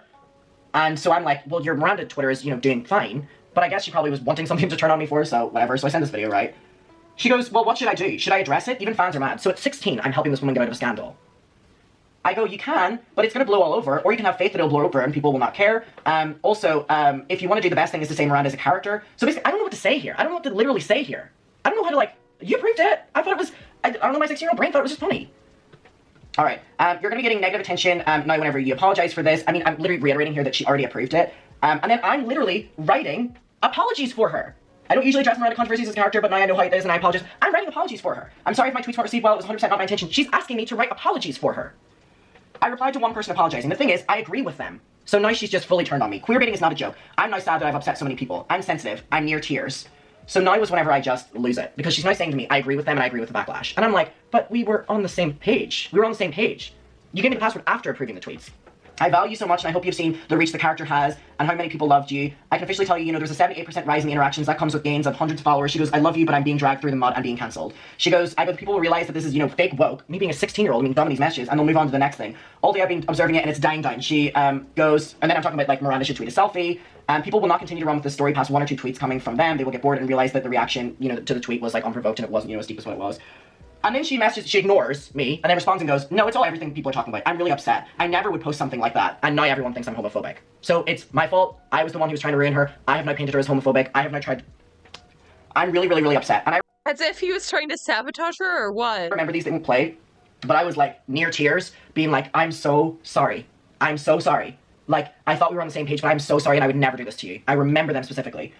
I've logged out, and this situation will die down. People know you. They were so excited last night. Mob mentality will make them feel they have to believe a certain way. You had so many interactions last night, and the fans were waiting for you to give them that moment. The series on YouTube has positive feedbacks, and this will die down. I've logged out. I love you, and I'm sorry this is past. She ignores me for a very long time after this. I get cut off. So from here to here, she stops messaging me, she stops interacting with me, and her and Corey start writing in other group chats that I'm not part of, that I was running hate pages for her, that I was trying to take down her account, that I was behind everything, that I have it out for her, that I'm not a nice person, that... So paranoid. I'm not going to allow myself to get emotional because I got emotional in my last video, so I'm going to hold myself together here, but you have no idea how hard it was to get sent a bunch of messages that whenever I was like, oh, maybe she's just taking a moment, not talking to me, to then find out that within that moment she was running with this narrative against me and trying to ruin me within the fandom and get people to turn on me and call me someone that was just trying to ruin her career and take her down. You've now seen everything that happened. It was not like that at all. At all. At all. So it was one of the most confusing things of all time. Like, of all time. So not only have I lost a friend and lost a job, but I've now gained someone who's trying to, like, take me down. And this was before I ever posted any video. So it's Corey in a group chat. So Galaxy Colleen was an account online that was basically bullying Colleen and harassing Colleen, and a really, really nasty account. And Corey writes in a group chat, Colleen thinks that this account is Adam, but you all say that it's Eden. But who is Eden? And I write, this is it. This is the end of us now. Well, there's no us, but this is the end of it. Being told by multiple people about how you and Corey have been running... So by the way, she ignored me until this point, but of course she responded to this one, because she was called out by a 16-year-old. Being told by multiple people how you and Corey have been running saying I run a hate account for people who support you, which is really disappointing that your mind goes to that place. I'm aware, and so are my parents, and I have screenshots of everything from the past few weeks that Corey has said about me and in relation to you about me in these chats, and also everything else before, but never thought you'd stoop to that level, especially due to the 17-year age gap. Talk to me in 16 years if a 33-year-old takes advantage of Flynn for years, then runs shit-talking him on Twitter. You want to play that game? Why do you even bother following me? So she now goes and says that I'm, like, harassing and threatening her son. Because I say, at 16 years old, this is a good message. Talk to me in 16 years if a 33-year-old takes advantage of... No, yeah, he fucking got her. He fucking got her and she didn't know how to act. Flynn the way you have, then shit-talks him on Twitter. Taking advantage of? The entire first half of this video, that's taking advantage of. Colleen, speak to me if someone speaks to your son the way you've spoken, you creep. In DMs. To me. To my friends. To my ex-friends. To that. So that now she turns nasty, nasty. Takes advantage of Flynn? So she's ignoring me until this point. What are you even talking about? What does Flynn have to do with anything? How dare you bring my son into your drama? Into my drama. When she was the one shit-talking me. I didn't say anything about you. I've never been anything but nice to you. I haven't said one word about you, and I'm not going to argue with you or talk smack with you. I wish you well, and I've always appreciated your support, but bringing my son again into your drama is way too far. Into my drama. All things that she has perfectly curated to take me down, but... Then my mom messages and says, this is Adam's mom. It's not nice when your child is brought into things. And Colleen, for all the messages that I've now for the first time shown my mom that you have messaged me, virgin, ass pics, sexual position, period talk, like all this, sex with your ex-husband, Josh's penis size, all this.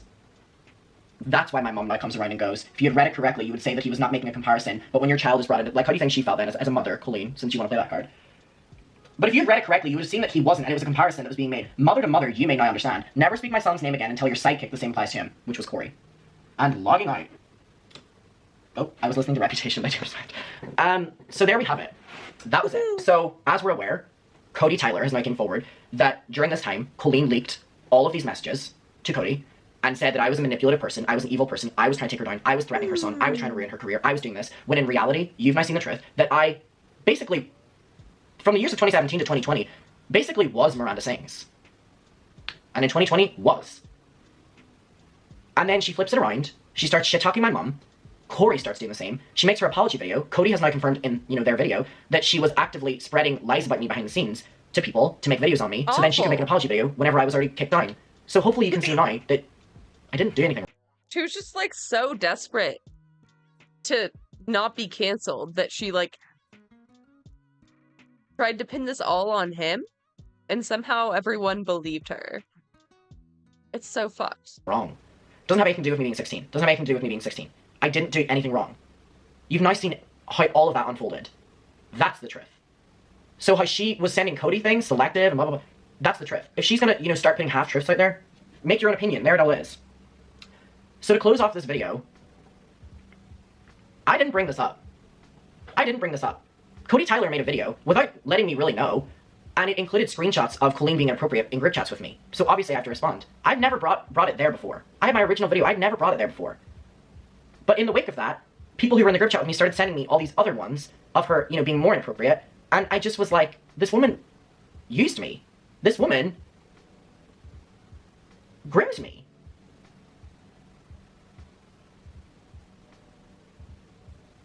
And I'm going to end it with the point that I made in my last video. No one on the internet during this was defending me. So as a 20-year-old, I'm going to defend my 17-year-old self. The conversations that you just witnessed throughout this entire video were all from Colleen, above the age of 30, and me, from the age of 13 to 16.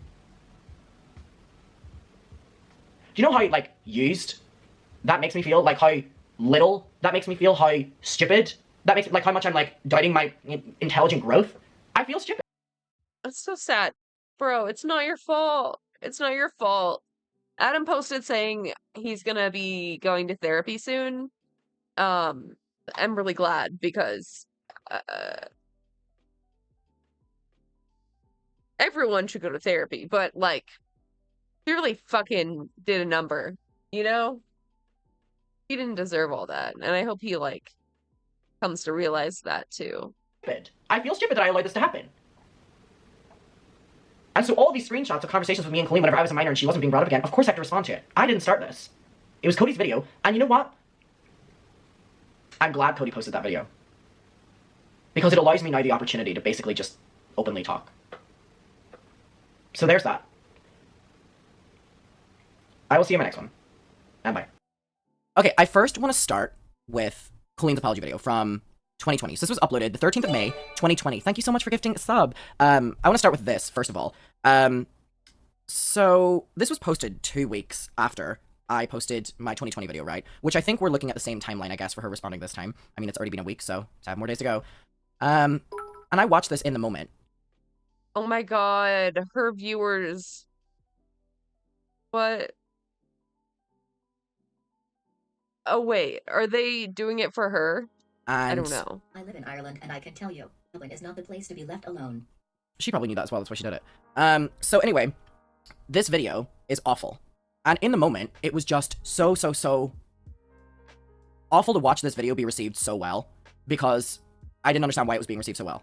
Because it's one of the worst apology videos ever, and that has nothing to do with me, I can promise you, and we're going to talk about why it is. It's 13 minutes of absolute bullshit. Bullshit and lies. And the fact that this video, 3.7 million views, was the reason that I lost all of my friends from that time period, and a lot of people still that I'm close with don't have a lot of trust in me because, oh, I manipulated a 6-year-old woman, so what could I do to them? Unbelievable. The fact that this video did that, and the fact that she knowingly behind the scenes was working on taking me down at the time of this video, which we're going to talk about whenever we get to the point, that's why I have no cares in the world how she's doing right now. I do not care about how she's mentally doing right now, because she didn't care about how I was doing mentally different. And the problem is, she was a 6-year-old woman when she made this video. Whenever she made it, I was a 17-year-old. And she knowingly was doing it because she knew that a 17-year-old could not fight back. You know what, though? A 20-year-old can. A 20-year-old can. So we're gonna get to it, and we're gonna call out White's bullshit. Let's go. So. My typical video. Wait. By the way, this is on her vlog channel. It's not even on her main channel. And the 2020 thing was a big thing. Adam said, today I got time, bitch. It wasn't on my side, but it was a big thing. The volume level okay, everyone? Hey guys, I know this is not my typical video that you're used to seeing, but Is the volume okay? And I also want to talk about the comments. There's no ads in this. She owned up to her mistakes. This is a true apology video. She legit said, this is my fault. I ain't ever hear someone blame themselves in an apology video. Literally, no stuttering, no crocodile tears, no blaming anyone else. No blaming anyone else? No excuses. This is exactly how you make an apology video. Thank you for being so mature and kind. Well, what we know now is that was not the case, and she was actively working and scheming to take me down. Pepela. I'm not a huge fan of her, but this is one of the best apologies I've ever seen. Finally, someone that doesn't play the revenge game.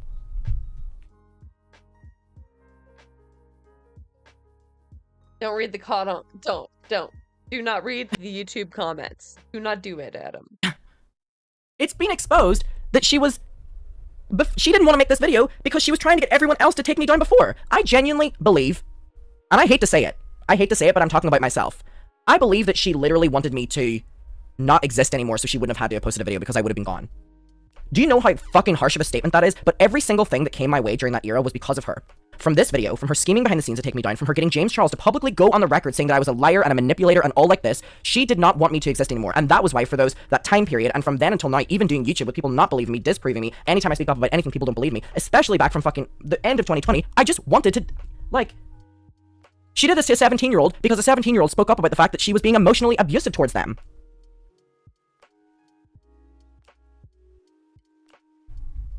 Clearly, I'm still pissed about this. Yeah, she had her own kid at this time as well. Freak. Anyway. some things have come up that I feel like I need to address. And so I feel I need to address. Sorry, I don't mean to stop already, but it took her 2 weeks to make this video, and in the process, she was doing all that. But anyway. So I just wanted to sit down and have an honest conversation with you and address everything at once. So let's get started. First thing I want to talk about is something that is weighing the heaviest on my heart right now. A video has resurfaced of my sister and I from 14 years ago. We were teenagers, and in this video, we are doing characters that are Latina. And the characters are completely based on racial stereotypes. It is not funny, and it is completely hurtful. I am so ashamed and embarrassed that I ever thought this was okay. I was a sheltered teenager who was stupid and ignorant and clearly extremely culturally insensitive. Racial stereotypes are not funny. They're not a joke, and they should never be joked about. A few years later, we realized how stupid and hurtful the video was, and we deleted it. Not out of fear of getting caught, but out of fear that someone would find it and it would hurt them because it's wrong. I have grown and learned so much from my people defending her on Wikipedia. Yeah, I mean, so many people were defending her. Ignorant mistakes as a teenager, and I've done everything I can to right my wrongs. Now, this video was brought to light right after I had posted a video on my vlog channel last week with my friend Todrick talking about racism and how it is still very much a problem in our world today and how we need to fight against it. People were saying, how dare I talk about racism when I said these things 14 years ago? And to you, I say, that is the exact reason why I should be talking about racism and why I should be standing up against it. Because I was! What? Sorry. Also, Todrick Hall is one of the worst people ever. Todrick Hall was performing at Brighton Pride, and I just That's why I should be talking about racism. I know the most about being racist. Yikes, girl. I don't know. wanted to like throw tomatoes at the stage the entire time. Hey! Todrick Hall. I mean, birds of a feather. I was one of the dumb ones who said that stupid thing and grew from it and learned from it and I realized hope you get the apology you deserve. I hope so too. I hope so too. Literally all I'm asking how for. hurtful it could be, and now I want to right my wrongs and make a difference so that other people don't make the same mistakes that I made when I was a kid. Another video popped A kid. She was like 20 to 25 in all these videos, but up recently that I want to address, and it's a video that I filmed 12 years ago where I talk about taking a flight and an overweight woman sat next to me and I talk really negatively about her, and it's awful. And I watched this clip and I was appalled and shocked that those things were coming out of my mouth 12 years ago, because that is not the woman who I am today. I'm such a huge advocate for women and women's bodies and loving yeah, if they're skinny.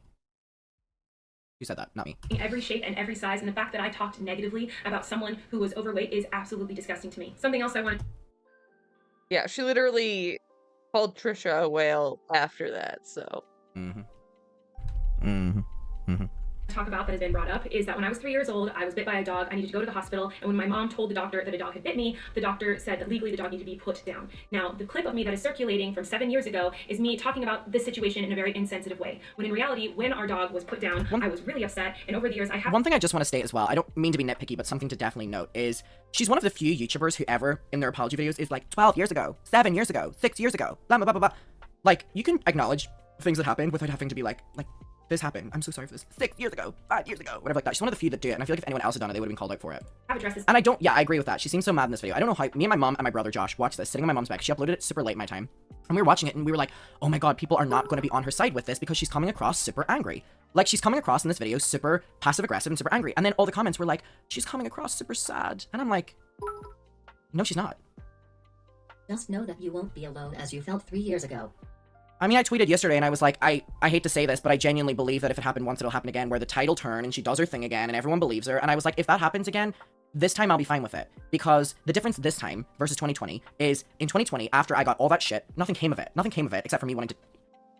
But now, there's been so many people that have spoken up about their experiences with her, with their family members and stuff. So even if I get ran off the internet tomorrow for her fucking antics, right? This time I had an impact speaking up. So it was worth it this time. Like, if I got ran off the internet, at least it was worth it this time. It wasn't worth it in 2020. Videos talking about how guilty I feel, Thank how you. upset I am that this happened. Still to this day, as a 33-year-old woman, I feel guilty that our dog had to be put down for biting me. Thank But you. in this clip, I talk about the story in a very dramatic, silly way, because sometimes, unfortunately, I use humor to talk about things that are actually extremely painful for me, and this is an example of that. To anyone and everyone who was hurt or offended by the statements I made when I was younger, I am so, so sorry. I hope you all can see that the person who I am today is so... By the way, something to also note is she didn't respond to probably hundreds that were in Twitter threads. Like, literally, there were hundreds of videos. She specifically chose, like, 3, and only talked about it for 3 minutes. And I'm like, is she gonna do the same thing this time? I mean, there's a thread on Twitter that has, like, so many moments. And it's like, how are you gonna do an addressing everything video? Addressing really nothing that people are calling you out for. You're like, this happened, and then this happened, and now let's get on to Adam. Like, she was like, let me give them 3 examples. So far from that ignorant person I was over a decade ago. And to those of you who might say, well, I knew better when I was that age, or 14 years ago, I knew right from wrong, I'm so glad that you did, because that means that there's one less person making those stupid mistakes that I made. I should have known better, and I didn't, and I'm extremely embarrassed by that. I'm really hopeful that I can use as proof that people can change and grow and learn from their mistakes. If you continue to speak up when you see someone doing something or saying something wrong, it can make a difference. As I grew up... So why'd it take you 2 weeks?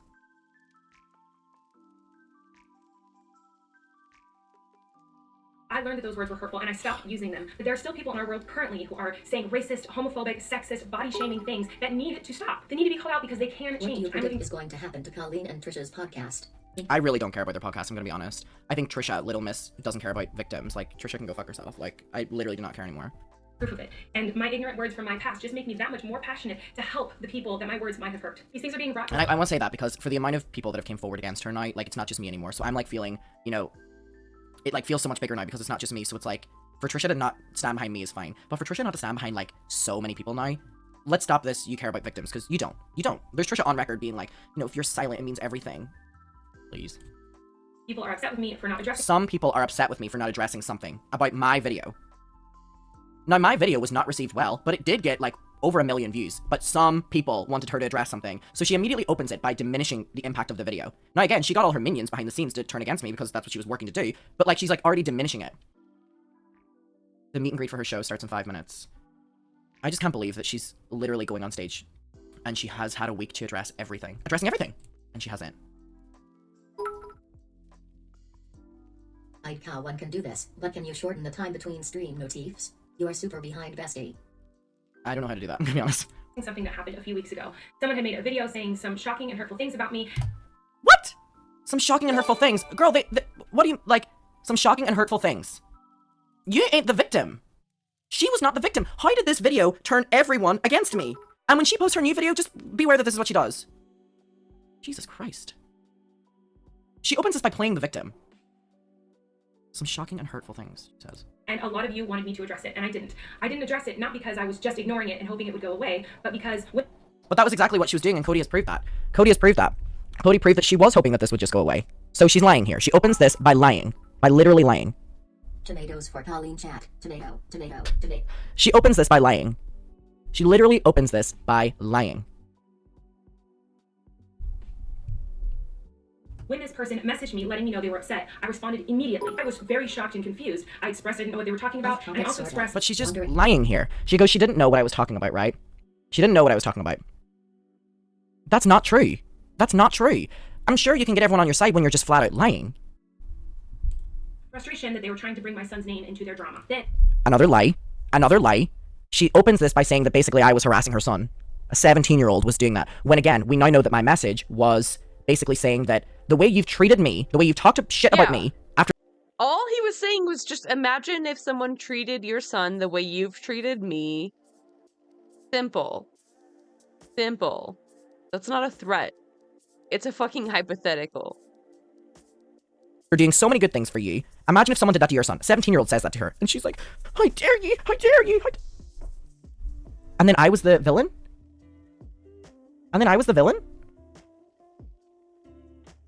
Like, and this was one of the main things I got criticism for, right? People were like, but you were harassing her son. Because she never showed proof of that happening, and because I was fucking put into silence, I was then, like, it was, oh, I was harassing her son.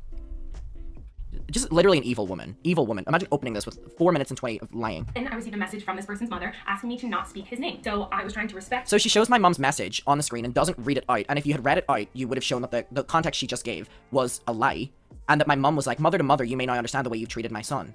But of course, she just didn't address what was actually the truth. Like, why are you not reading the things out? Why are you not reading the messages out that you're supposedly have or showing? Well, I've showed everything now in my video. We're literally seeing here that she's lying about me in her apology video that was so great. Wishes and the parents' wishes of this 17-year-old. But it has gotten to a Does she know that addressing me as a 17-year-old does not help her case in any way? point where there are so many rumors and lies and speculations going around. I feel like I need to address it. I do have wristbands are groomed too. Receipts proving the things that I'm about to tell you. However, I feel uncomfortable sharing them because he is a minor. So why was she sharing them privately to drama channels? He was a minor, so I don't want to be showing screenshots. Cody Tyler has shown proof that Colleen Ballinger screen recorded my conversation with her when I was a minor and sent it. She's lying.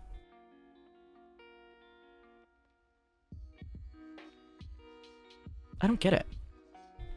Be careful, doing so many videos about Colleen makes you look obsessed with her and untrustworthy. Let me tell you something, I've been dealing with this for 3 fucking years. I do not care if you think that I come across obsessed or untrustworthy. I can promise you that I really do not care. No, yeah, fuck you.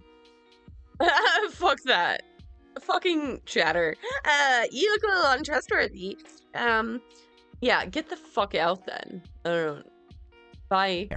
I'm gonna be so honest with you. Bye, bitch. I'm so sorry, but that is the truth. I really do not care. Do not care.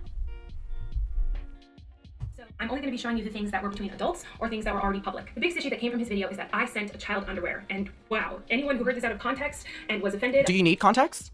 If anyone heard that I sent a in context, it's also bad. Child underwear. But you need the context. Okay, show the context that you edited, but we'll get to that. I completely understand because I would be too. But in this situation, context is everything. So about sending a child underwear.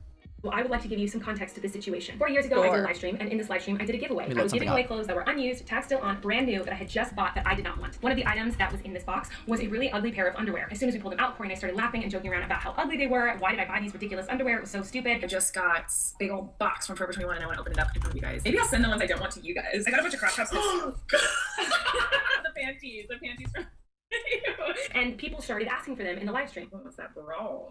You want the bra? Everyone wants the bra. At the end of the live stream, I was done giving away clothes, and then this boy who made this video about me recently, he asked for the underwear. Yay, we picked people. Okay, That's wait. Did that boy with these? Wait. I don't know. He has to tell me what he wants. What did he say? Is he being He said, hi, you have ugly clothes, but I want those ratchet panties and bras signed by Corey because he modeled them well. Yeah! It was so ridiculous. She just manipulated the truth there, and I'm going to prove it to you. She just manipulated the truth there, and I'm going to prove it to you. That was what she included, right? She included this. That boy with these or not? I don't know. He has to tell me what he wants. What did he say? She included this. He said, hi, you have ugly clothes, but I want those ratchet panties and bras signed by Corey because he modeled them well. Do you want to know the truth? Do you want to know the truth? Here's the truth. We love. I want to send him something. Do you want the bra, Adam? Do you want the bra and panties? Tweet right now. I'm sending him something. Okay, maybe he'll want the panties. Although then his parents will be like, you're not allowed to watch who is sending you panties. You're like, Mom, don't worry. I watched the boy wear it online first. We love. I want to send him something. Do you want the bra, Adam? Do you know how genuinely angry that makes me? So weird, dude. That one of the things that has been held over my head for 3 years, she literally just lied about. She goes, context is everything, and then edits the context. This is a scary woman. So this woman is editing context to make it's such an obvious like cut too. A child look bad. To make a child look bad. I'm so sorry, but what is wrong with her?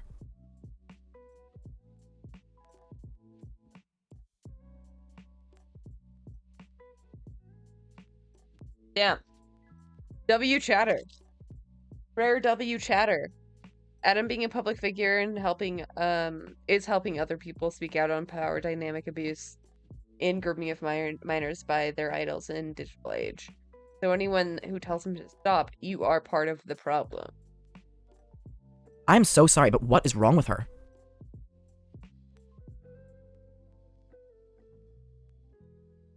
What is actually wrong with her? All the Colleen fans, or sorry, ex-Colleen fans who are watching, I don't think I ever fully watched Colleen's apology video. It sounds so scripted. Yeah, she probably got... Anyone have any siblings that are under the age of 18? They probably wrote it for her. I just can't believe that that was something that's been held over my head for 3 years. No one wanted to hear me out. This is something that's literally followed me, and she edited it. Like, this is a sick woman.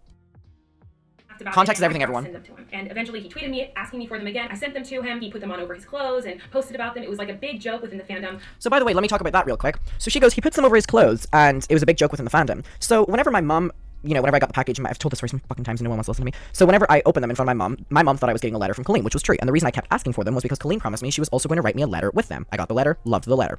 My mum was like, what else is in there? And I was like, so then my mum sees them and is so weirded out and takes them, puts them in a room. I know where she puts them later that day or later whenever. We were doing a group chat call and I find them, go in, take them, put them over my clothes because Corey had DM'd me and asked me whenever I get them, can I do what he did on the live stream? And nobody knows that. That's the first time I've ever said that. Corey put them on the live stream and was like, Adam, Corey told me behind the scenes, whenever I get them, can I put them on?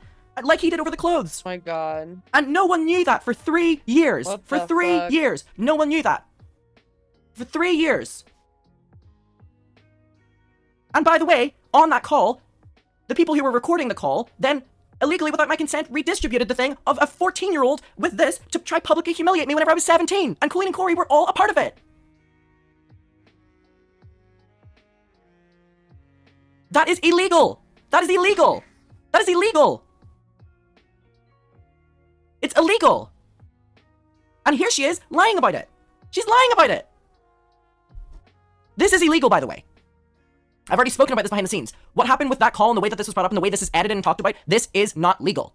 This is not legal. Let me tell you something. It's not legal. Publicly, that live stream is still up right now, and I've always given out weird random things in live streams. I've given out a taco costume, I'm so I've given angry. out old bobby pins, dirty shoes. A few weeks ago, I sent a fan like a single piece of toilet paper. I've always given away weird stuff, and so Okay, you give away weird stuff, but you gave away me at 14 your fucking lingerie. That you asked if I want, by the way, which you've never addressed. And I want her to come out and say that she was the one who offered me them. She was the one who offered me them. Let's talk about that. Let's talk about that, Colleen. You were the one that offered me them. You were the one that offered me them. And you promised me a letter with them, which I ended up getting, which is why I wanted them. What the fuck do you think I was going to do with your lingerie? I wanted the letter. I ended up getting the letter. Thank God, it was the one thing I wanted. You manipulated and lied about a fucking 14-year-old.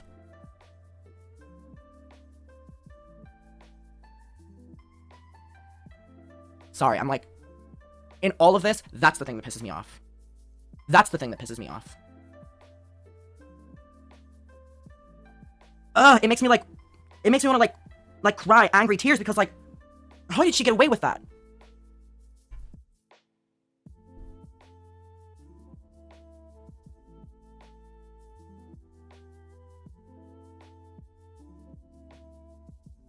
Deadass. Goddamn. Ugh, I said it before, but like I think women get away with this shit not like way more often, but probably more often. And it's still just as wrong and fucked up.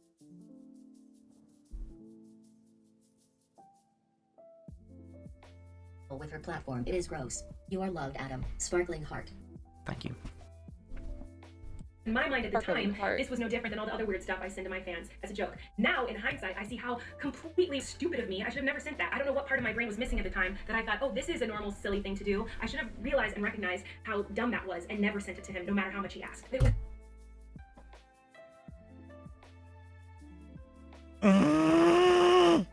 Yeah. Yeah.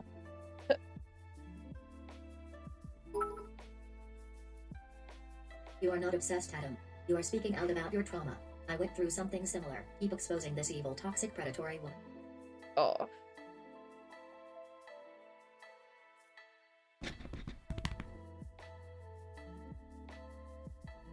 This is... Oh.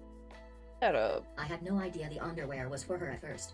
That shit makes it so much worse. Emo-eyed wine.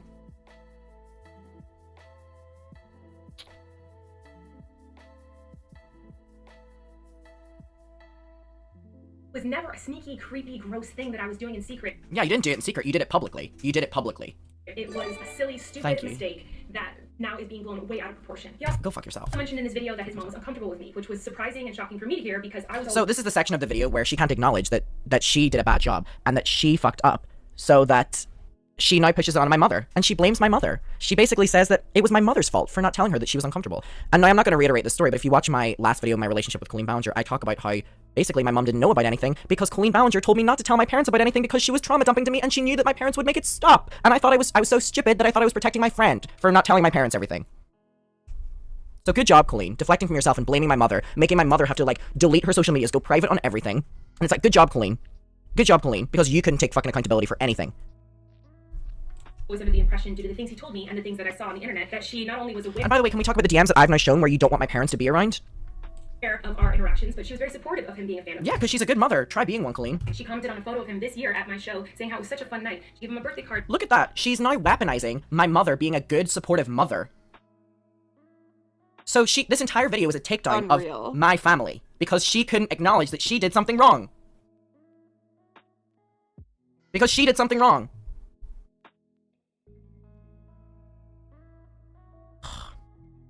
What is wrong with her? What is wrong with her?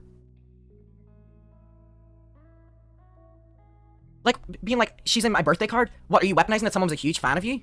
What a weirdo. When he was 16 with me on it, and he let me know multiple times how much his parents loved me and watched my videos. So this was surprising. So look at this, by the way. She's leaking my private Twitter from whenever I was a 14-year-old. But I thought you weren't going to talk about a minor, Colleen. I thought you weren't going to talk about a minor. This is my private Twitter account that me and the Weenies had, where we had a private Twitter, where it was on private, and there was only like 14 followers on it. She searched through my private Twitter 2018 to try expose me.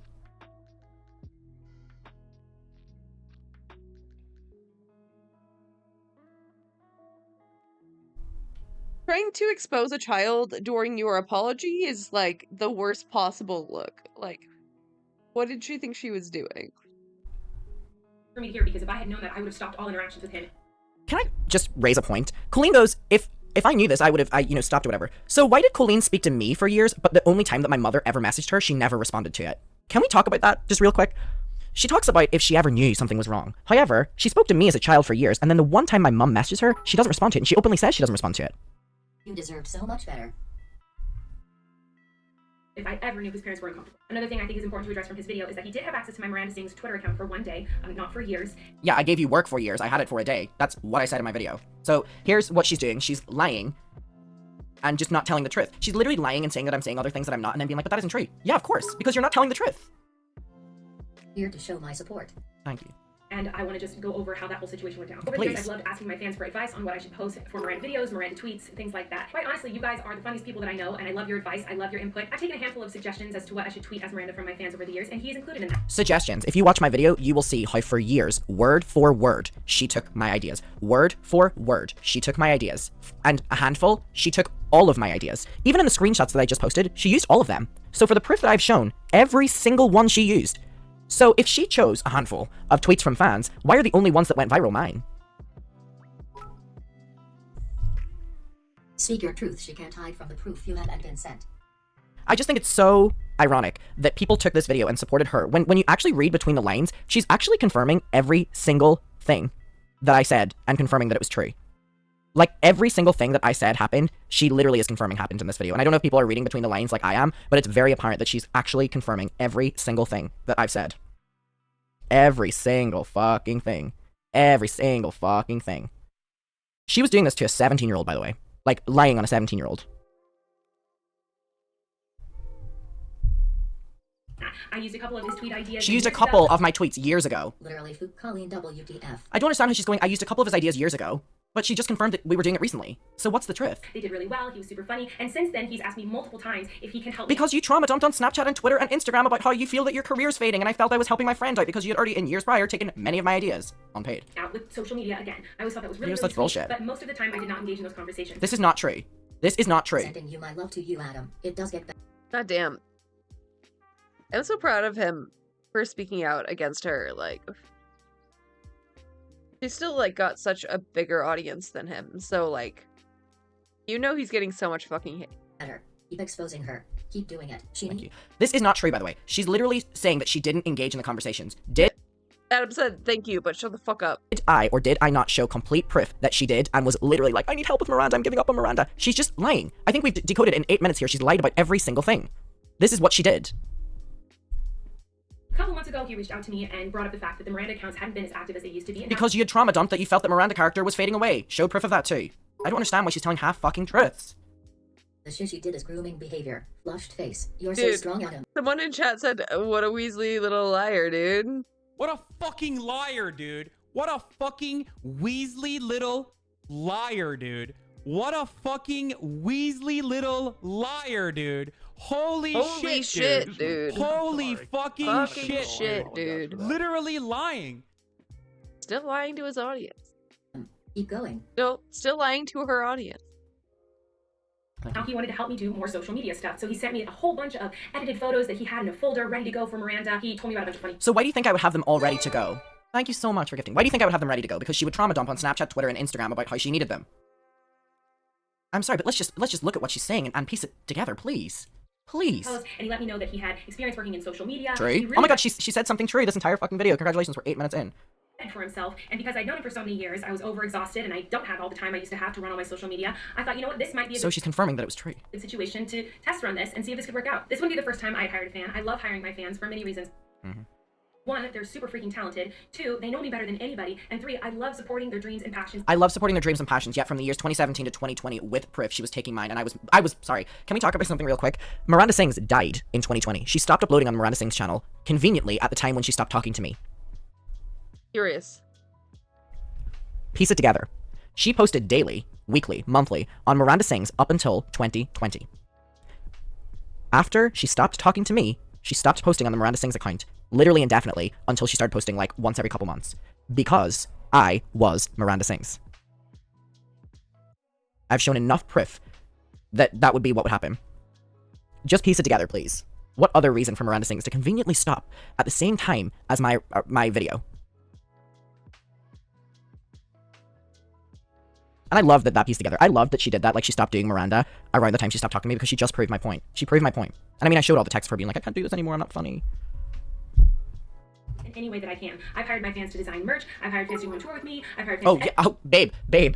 Let's not use, look how this is aged. I've hired fans to come on tour with me. Johnny, who went on tour with her, has just spoken up about how Corey was abusive towards him and how Colleen didn't treat him well on the tour. 3 years later, something she's using to take me down is now something she's in deep trouble for. Johnny has uploaded TikToks and YouTube speaking about how awful he was treated on these tours. And Johnny is someone that I'm going on a call with after this stream because we both have a very similar story. It's very, very, very funny that something she's using to disprove me has now come back and bite her in the ass. I'd really recommend going and watching Johnny's video, by the way. And how hiring my employees works is I usually do a little test run to see how it goes. And they do all the work. If it goes well, then I hire... Narcissistic people will always play the victim and push blame to you. You're strong, Adam. Keep exposing her. Deflect. Just do a little test run for 5 years. Deflect. Them officially through my company, and they're paid legally through the corporation. It was no different for him. I wanted to do a little test run. If it went well, then I wanted... Longest test run of my entire life, by the way. 4 years. Oof. My goodness gracious. To hire him. So I gave him access to my account, and he started tweeting stuff for me. And pretty quickly, there was a tweet that was posted that was problematic. This was my fault. He sent me a very long list of a ton of different things he wanted to post, and I did not look over it closely enough. I did not review it. So then why did Corey run shit talking me in DMs that I was trying to take down the Miranda character then? If she's like, it was all my fault because she's performative. Because she's performative. 2. This really pisses me off. I could never imagine any of my kids going through this. I'm not about cancel culture, but this is far from canceling her. This is a predator that needs to be put in her place. Let's also take into account... But thank you for that. Closely enough, I remember the moment when I saw all of these things. I was breastfeeding my son, and I kind of just scrolled through and was like, yeah, go for it, have fun, I trust you. And when he posted it, I put zero blame on him at all. It was my... She put zero blame on me. If you watch my video, she didn't put blame on me at the start. But as the backlash grew, it went from, this isn't your fault, you're really funny, to, I'm now crying, I would never be homophobic, people think I'm homophobic, I can't believe this tweet. So she's lying. She is lying.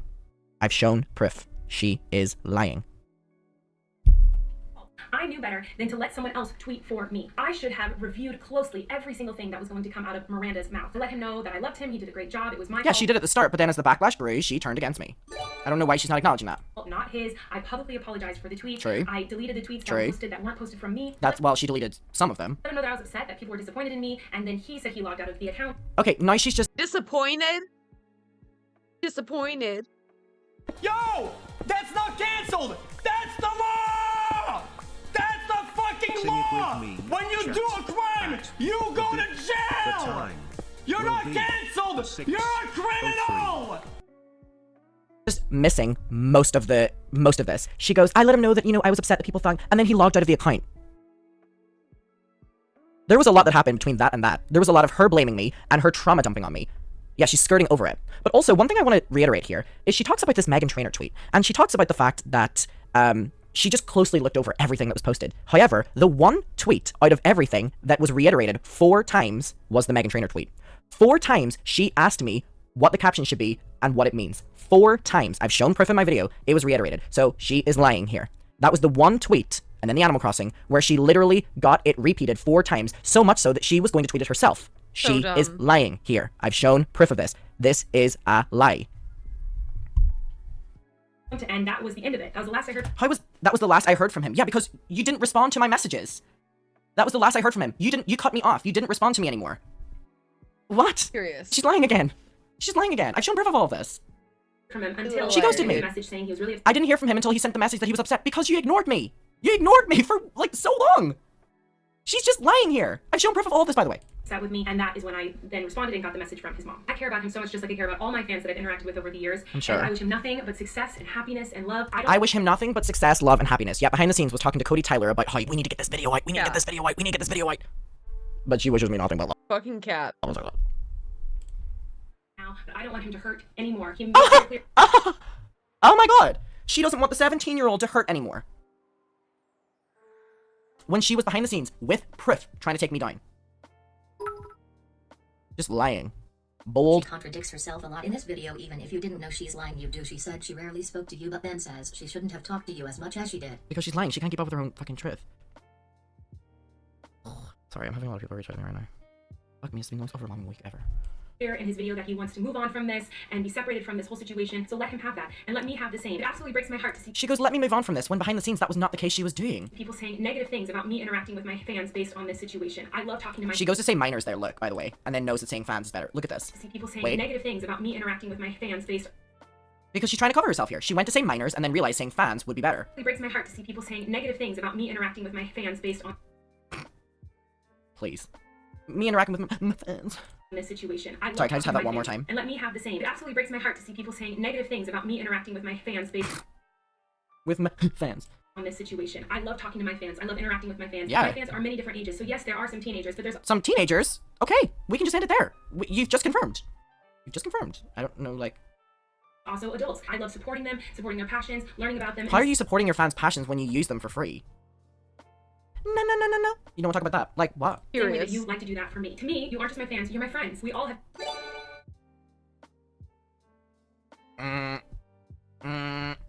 We ain't your friends, and you're not our friend.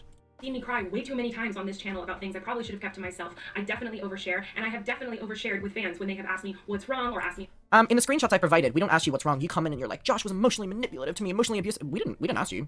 Girl, we did not ask you. You came in bold and loud. We did not ask you. So you're lying. You are lying. Again. I mean, may as well close off the last 3 minutes with more lies, I guess. How I'm feeling or try to console me when I'm feeling down. I definitely have overshared in the past with them and talked with them a little too much when I should have kept things to myself or talked to family or close friends instead. There are plenty of other stupid mistakes I've made in my past that I've learned from and grown from. There are plenty of other jokes I've made in my career that seemed appropriate at the time, but now I realize were never appropriate to begin with. I've learned from these things and I will continue to learn from them and grow from them to become the best me that I can possibly be. I've lived my life on the internet for you guys all to watch for over 12 years. I love my job, but one of the difficult parts of my job is that I am Oh, so she's the victim now. Please. Poor Please. baby. Please. very much put underneath the Poor thing. microscope, and You're not put under a microscope whenever you do things wrong. I love my job. any and all mistakes I ever make are definitely shown and blasted to thousands and sometimes millions of people all over the world. That's not an easy thing to deal with. Okay, but you're complaining that it happened to you, but you did it to me. And by the way, they weren't things I did wrong. You were just lying. How are the comments on this video? Best video ever. This video literally ruined my life. I hate to sound dramatic, but this video ruined my life. One of my best friends in the entire world is in the chat right now, who's my mod. I'm sure she will make herself clear. Can she please validate how much I literally did not want to exist after this video? Because there we go. Because it was all lies, and I didn't leave bed for ages because I couldn't even defend myself because I didn't have a platform anymore, and everything she was saying against me was lies. Can I please have that validated by my friend in the chat, please? This friend, by the way, is the one that texted me in for Dublin. Adam was in a really bad state. I was so worried about him. I mean, I lost everyone except for her, and I will always love her for that. Anyway, let's finish this really great informative video. However, I'm really grateful for that. Over the past 12 years, you guys have been really wonderful, helping me learn and grow to be a better person. You've given me helpful critiques, educated me when I was ignorant, told me how to say things more appropriately, and I can't even tell you how grateful I am for that. Because of you, I have become a better person. The person I am today as a Whoa, if this is you as a better person? Wow, that's crazy. That's crazy. That's actually crazy. This is you as a better person? This is you as a better person trying to ruin a 17-year-old's life? This is you as a better person? We know you like kids grooming. Oh god, that fucking username.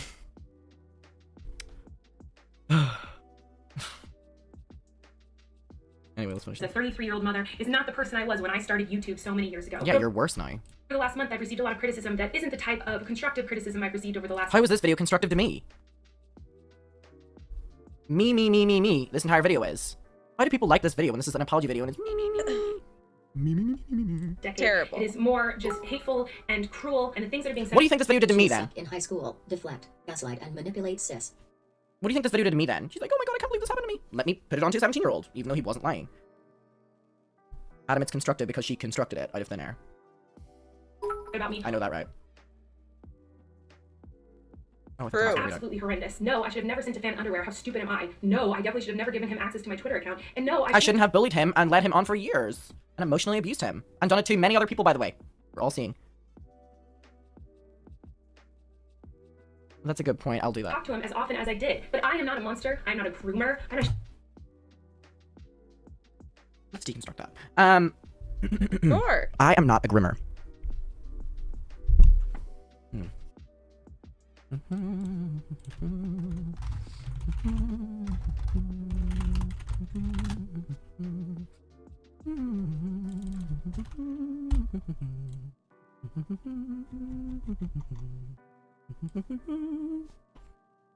Groomer. A groomer is someone who builds a relationship, trust, and emotional connection with a child or young person so they can manipulate, exploit, and abuse them. Colleen Ballinger, you are a groomer, my friend. I never called you one in my video, didn't even know what the word meant. However, I can confirm, you are a groomer, and you did groom me. That ass. Literally. There's no way around that.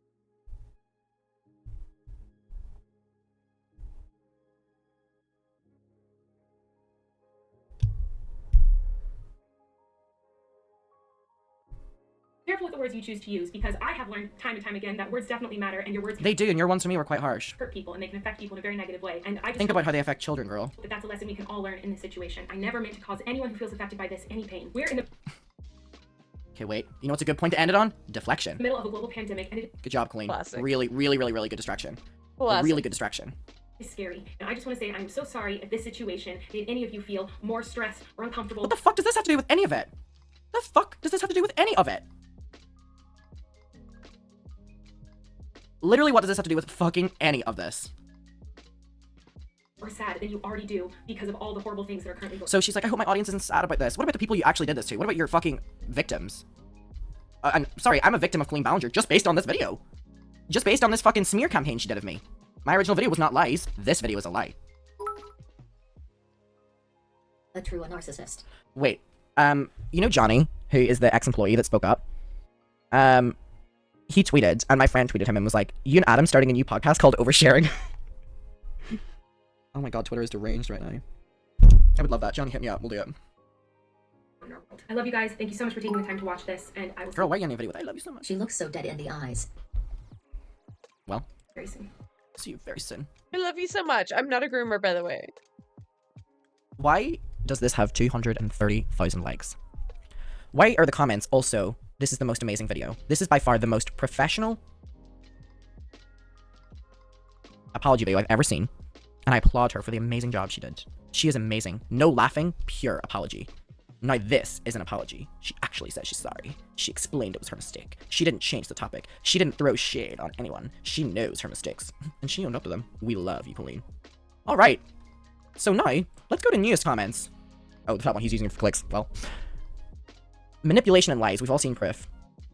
This hasn't aged well. Scammer. Look, I've liked them. Because I agree with them. She allowed her platform to be harassing me for 3 years. So I'm allowed to respond, sorry. For 3 years, she used her platform to harass me. I have every right to respond now, when people are finally listening to me. I have every single right. Every single right. 3 years. And this video is still up, by the way. Girl, delete this video. Delete this video. Seriously. This video is flat out lies. And it's only been revisiting it recently where I've realized, holy shit, and this video has been sent around behind the scenes and I've been giving proof about the fact that she was lying and stuff like that. You know the way people come to She really was in her gaslight era. me, oh my god, she's gonna sue you for defamation. Let's look at this video. Let's look at this video.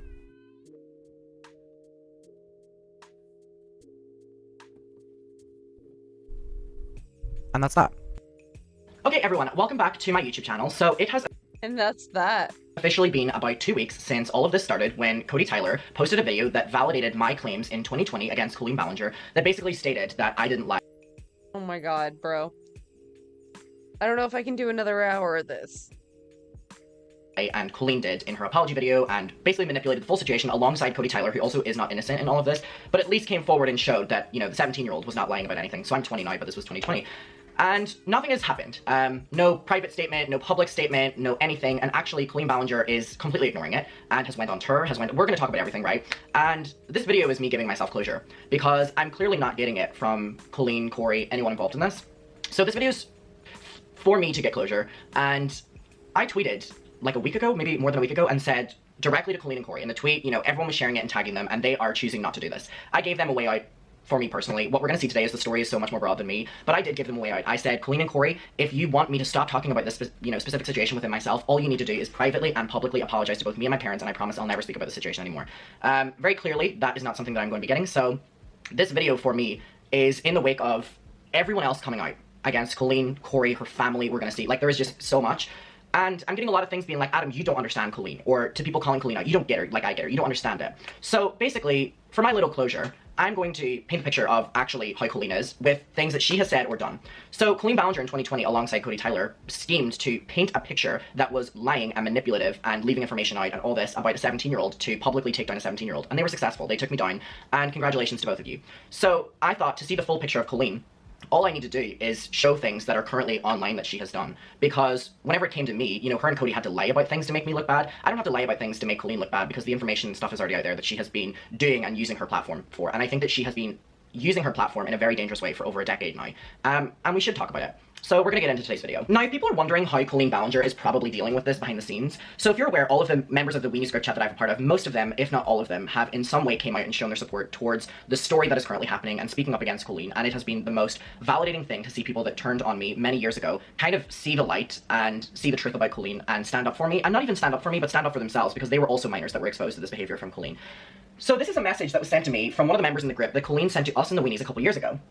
Because one of y'all is out for my blood, and every time I talk to y'all in here, someone leaks the story, like they working for TMZ. Literally without fail, every time I talk in here, I immediately get people DMing me that I pick favorites because I talk to you guys so much. So I'm just wondering if I did something to upset you guys. So this is something that Colleen would do if any messages from any of these group chats she was a part of would get out, because she would act inappropriately in them, and obviously we didn't see it then, but we see it now. She didn't want that information out there.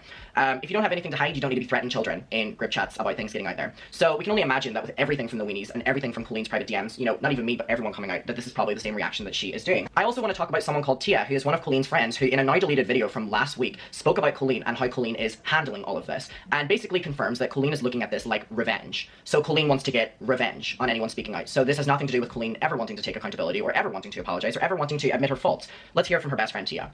I just commend her for, she's been on social media for 16 years with Miranda Sings, her own personal life. I mean, everything that she does. Her God, negative 6p. What is this? Podcast, Instagram, TikTok, everything, YouTube.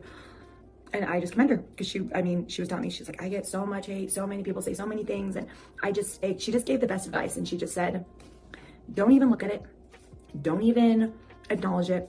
Don't even give it any kind of attention. And that's the best revenge. And I thought that was just so wise and so good to hear. So about a week into all of this coming out, Colleen Ballinger decided to go on tour. She didn't reschedule the show, she didn't cancel the show, and that's not something that any of us were asking for. What we were asking for was a statement before she went on tour, so it didn't seem like she was giving us a middle finger and ignoring everything and then going on tour. And she didn't. She went on with the show, and the show was called Miranda Sings Cancelled.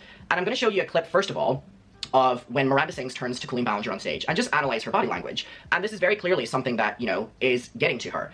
So I don't understand why she's not just coming forward and apologizing or owning up to anything. So this segment you're about to watch is supposed to be the most confident part of the show, when Colleen turns into herself after being Miranda. You know, she does a funny monologue, and she's just confident as herself. But when you watch this clip, especially someone who's been to these shows, she is nervous because she doesn't know how the crowd are going to react to Colleen. She is purposely being so kind to everyone in the audience, which she normally doesn't do at this specific section. Like, this is her dialogue, and she's taking selfies with fans and, you know, taking letters from fans, which, by the way, one of the fans she talks to's name was Rimmer, which kind of sounds like Rimmer when they say it in the mic, which is just ironic. But basically, she's going above and beyond at the start of this Colleen section to appear as nice as possible to her fans, because there were a lot of people live tweeting from the show that they no longer supported her because she chose to go ahead with the show rather than address anything. And she was obviously very nervous of what the audience response to her would be. But to go ahead with a show and then be nervous about how your crowd are going to respond to you when you could have just came out, you know, a week ago, 2 weeks ago, and just sat down and be honest on camera, seems like something that you did to yourself.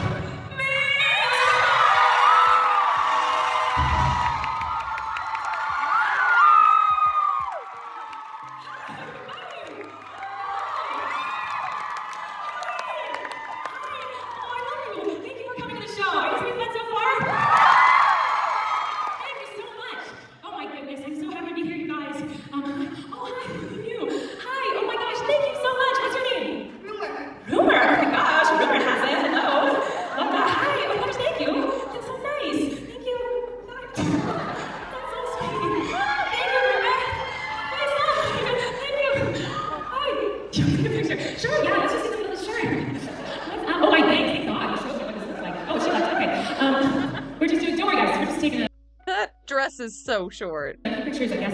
Okay. Thank you for coming with me. Okay, we'll do. Okay, we can just only take pictures. Like here, do it fast. I don't want to do it. Okay, this is. Hold on. Hi everyone. You guys are very nice to meet. You should just have somebody where I could bend down better than this dress. Thanks, guys. Okay, thank you. I love you. Thank you. Thank you. I'm gonna put this with you. Thank you. Oh man, I love you guys so much. Okay, so there's more. I'll get to you. I promise. I'll come right back. I'll get to you there. She's shooting me. I love you. Okay. I feel so bad. I'm taking pictures of this person. Okay, I do need one. Okay, guys. For you on social media. Okay, so actually, Corey and Andrew, can you please come out? There's only one way. Unfortunately, here, Dan, come over here, Dan. Yo, why does anyone pay for this? Just stand right here, please. Okay, there's only one thing that can save you now. Drop it, Corey. You have to do an apology video. It'll go viral, and then you'll become very, very famous. Okay, this is your only chance at saving yourself and not getting canceled. And go. I'm sorry? Oh no, that's terrible. You can't actually apologize. Oh, that person you saw, that wasn't me. I don't even know who that is anymore. I didn't mean to offend anybody. And if you don't forgive me, that's okay. But please buy my merch, something like that. Try again. I'm sorry you were all offended. No, okay, that was better. Very good. I'm sorry you were offended. Very gaslighty of you. Okay, hold on, there's something missing. There's something missing. You need to be crying. So come here, come hither, closest to the light. Now try. I'm sorry you were all so offended. No, it's not that. Can you see the tears from the back?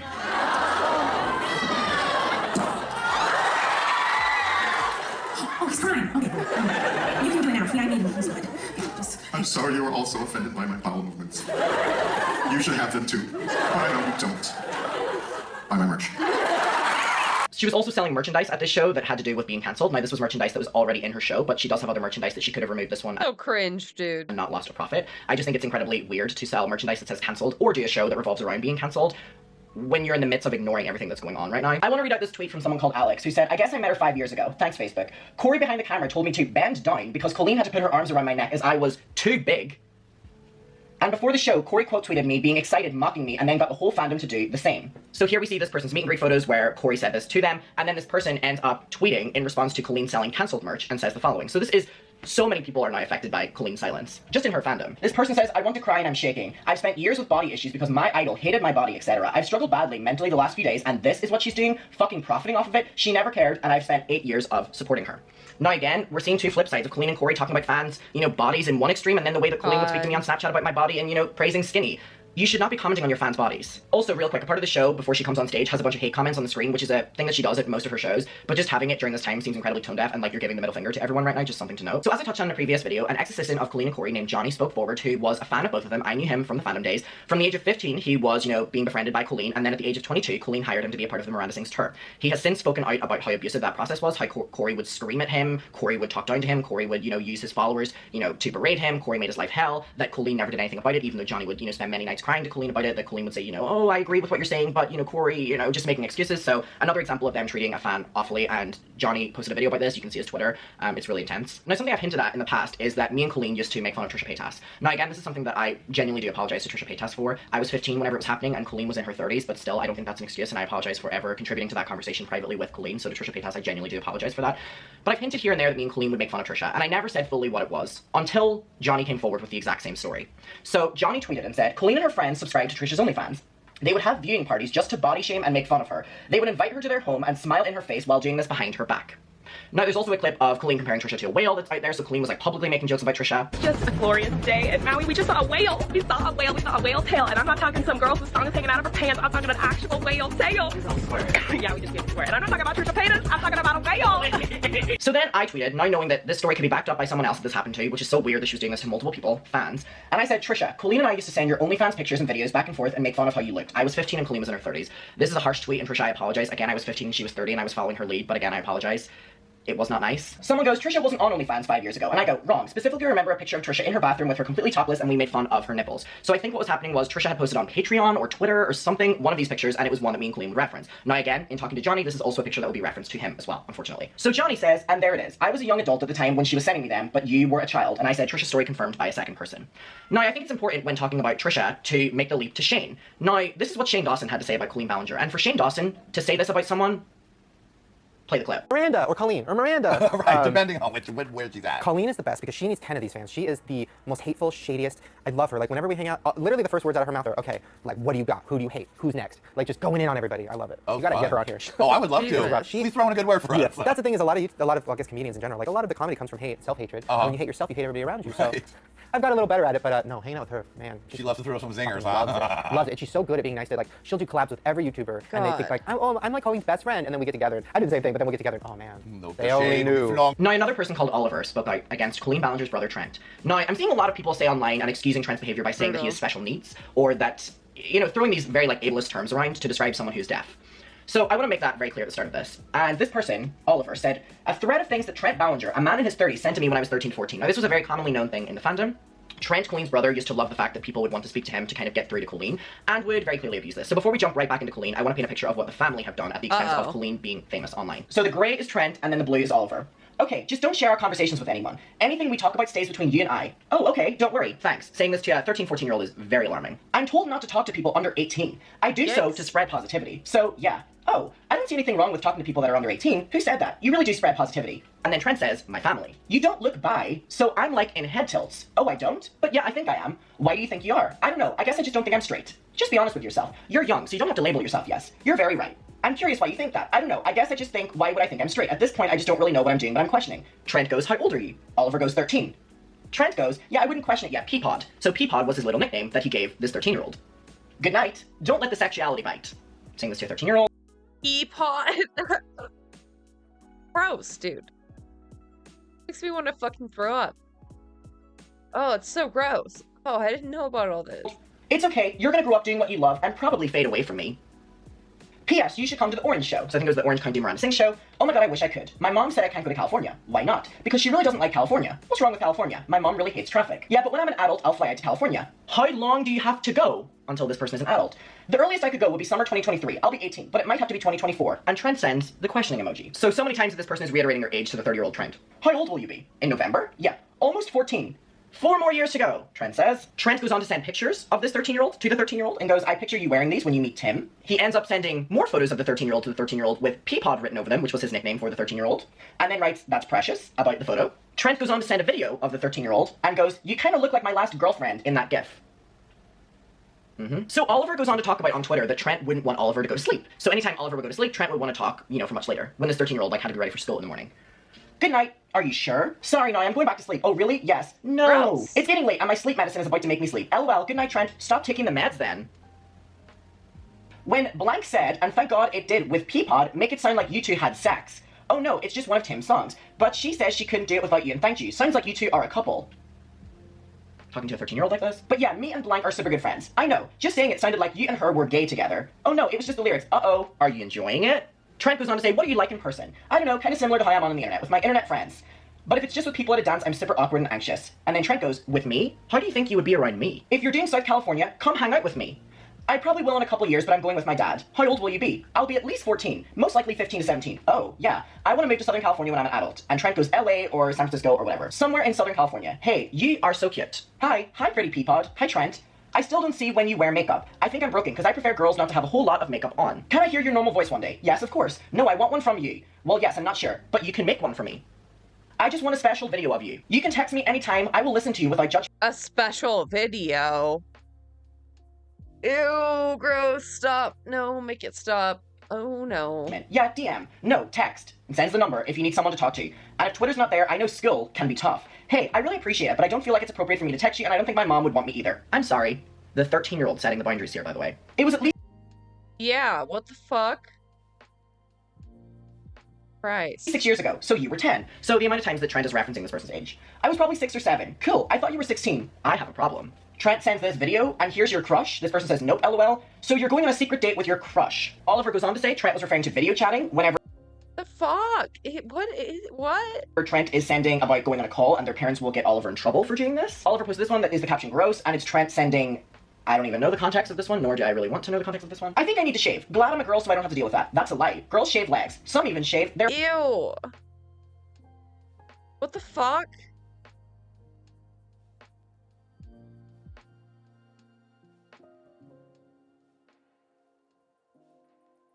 To be a what? Gross, dude. Gnarly.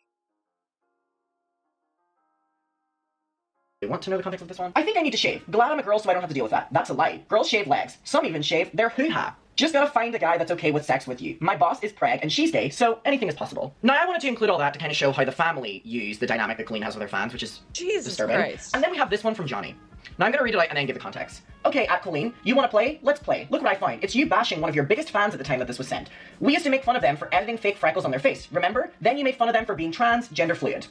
So the text that I'm about to read out from Colleen and Johnny are making fun of one of Colleen's fans, Ella, who has also released a statement. Now, from someone who was in the fandom, you will never meet someone that was more loyal to Colleen than Ella. And Ella spent a lot of years that they were friends with Colleen very ill, very sick. And Colleen publicly supported them, publicly loved them, but Johnny has shown these text messages where Colleen is making fun of Ella, and Ella has spoken up about it now. Colleen writes, freckles are gone, and she references herself as she again. Johnny says, I can't keep up, she's a new person every other week. And Johnny has issued an apology to Ella, and Ella has accepted it, and Colleen is silent. And then Colleen says, oh my god, breaking news, and it's a photo of Ella basically making fun of Ella further. Again, I cannot stress how loyal Ella is to Colleen, sorry. Ella writes, I'm heartbroken, hurt, and angry. Here are some of my thoughts, so let's read this. My name is Ella. I've been a fan of Colleen's for years, but in the last 6 years, I have been acutely unwell and in and out of the hospital. She befriended me in 2017 and flew me to Anaheim. I was under the impression that she liked me and called me her friend. To know that I was going through hell and fighting to survive and she was shit-talking me behind my back is really beyond painful. Good lord, that's so sad. It's like beyond Mean Girl. It's just vicious. Vicious and gross. Hi, Sam. Welcome in. Why pretend to like me and string me along? I was there for her and always put her first. I sent her fan mail, and when shit happened in her fandom, I always backed her up. I am honest and don't shit talk people behind their back. To know that she was mocking my makeup and my gender identity and my health, her behavior is not only mean, but also widely inappropriate. Until just recently, I'd never spoken ill of her or anything, that was presented of her, the evidence, that painted her in a bad light. All in all, I am devastated to say the least. And to anyone who's a fan of hers, I urge you to reevaluate your relationship with her because she is not nice at all. There is no compassion and everything is for show. I told my parents, and Colleen is not the champion for mental health or a compassionate care. This would have been the end of me a few years ago, but I'm a good person, I know this, and I will not care about what this evil 30-year-old feels or says about me. I am kind, I am brave, and I have more to my life than sinking to her level. Anyways, love you all. And it's devastating that Ella has to do that, because again, I cannot stress enough how much Ella went through while her friendship with Colleen was happening, and how much publicly Colleen talked about how much she loved Ella, so that was shocking to see. Moving on, in reconnecting with the Weenies, I have remembered with all of us sharing stories that we had an inside joke with Colleen, which had to do with tampons. Now, all of us in this group chat ranged from the age of 13 to around 17, and there may have been a couple that were older than that, but the main demographic of this group chat were like 14, 15, 16-year-olds, and there were a couple that were younger and a couple that were older, right? And one day, Colleen came in and was talking about periods, like I showed in my previous video, that full message of her being like, I shit through myself, I bled through myself, blah, blah, blah, blah, blah, right? And someone was asking that they were trying to figure out how to use a tampon or something, and Colleen sent the following video to basically show them how to do that.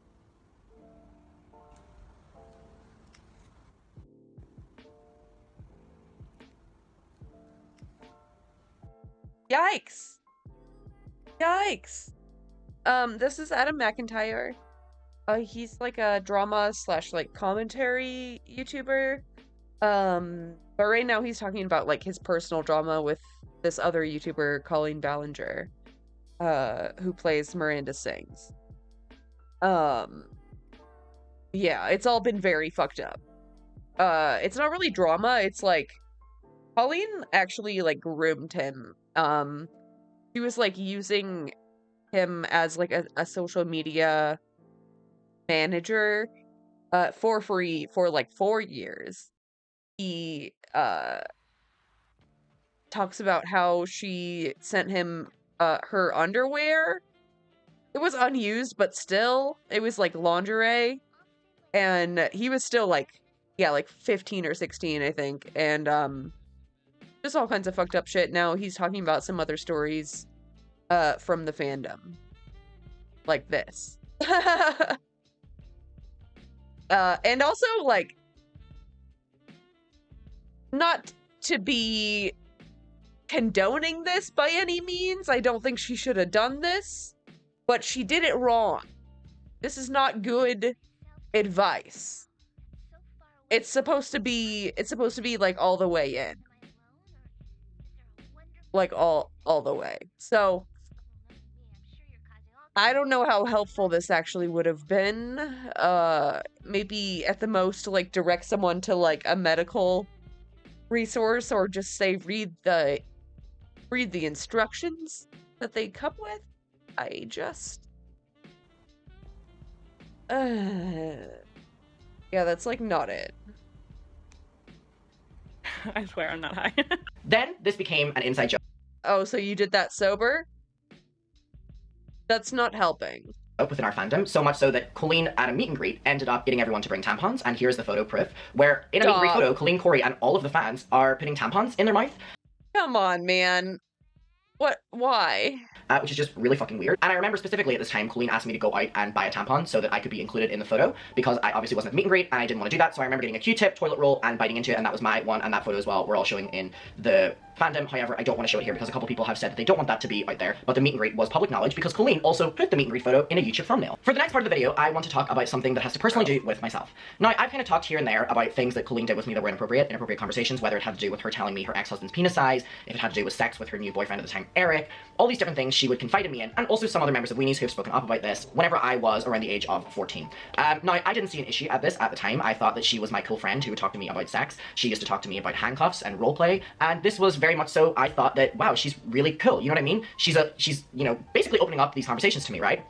And I wanted to not cool. talk about that before I show these next screenshots that were sent to me by the Weenies. So Colleen would talk to me in private, and also in the group chat would talk very, you know, sexually with me, which is validated by one of the members, Liv, who comes forward and says the following. Something I'm starting to notice. We would all be talking in the chat, but she would always find a way to make a sexual innuendo towards only you, so about me. Like, why is she always stating you by name and then saying it? Because again, there's a lot of screenshots that are going to come out in the next few weeks of Colleen initiating conversations to do with sex or sexual jokes to me, and I would engage in them back. Because again, I thought that she was the coolest 30-year-old in the entire world, that she would talk to me about sex, and that I learned a lot to do about sex, you know, through her videos and through the Miranda content, and then whenever she would speak to me about it privately, it just kind of made sense. Now, looking at this as a 20-year-old, I realized that at 14 years old, I was talking to a 30-year-old about her sex life, and she was overexposing me to a lot to do about sex, and whether that was in the case of directly talking about it, talking about things that she had done with Josh, talking about anything she had done on dates, to talking about Trisha's nids with me. So, whenever I show you these next screenshots, I want you to keep in mind that I'm a 14-year-old who feels very comfortable talking to a 30-year-old. Good lord. I realize how deep it went. God, it's so gross. About sex or anything, because she made me feel that I could talk to her about sex, because she would come to me and talk about that stuff. And here you're seeing a member of the group chat confirming that it was only really me that she would have these sexual innuendos with. I was 14 years old and she was in her 30s.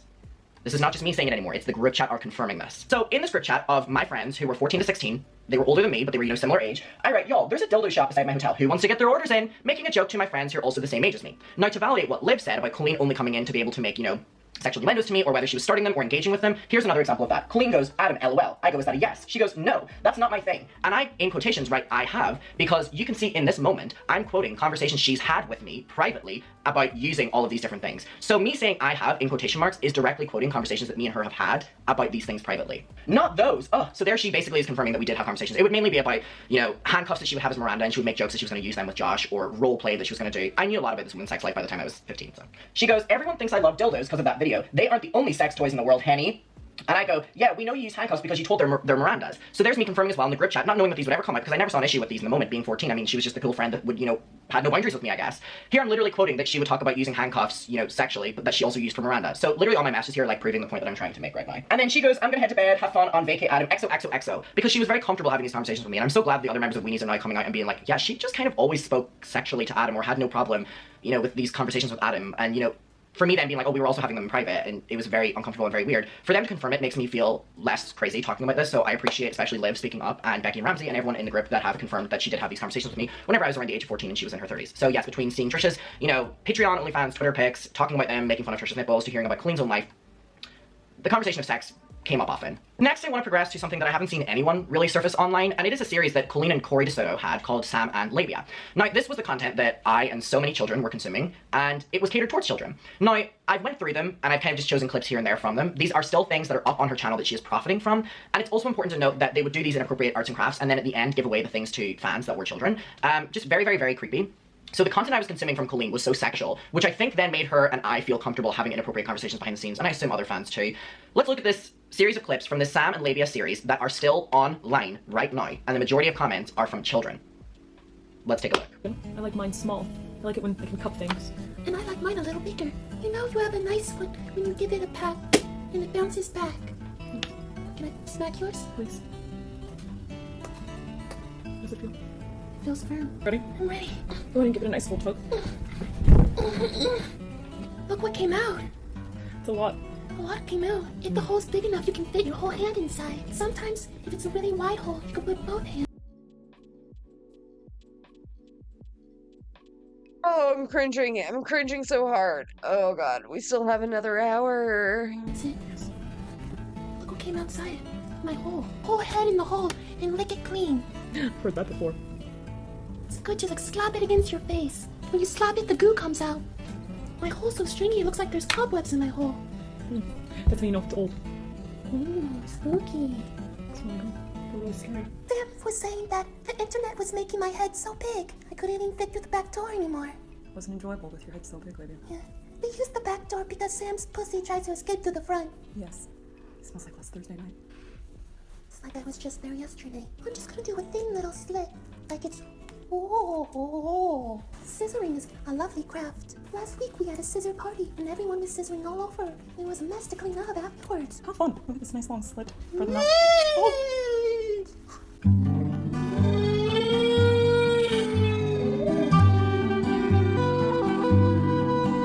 Did I scare you? Very scary. So spooky, Labia. Oh my goodness, I'm so sorry. Okay, it was fun. Oh, it's so lifelike. Look at the nose.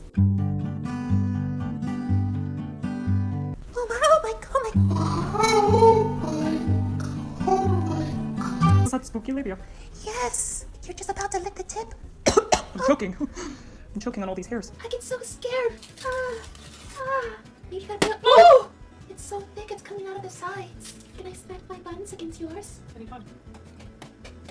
What should we stuff in our buns? Well, we have lots of options. A very common option would be some jelly. Just a little tiny butter on your biscuit can make it slick and it just like right down your throat. Oh yeah, just rub your stick on the edge of my bun. I'm being too rough, I'm tearing your biscuit. Oh, it's falling apart. This is the best part because then you can put the buns and biscuit in your mouth.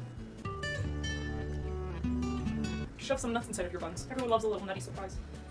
Oh, I heard my nut crack. I love a salty nut. In the bun? In the bun. It's hard to get your lips right. I've been told that before. You look beautiful, Labia. It's chilly. I can tell. Do you see my Mona Lisa smile? Get this little detail right here. And we can hide for each other later. No peeking. I don't like when you watch when I'm stuffing things in the holes. I won't watch. Don't look at me when I'm stuffing my hole. And I love putting in some tuna. Everybody likes a fishy hole. Should I leave the juice? Or should it just be the meat in the hole? That's up to whatever you prefer. Oh, maple syrup, that's fun. Oh, Labia, your crack is leaking. Oh my god, I put too much in. There's too much seeping out. You need to be careful with that. I like waking up in the middle of the night and finding something special in my box. My box is a little smaller. Will it fit big notes? Of course. I hate it. I hate it so much. Well, as long as the slit's big enough. I love the flesh tones you're using on your box. Thank you. Flesh is my favorite color. Sometimes I just like to keep my box bare. You know how much you love balls on your box. I love balls on my box and I love balls on my face. You need to cut a nice little slit in your box so that your loved one has a place to put all their fun things. I want mine stuffed full, so I'm gonna do a large slit. And I like things a little bit more tight and put together, so I'm gonna make a really small slit. And move it in and out of your little slit, like so, to loosen it up. I think I got my slit through. Now I put my finger in. Yeah. Oh my god. Oh no, Labia. Looks like you didn't empty your box before we started working. There's a whole bunch of red stuff coming out of my box. I think I'll just eat it out. Oh! Ugh. God, make it stop. The slit is too small to fit my tongue in. Stick your finger, wipe it out. Get it all out. I'm so sorry. Use them for all kinds of things, not really. Yes, I really do like a nice wood. I want to wrap my piece of wood. I'm just gonna wrap it around the base. Make sure you make it really tight. I always like it tight. Like this. Those orange balls on my piece of wood look really nice. I decided to pat my balls down. Do you want to feel my fuzzy balls? Very soft. Your cock is No, please, make it stop. looking really nice. Do it. Careful when you put the tip on. It's the most sensitive part. Do you think I should put some hair on my pussycat or should it be a hairless one? You know I prefer hairy. What do you think of my pussy so far? Yes, give my pussy a nice pet. I think you're making my pussy purr. Wow, your tail is so furry. Let me pet that for you. Ooh. It tickles from behind. Okay, but just one soft one. Watch out, my tip is really pointy. Watch out. My balls are really furry. Well, we have a special little surprise for you today. We're going to give away my box. We won't be giving away labias because it's a little too special to me. Dude, there were so many of these. Was this one video or I just Now, there's this clip that's going viral online right now, and it has been the past couple of years, and it's Colleen Ballinger proudly telling the story of how she got her family dog put down. Now, the story itself is of a child doing something and a dog reacting, and then the dog's reaction, which was very valid, being the reason that the dog was put down. I'm not going to blame a child for that. The problem is, Colleen, at like 30 years old, retold the story with happy music over the top and in a proud way that this story happened. And a lot of people are like, oh, well, this was a one-off isolated incident. So first of all, let me show the dog clip. I have like temper tantrums still to this day. I have like anger management problems. There are times where I'm just like, ah! I just feel like I need to hit something, or like scream in a pillow. I used to like actually like rip things up or get angry. So I grabbed my dog for no reason, just grabbed the dog and pinched its skin and dug my nails into it. The dog yelps, turns around to protect itself, and bites me in the face. And I got stitches, I went to the hospital, and they were like, what happened? And I was like, the dog just bit me. And then they had to put the dog to sleep because the dog was dangerous to be around. So I murdered a dog. Okay, so now that we're back, people are saying this is Bro, she's just smiling through that whole thing. Holy fucking shit, dude. Fucking psychopath shit. Actual psychopath shit. an isolated incident. I just want to make reference to the fact that Colleen Ballinger has made a history off of, like, using animals in a very inappropriate way online. Whether it's her cats or her chickens that she now has or anything. So I'm going to play a series of clips of her using animals, you know, pain. No, not more animals. Or using animals to have them react as a way of content. So let's play this. I'm trying to do a tutorial. Stay there. I have to teach them how to do this. It's from YouTube. The cat doesn't know it's a skit, man. That cat just actually hates you. Wait. Ow! Stop it. Trying to do an experiment. Are you cutting in half yet? Stop biting me. Stop biting me. I have to cut you in half. It's for YouTube. Stop it. Ah! Don't bite me. Oh no. Okay, open your eyes.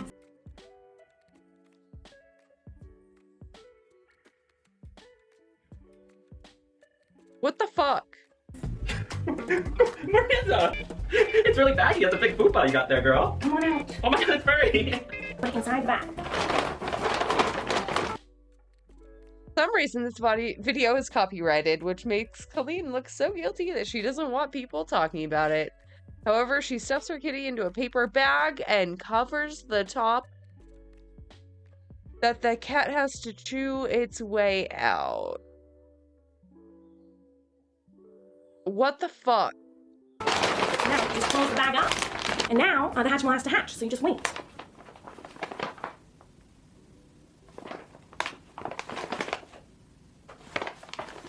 Just abusing her cat. Oh my god, this makes me so sad.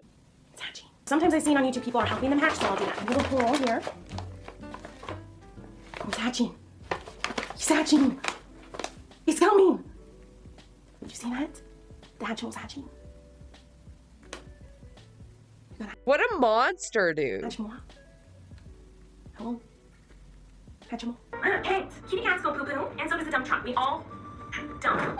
So that... Or Instagram photos where she's basically strangling cats so that they open their mouths. Or a clip of her and her friend discovering that a cat that was lost is... I'm just gonna play the clip. It's the day of the show, y'all, and look what we just found. We found Ada! Look, really there are paws. There are paws. That really might be Ada. No, that actually I think is Ada. I was Is just it kidding, tail? but there's definitely paws. That's a paw. Ew, and that's a separated leg. And a fly. Talking about watch our vlog from day one. I'll put a link to it. The whole time we're searching for this cat named Ada. We just found her. Search is over. Search is over. She's dead. And then the owner of that cat ends up speaking up and saying how sad it made them and how uncomfortable watching these YouTubers make fun of their cat. Jesus Christ, what a fucking piece of shit. Monster garbage human. That was killed. So there's also that. or whether she's just throwing around her cat while filming Miranda videos for the sake of comedy. You know, look at me throwing my cat around, not caring about it. Ha ha ha, funny. And recently, Colleen Ballinger has gotten chickens. And now again, they are the target of Miranda content where she, you know, will use making them uncomfortable or use, you know, going against animals' boundaries for content, whether it's on TikToks or recently, whenever she had not set up the equipment properly for her chickens and then takes to her vlog channel. Who watches this? God, only a child would think this is funny, and that's weird, dude. Like, stop. To cry about the fact that the chickens were killed during the night because she had not done proper research. And somehow she was the victim in all of this, of people saying, I'm so sorry that this happened to you, even though she didn't do the proper... So never seeing the full picture of her not really caring about animals. So I felt like, did I not do everything right? I know I want to rebuild a whole new coop. I can't let that happen again, obviously. I feel so sad thinking about, like, an animal coming in the middle of the night, scaring them and ripping them out of the cage and, like, eating them. Like, it's like, they literally, like, it sounds... I'm sure a lot of people are gonna think I sound stupid. Like, the story of my life, that I'm being over dramatic. Like, it's just a chicken, like, whatever. But, like, they, like, really did become, like, my friends. I don't get it. It sounds stupid. Like, I'm a middle-aged woman, like, friends with chickens. I also want to look back to her childhood cancer fundraisers that she does every single year for her birthday. Now, Colleen Ballinger has been asked for, I think, a year and a half now to provide the receipts of every single year, the exact amount of money that she has donated to the exact, you know, organizations. For some reason, she's refusing to do that. All anyone is asking is for her to come out and show the proof and the receipts. It's as easy as shutting that down. No one is accusing her of, you know, not donating the full amount of money, or no one is accusing her of whatever. But for some reason, she's been asked for a year and a half to do this and is refusing to do this. We're gonna read through this thread that is on the Colleen Ballinger Snark Reddit, which will be linked down below. And furthermore, I also want to make reference to the fact that Colleen Ballinger does the childhood cancer, I mean, for a fact, in a shady way. A lot of YouTubers or streamers will use sites that money goes directly to the organizations, whereas Colleen Ballinger chooses to allow the money to go into her bank account, sit for months, so she reaps the benefits of the money going in and out of her account for charity reasons, then donates it. So even if she provides the right amount of money that she has done over all of these years of, you know, childhood cancer fundraisers, she's still doing these fundraisers to benefit her in tax ways, in my opinion anyway, because the money goes into her bank account. But let's read through this thread before we move on to another topic. So on the Colleen Ballinger Snark, I will link it down below. There has been a lot of speculation and questions about how the fundraiser is set up. Firstly, we would like to clarify that despite claims that Colleen is stealing all of the donation money, we know that this is not the case. A large donation is made to the Children's Hospital of LA or Family Reach every year. This information can be found in their annual reports, and she's usually listed in the $100,000 plus bracket under Miranda Sings LLC. We acknowledge this, and any other claims stating that we believe the money being stolen is simply false. The main issue is that the exact amount of money is never disclosed. At the time of writing this, Colleen has never provided evidence that the entire amount raised is being donated. Both Children's Hospital of LA and Family Reach have options to donate directly, set up a fundraising page on their websites, or donate through Tiltify, which many YouTubers or streamers will use, because it's created and encouraged by charities that the money, all of it, goes directly. Each year, Colleen chooses to use Fundly, which is not an option publicly provided by the charities and organizations. Thus, the donated money goes directly into Colleen Ballinger's bank account. Colleen's 2022 Fundly page also doesn't explicitly state which organizations the money is being donated to. Furthermore, by using Fundly, a percentage of the money is taken by the payment partner that they have, Stripe. So it's so shady, dude. It's so shady. We don't know if Colleen is replacing the lost money. According to the website, it says our, payment partner takes 2.9% and 30 cents of each transaction. With all of these resources, why is Colleen unnecessarily acting as a middleman in the fundraiser? There are speculations that she's using the fundraiser to lower her taxes, taking the cost of prizes and postage out of the donation amount, or possibly not donating every penny raised as she claims. Again, these are allegations that have not been proven, and she's refusing to acknowledge them. The fundraisers of the previous years are also still open and available for people to donate to, so it raises the question, if someone mistakenly donates to the wrong year, where does that money go to? It goes into her bank account, but how is she tracking it? When approached about where the money is going and to see the receipts, Colleen avoided answering by saying that her haters should be raising money for kids with cancer and doing a good thing like she is. In her vlog titled, They Got Engaged at My Show, posted on January 16, Colleen admits that they were waiting to donate the money to let more money trickle in months following the fundraiser. This was also confirmed by someone who donated and decided to approach Family Reach to inquire about the exact amount donated. The response from Family Reach included the following, was basically that her team contacts us months later with the amount of donation. So the money is sitting in Colleen's account for months before it even gets donated. Long-term friend and employee Corey DeSoto made several comments on TikTok in response to someone questioning where the money is being donated to. Being so bold to say, wow, what an idiot, you do the work, you start calling the families that watch their child die, weaponizing that kids with cancer are dying. He went onto Twitter, posting screenshots of the exchange. Shortly after that, he replied to someone on Twitter with very malicious tones and then ended up leaving Twitter. There have been no public comments made from anyone in the family stating the truth of the fundraiser. Additionally, there are claims that the way Colleen selects the winners, scrolling through Twitter so she gives away prizes to people that donate, are basically by her active fans and favorites, which violates the rules of how prizes and giveaways should be organized. A lot of fans are also claiming that they never received their prizes, whether it was virtual calls or actual prizes. In short, well-intended people are willingly giving their money to a stranger, blindly trusting that she will be honest and donate all the money she raises, without the proof that only Colleen can provide. These donors are left in the dark. This is unfair and unprofessional, as many other influencers post their receipts to the charities they have fundraisers for, so why can't Colleen? Colleen Ballinger is possibly taking advantage of young fans who have developed parasocial relationships with her, and Colleen needs to be transparent with her audience. We hope all of the money she has raised in the past and now is going to the organizations and families who are struggling watching their children die, as Corey DeSoto so eloquently put it. I also want to reference this clip of Colleen Ballinger and Todrick Hall making fun of a homeless person, which is going the rounds online right now. So we're at the laundromat. This is our next location. There's someone, we're disturbing their slumber. Guys, don't let this happen to you, okay? We're here. Okay.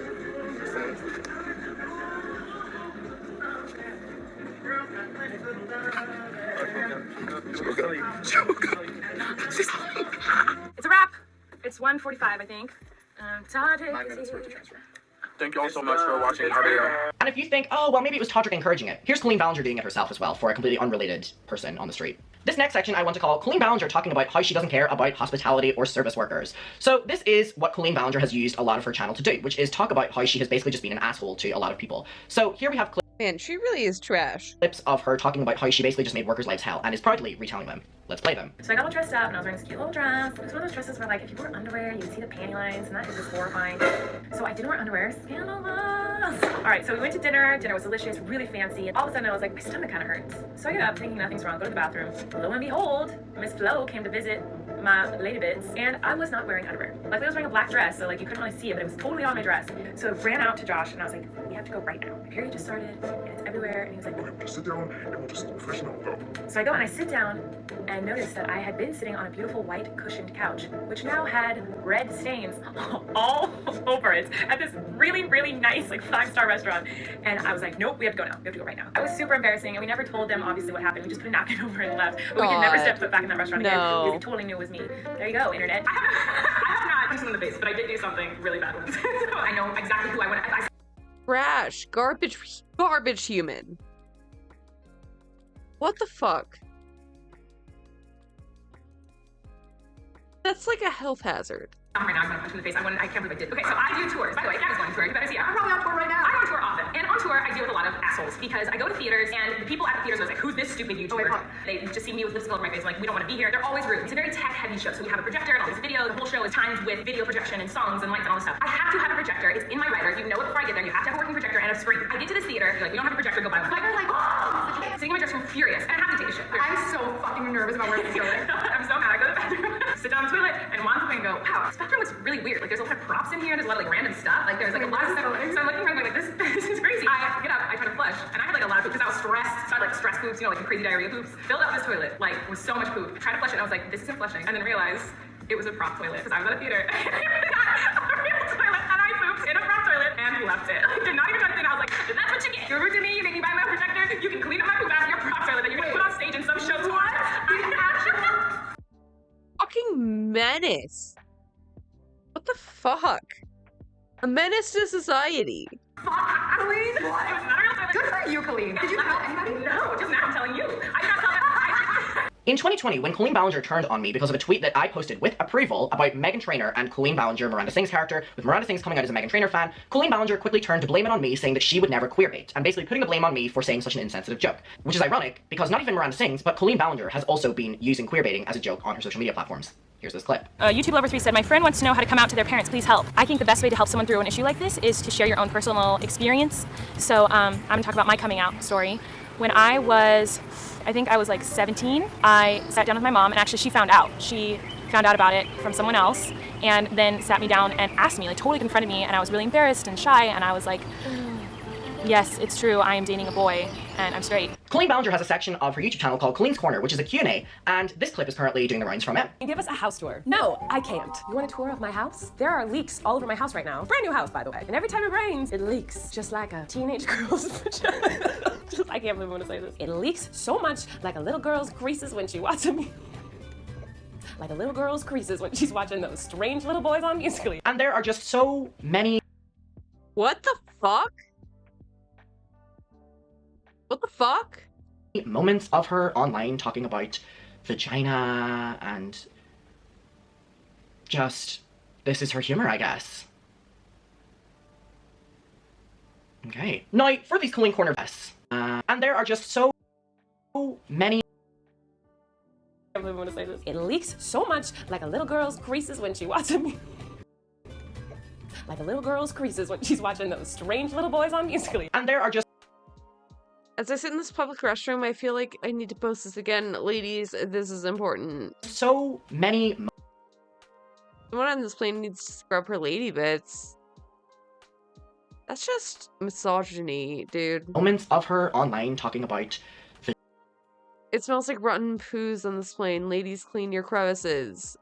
Gagging. What? Why is it only women? Vagina and... Someone on this plane has a rank poo nanny. Ladies, clean your hoo-haws.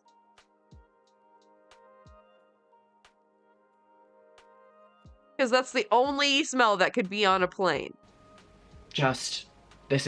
Smells like straight up moldy vagina in his public bathroom right now. Clean your ish, ladies. Ain't nobody want to smell that. It's her humor, I guess. She's really obsessed with the cleanliness of other women's vaginas. Like, very obsessed.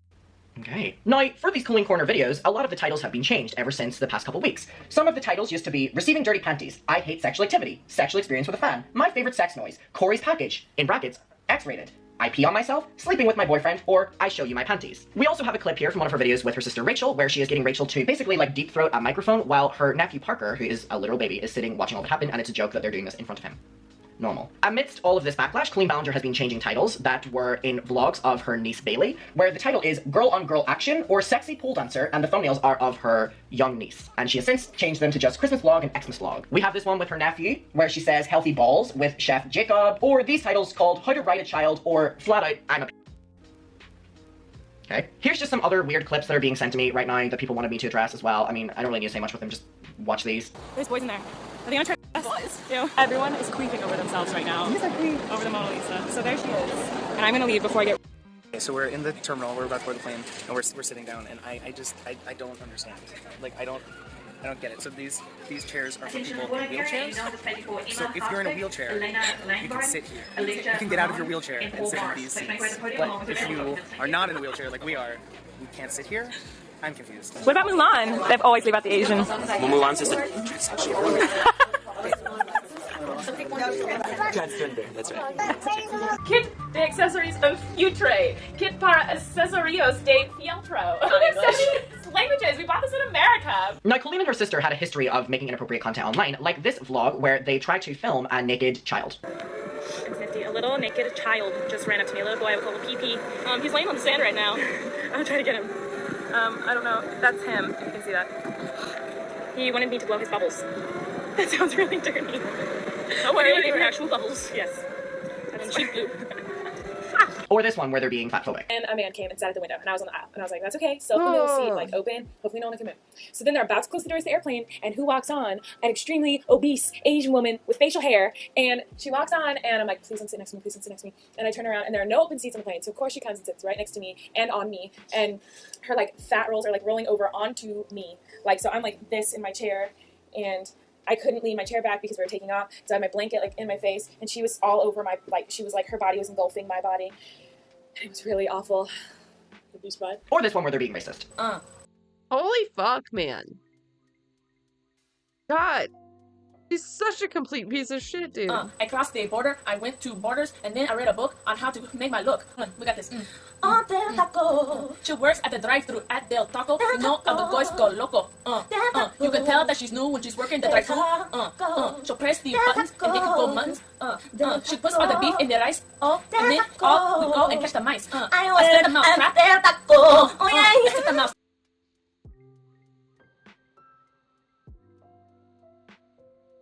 Oh my god.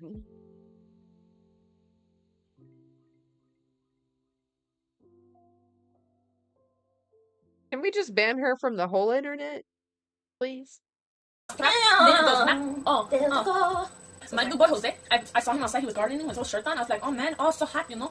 He hotwired the new car and took me on a date in it, and it was nice. He has got dating, he's got kids, but like his ex-girlfriend takes them, you know, so I don't even have to see them. Yeah, she like always takes care of him, so she like never has to take care of him. And he like doesn't even want to be her dad anymore anyway, so it's like he never even really sees him. So it's not whatever. You should talk about Carlos. Oh God, I don't even talk about Carlos. Don't even get me started on Carlos. Okay? No, you know it's illegal for me to even talk about him. It's not illegal, you just can't be within 50 feet of him. I know, no, he can't be within 50 feet of me. Oh, did I tell you I'm getting a chihuahua?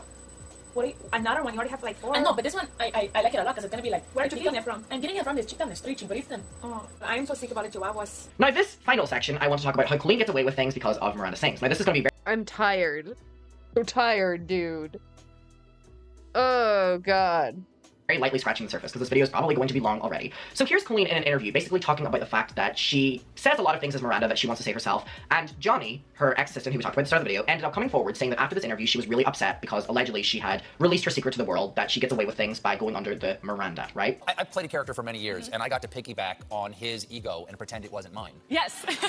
Do you ever mean what she's saying? Yes, all the time. There's a lot of times where in character I'll say something so cruel or something I'm thinking but I would never actually say as myself, and it's very liberating to be able to say things that I'm thinking. Can I give you some advice? Yes. Never tell people when those moments are. I won't, I promise. Because I would sometimes agree with my old character, but I never wanted you to know when that was, because I'd like you to like me. Right, exactly, yeah. And here's Colleen talking about Miranda's relationship with her uncle, which we're going to touch upon after the clip. Super sexual with these tweets. Well, and obviously I am trying to make it seem like I'm talking about something sexual, but my take on it is that Miranda is so oblivious that she doesn't realize that it's a that's what she said type of moment. She just doesn't see it that way. You know, she always talks about her uncle. I guess it's so weird saying she, it's me, but... Yeah, no, well, okay, she. Yeah, she. Miranda always talks about her uncle, and it's always implied that their relationship is a little too close, and it's a little but I think This is not drawing from something, is it? No, this is not drawing from anything. Okay. But I think of it as Miranda's just looking at it like it's her uncle. Like my little 4-year-old nephew looks at me like his auntie that he loves, and he would hug me, and we do have tickle fights, and we do love each other, and he calls you Auntie Panties. And he calls me Auntie Panties. I also want to acknowledge that same person who said that about Miranda Sings gets nominated for Kids' Choice Awards every single year with that character, okay? But I mean, making fun of this type of relationship doesn't just stop at Miranda, because Colleen also does it as herself as well. Oh, I was gonna you, but if you're into the covers, that is way too much work. Sweet dreams. Or this clip with her ex-husband Josh, which is still online right now. Like, these clips are still online, where this position is called the uncle, and it's heavily implied that it's very inappropriate. It was like the yoga challenge or something like that. The position's called the uncle, and it's pretty self-explanatory what she's going for here, and especially now that we know what she thinks of the relationship as Miranda, just very bizarre behavior, and especially stuff that like directly violates YouTube's terms of service. And just this weird clip from her Netflix show as well that is just like, this is a show that is literally on the children's tab. Like, Netflix promote this show as a children's show. Just look at this clip as well. All right. Oh, the cream shot out of my package. Sorry. Well, that's all right. It landed on my buns. I like them extra sticky. Well, if you squeeze harder, more will come out. Oh, good idea. Hey, you guys. And also, I don't even know how to explain. Talk about her live shows that she's currently still doing, and she's like going to be doing in the next so gross. few weeks as well, right? There's a bit in the show where she brings a child on, normally a young boy, visibly looks young and also just is young, and Miranda takes him on a date, and Miranda gets him to reach into her pants, and it's basically a joke that the child is being inappropriate with Miranda, and Colleen does not look out for the child's safety at all, and makes the child a laughingstock in front of everyone. So this is a really infamous clip with a young boy called James. To hide our snack from the bears, we have to hide it in our clothes. So for example, there we go. And so now watch this. We're on the date, James. It's really romantic. Oh, we're getting close and personal. Oh, but I'm so hungry, James. Hold on, I got a snack. Was this in your self-help book? Was this in my self-help book? Was it? Because I brought self-help with me and I was just wondering. Well, shouldn't you know if you've read it? I'm just kidding, James. I'm just kidding. I'm just kidding. Do you want a cheese ball? I'd love them. I can't believe I'm reaching in there right now.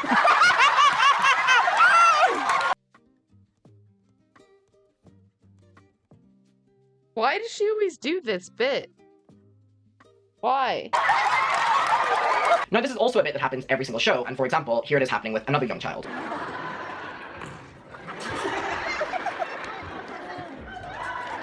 It's just straight pedophile shit. You're a pedophile. Want a cheese ball? Come on, Brady. Oh, I went for it! Brady. I ate it! Now, Colleen knows that this bit is inappropriate and makes children uncomfortable, which is why she does it, because here's a clip of her in her vlog talking about when she tried to do it with a really young boy and he felt uncomfortable. So the young child had to set a boundary with her, and she retells the story while laughing and saying how funny it is. Tonight at the show, something really funny happened. There is a part in the show where I bring up different boys that like Miranda flirts with basically on stage, and there's this part where like I try to get a guy to put like his hand down my pants. I know it sounds really bad, but it's totally harmless. And today I chose a boy who was pretty young, and is it totally harmless, Colleen? He did something I've never experienced before on stage, and it made me laugh so hard on stage. It was probably the biggest break I've had on stage, like ever, because it just caught me so off guard because it's never happened before. But usually the people I put on stage are really enthusiastic and excited to be a part of the show, and he just was like not having it. I tried to get him to get like a cheese ball like from my pants, and he was like, no, not gonna happen. And he was really serious, and I was like, okay, whatever, like that's not a big deal. So then I tried to get him to kiss me on my cheek, and he was like, no.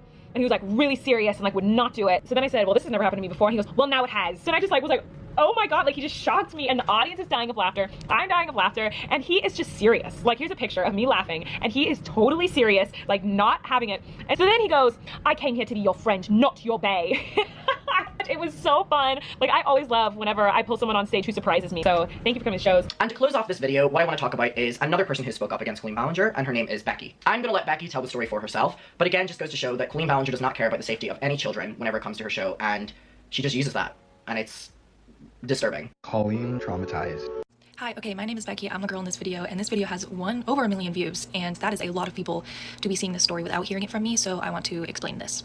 So I was a fan of Colleen and all the Ballinger family for a very, very long time, and I think in this video I was about 16. If you've never been to a Miranda show, Colleen frequently has segments where she calls people up on stage. One of those segments was the porn bit, which I'm not really going to be explaining in this video, but that's why I was kind of trying to dress skimpy so that I would be called up on stage and basically get degraded by Miranda. But I did not get called up for that. I got called up for the yoga challenge. Now, as soon as I stood up from the audience, I saw Colleen's eyes widen because she realized I was not wearing pants. But for some reason, that didn't stop her from continuing. In fact, no adult at any point stepped in this situation. So we get to the point in the yoga challenge where I am laying down and Colleen is spreading my legs basically as far as she can. She spreads them so far that you can see the spandex I was wearing under my romper, which thank God I was wearing. Now, the original video posted by Xandar, I'm sorry if I pronounced her name wrong, is only a screenshot, but there is a whole video of this. But that screenshot is the most important because that is the moment I will never forget, where I was laying under Colleen and she was smirking down at me while thousands of people were laughing, and I was terrified that my body wasn't covered up enough by the spandex or the romper. I basically felt naked, so it felt incredibly sexually violating. I was younger and my body was still developing and I was still becoming comfortable with myself, so for her to use my body as entertainment on stage really set my confidence back quite a lot. And not to mention, after all this, after the show, I had to walk. Holy fuck.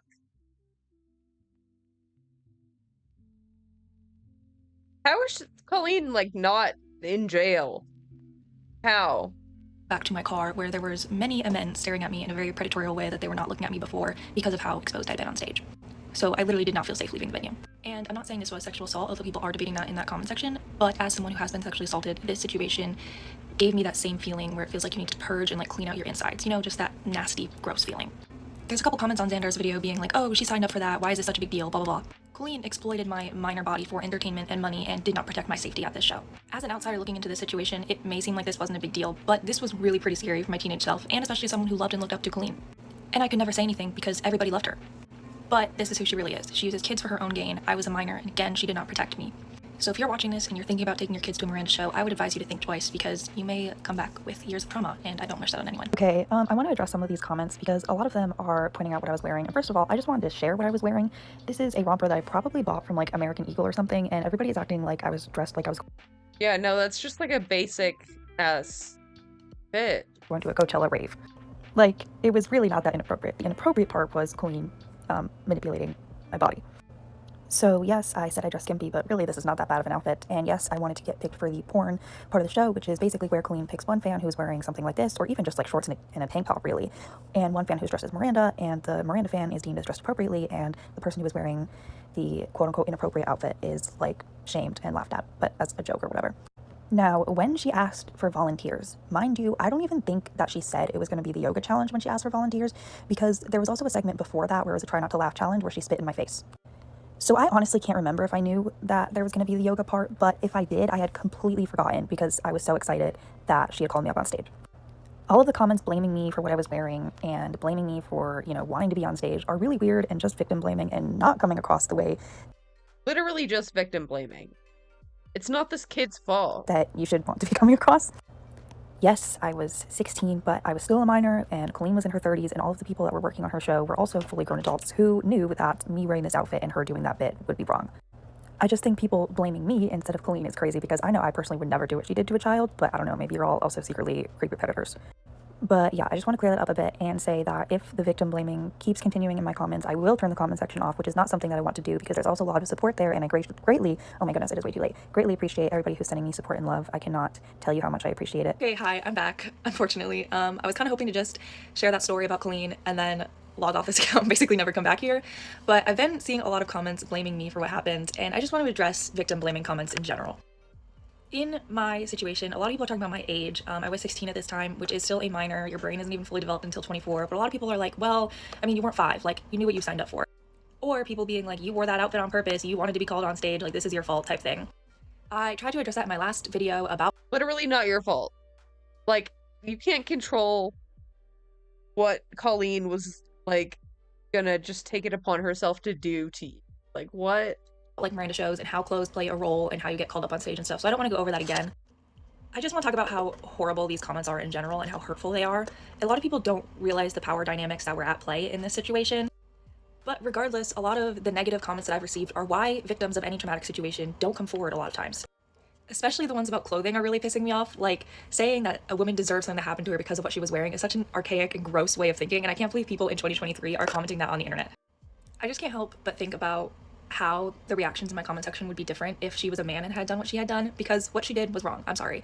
I just had an interview with a pretty big news platform, and I actually wasn't going to be doing any interviews. I told myself that I would post that video and then never speak about it again, but because of the amount of people blaming me for it, I felt like I needed to come out and talk more about it.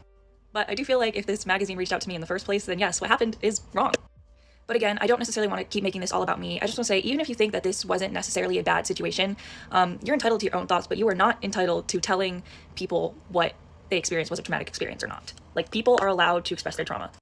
You should never attack people for coming forward with their stories in any situation, and these comments are just so disheartening because I know a lot of these people are applying that way of thinking to maybe situations in their real lives and probably hurting people in the process.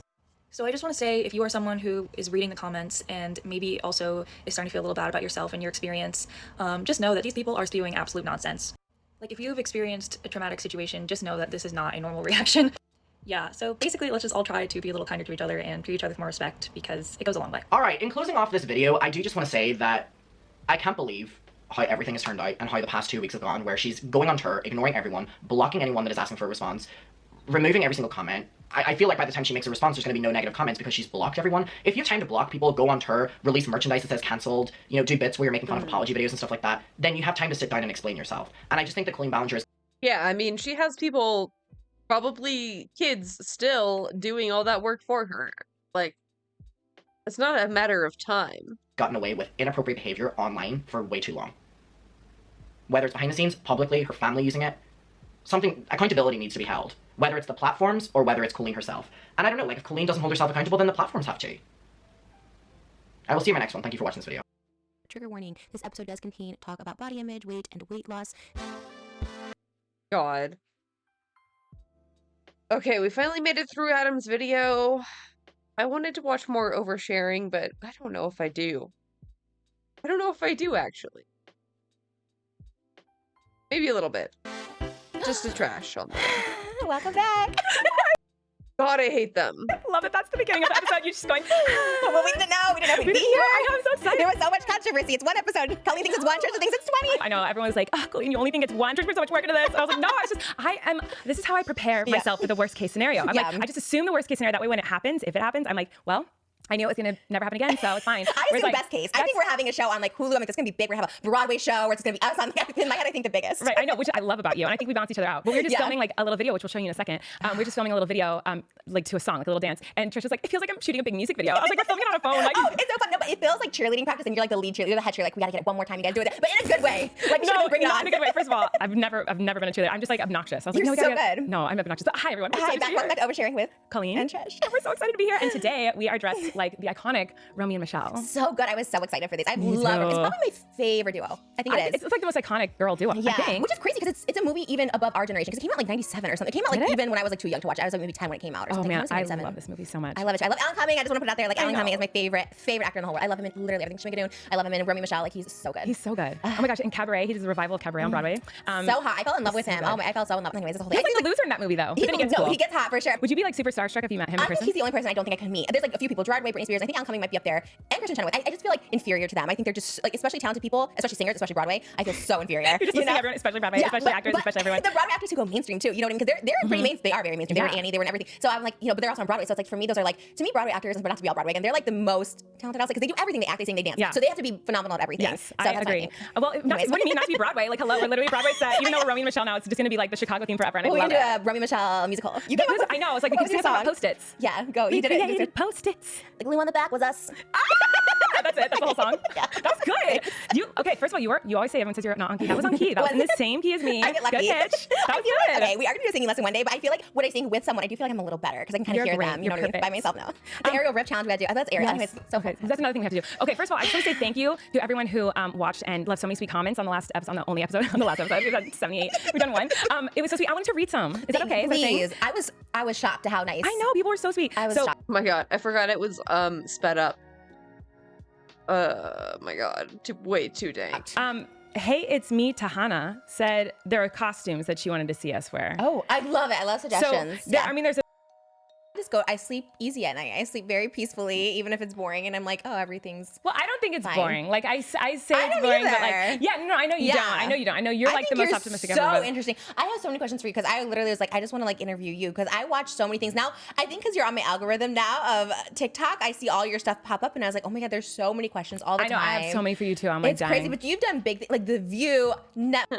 I'm like dying. Like all this stuff is like really huge literally, things. I almost brought up today. I was like, looked up. I was like, okay, I know you've been on so many different shows, and I was like, I'm gonna look them up and bring them all up. And it's the list is too long Yeah, of but all they're the stuff all you've like done. big characters. You've been like invited as yourself to be a person, like Dreams. Like, oh, we talked about this, like when you were on Jimmy Fallon. But like, I think even before, or maybe after that, I don't know. But I did a video where I just like sat on the couch pretending to talk to Jimmy. I love that video so much, though. That so was when so I see funny. people get on there, I'm just like, how do they get on there? Like, I it's like, don't know. I don't know. Wait, did they call you or So, PR? okay, well, the first time I was on Jimmy Fallon, because I've done it 3 times, and the Yeah. first time I was on it, it was because Jerry Seinfeld vouched for me and got me Oh. on. So he was going to be on the show to promote his show, Comedians in Cars Getting Coffee, and I had just filmed an episode with him, and he really liked my Miranda character at the time. That's why he asked me, which I was like, why are you asking me to be on the show? In fact, when they called me and they were like, hey, Jerry wants you to do something with his show, Comedians in Cars Getting Coffee, nowhere in my mind was I thinking like, oh, Jerry Seinfeld wants me to do the show. I thought he wanted me to like, his team wanted me to promote it. Like, that's what I thought. Oh, really? Yeah, so I was like, oh yeah,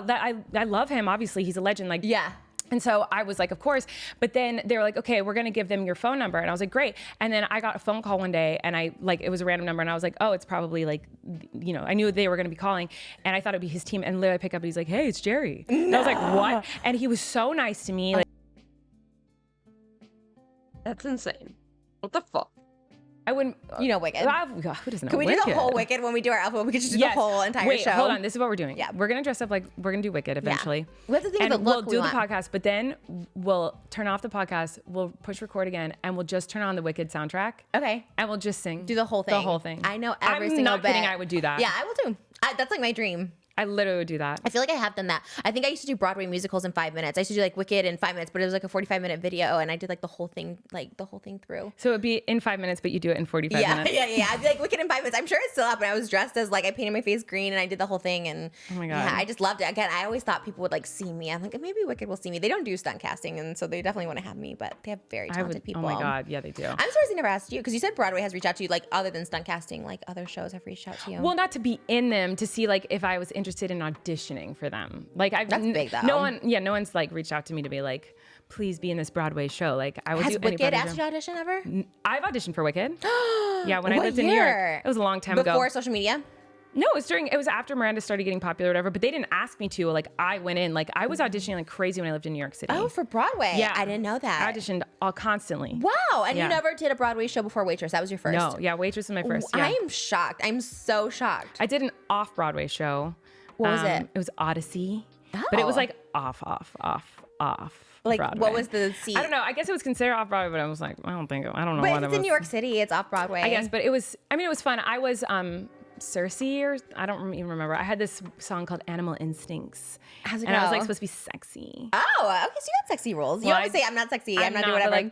like, how does it go? I don't remember. I was like, I'm so annoying. I love Never when you talk to me again. I just did that. I was like, I literally just go, I don't remember how it goes. Like, I literally just did the most annoying thing anyone's ever done in my life. I don't even know. I can't believe I just did that. I never want to be seen again. I said Go away then. sing it. Please just block this half of the screen for the rest of the podcast.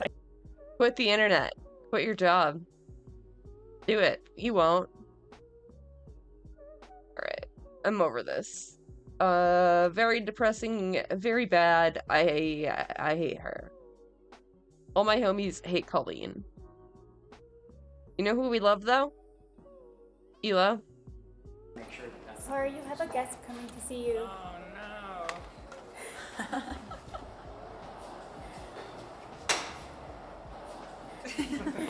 What is he doing here?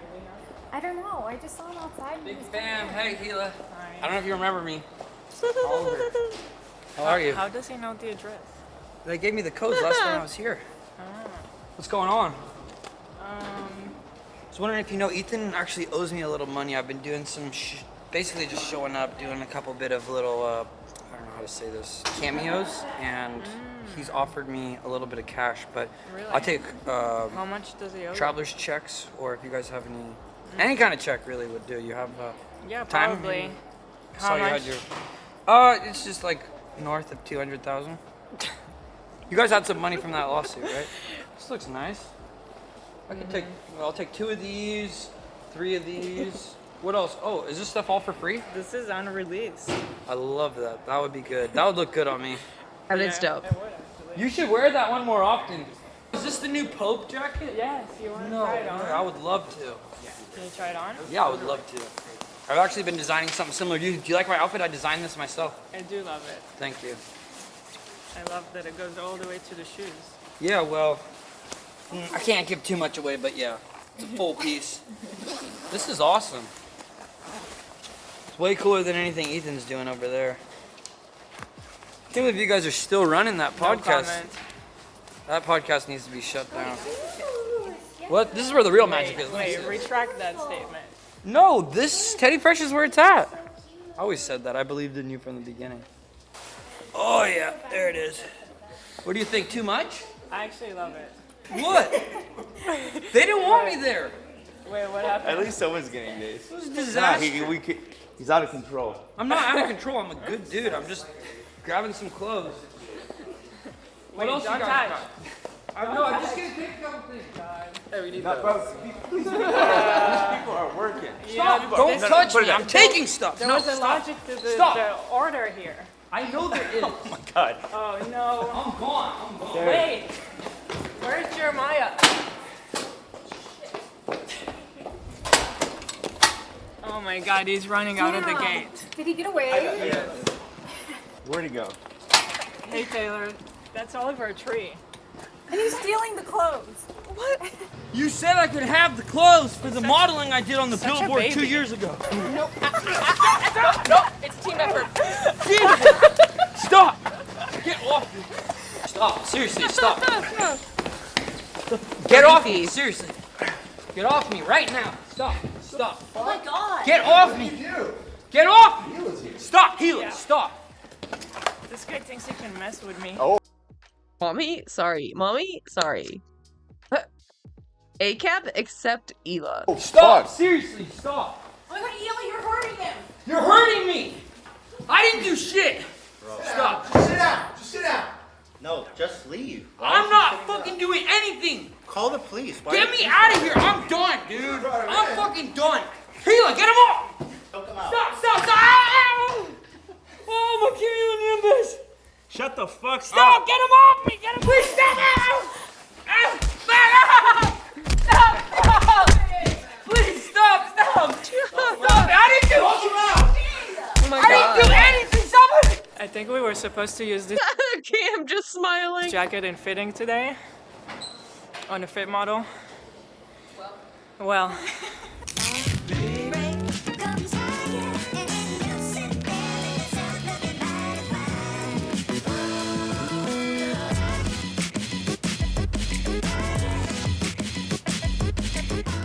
Hey guys, so it's Thursday and they just started leftovers and Hassan brought today Kaya to the office, so we're gonna introduce Shredder and Alfredo Let's right now. go. And I'm Let's go. Hi, Gina. What's up? just gonna put them on a leash first. I think that's kind of like good practice when you first introduce dogs to each other, so I hope it goes well. The thing is that they're way nicer when they're off the leash. They get crazier on the leash, so. There's another dog here, okay?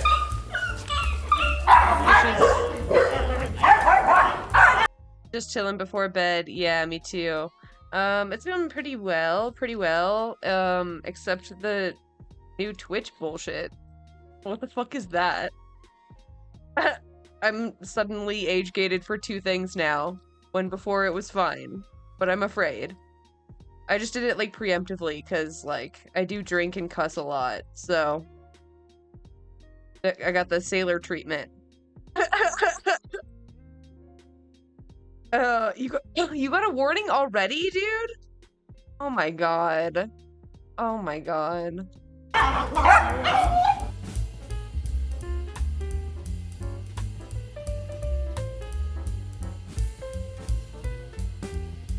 Such a dangerous streamer. She's so nice. There you go. Good girl. We're all friends. Yay. Yeah. Kicky's looking better every day. It really is. I'm not gonna lie.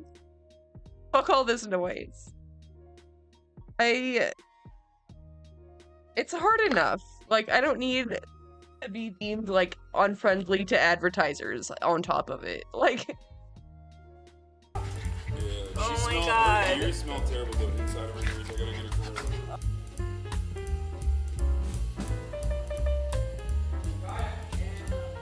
He jumps at their face. She's pooping! She's pooping, get a shot! Gigakaya. Poop maxing.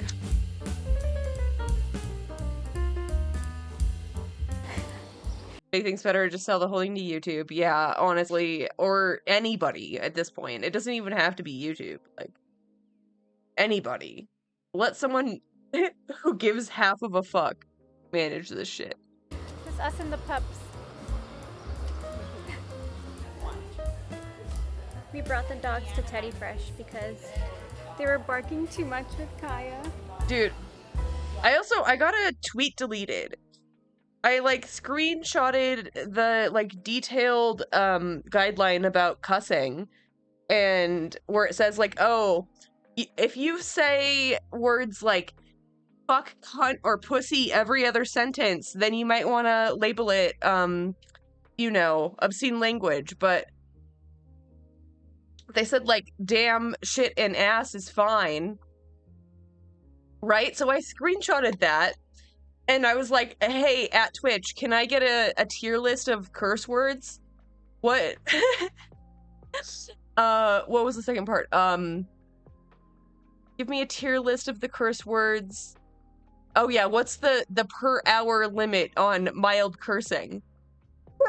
Like, it's so unclear. Shredder.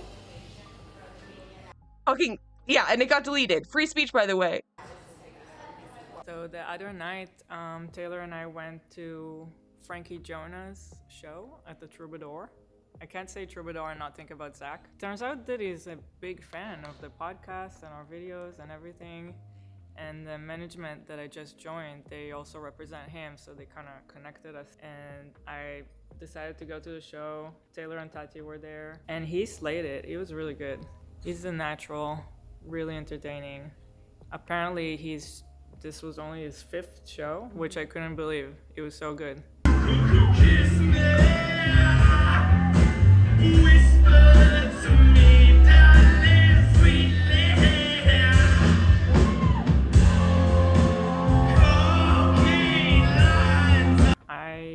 I'm excited to see where he's gonna go with his music. And I grabbed a little bit of footage and I got a photo pass. I brought my, yeah, that's the other thing I wanted to say. With us vlogging, I decided. My god, all of Ela's fits are so fucking slay. Such a fucking icon. To go back to my roots and get a camcorder. This is how we started everything. I was recording Ethan behind this thing. It was a camcorder that you started with? Mm-hmm. So I decided to get a new one. I decided to go for Panasonic. Hopefully I'm gonna like it, we'll see. And so I got a photo pass for the concert, but this apparently doesn't count as photo. It's video. So I got like a couple shots on my phone too. Ela's getting drunk. Excuse me? Ela's getting. No, she's not. She's wasted. Oh my god. So not. Gypsy Ela.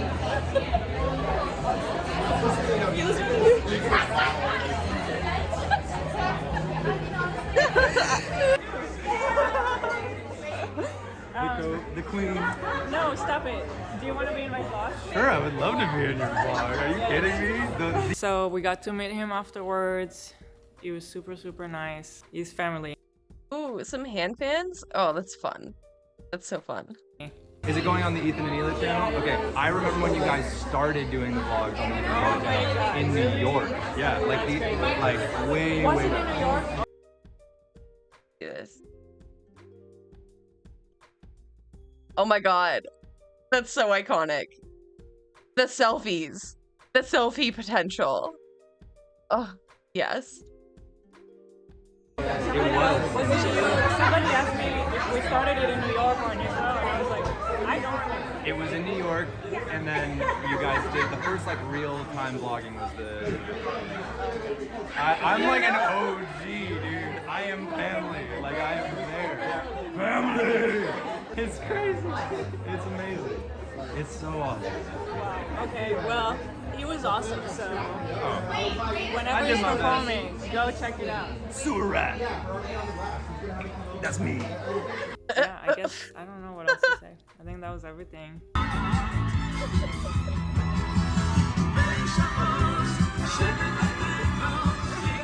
Hello, how are you?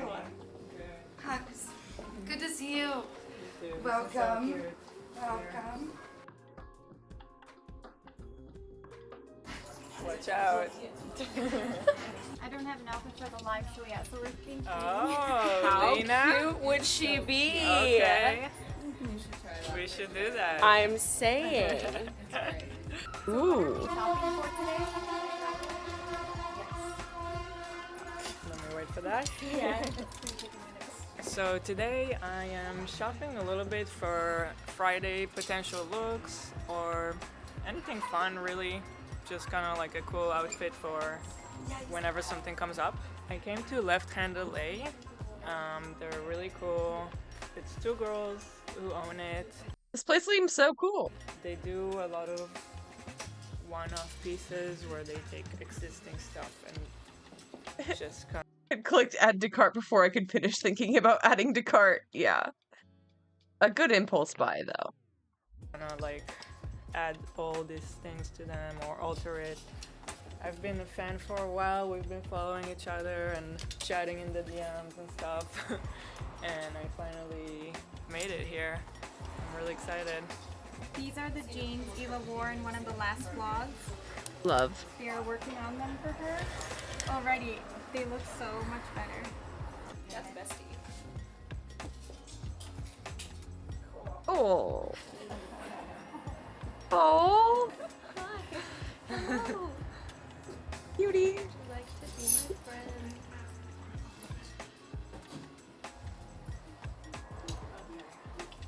Thank you so much for having us, y'all. Yes. Let me grab the keys to let you guys out. And be careful of that big, like, hump. This Okay, bar, yeah. the white bar. I feel like I robbed the place.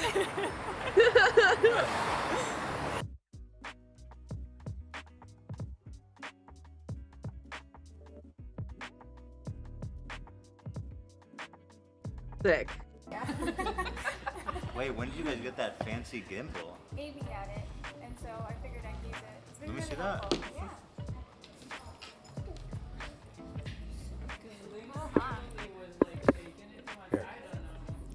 Awesome, right? You gotta show that. Yeah, that's sick. Is Yeah, this I love battery it. powered or is it just like? I charge it. No more. Oh shit. Oh! I beat it. I think I broke it. There's also a joystick too for moving it. Oh, for real? Mm-hmm. Yo, this is awesome. That's dope. Why does it move in? Oh, that's the Classic Ethan Today, shot. I want to show you guys a little bit more of the behind the scenes at Teddy Fresh. I have some styles here pulled out that are kind of showing the process of where it started and how it ended. And then I have some stuff that we ended up dropping so they never saw the day of light. And that happens for all kinds of reasons. The day of light. Let me show you. This cardigan that everybody knows and loves. It actually started from one of my sketches, but this is the end piece that we all know and love. Let me show you where it started. So this was the first sample. I think when we saw this one, we just kind of felt like it's okay, but the knit is a little flat, and we kind of wanted to So much strip, yeah. change the colors, find something with a little bit more like vintage feel to it. I think this was another alternative quality that they sent us. Sometimes we'll pick like 2 yarn options. And this was the second colorway at first, which is crazy. I kind of like that. And I think we tried a pastel colorway because we're like that. Hate that. Way too crazy. But ultimately, we changed the yarn quality to this fuzzy one. I like that. Yeah. When we Good changed yarn choice. quality, we also kind of like changed the colors because sometimes it will come with available colors for each quality that we have to pick from. Sometimes we're able to do custom colors, but It's so cool seeing the process. I want to see more. I want to see her thumbing through fabric samples frantically. this actually had already all of these colors and I felt like they were so perfect. I like how each color has like a little bit of like variance in colors within it, and it felt like it added so much depth to everything here. We really loved it in this final form. When I come into the office, a lot of times that's what I go over samples that came in and see what do I like about it, what do I not like about it, and what can we do to get it to a better place. This garment that we also all know and love is actually one that started so far from where it is. It started here. And the idea here was super cute, definitely very feminine cardigan compared to where it ended. I think what happened here is that we started with so much detail, and everything was turning out way too expensive because you have the custom pointel here. It says TF here in the holes. You have the rib with the multicolors plus this like edge. You have crochet elements, and overall this was coming in way too expensive. We started with these two colorways too. And also, if I was to actually make this one happen, I wanted to make it more substantial. Damn, that sucks. Fucking capitalism ruining everything again. Back at it, ruining everything. Because that's sick as fuck. And I can see the vision. Like,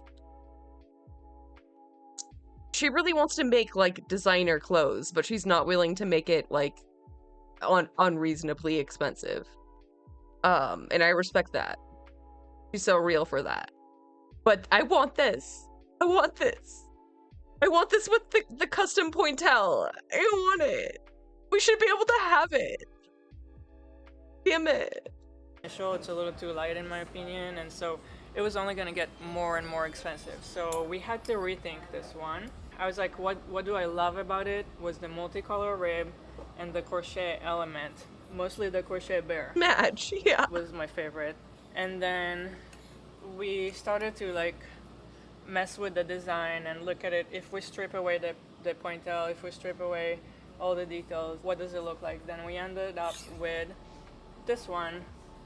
We had it at first in black, but we also did this green and we all immediately loved the green. Yeah, this is making me sad. How it started, how it's going. Badge. So we decided to go ahead with green. And we made the bear 3D instead of the flat. We also went with this Thanks, I hate quality it. of yarn, which is recycled. Yeah, which is so awesome.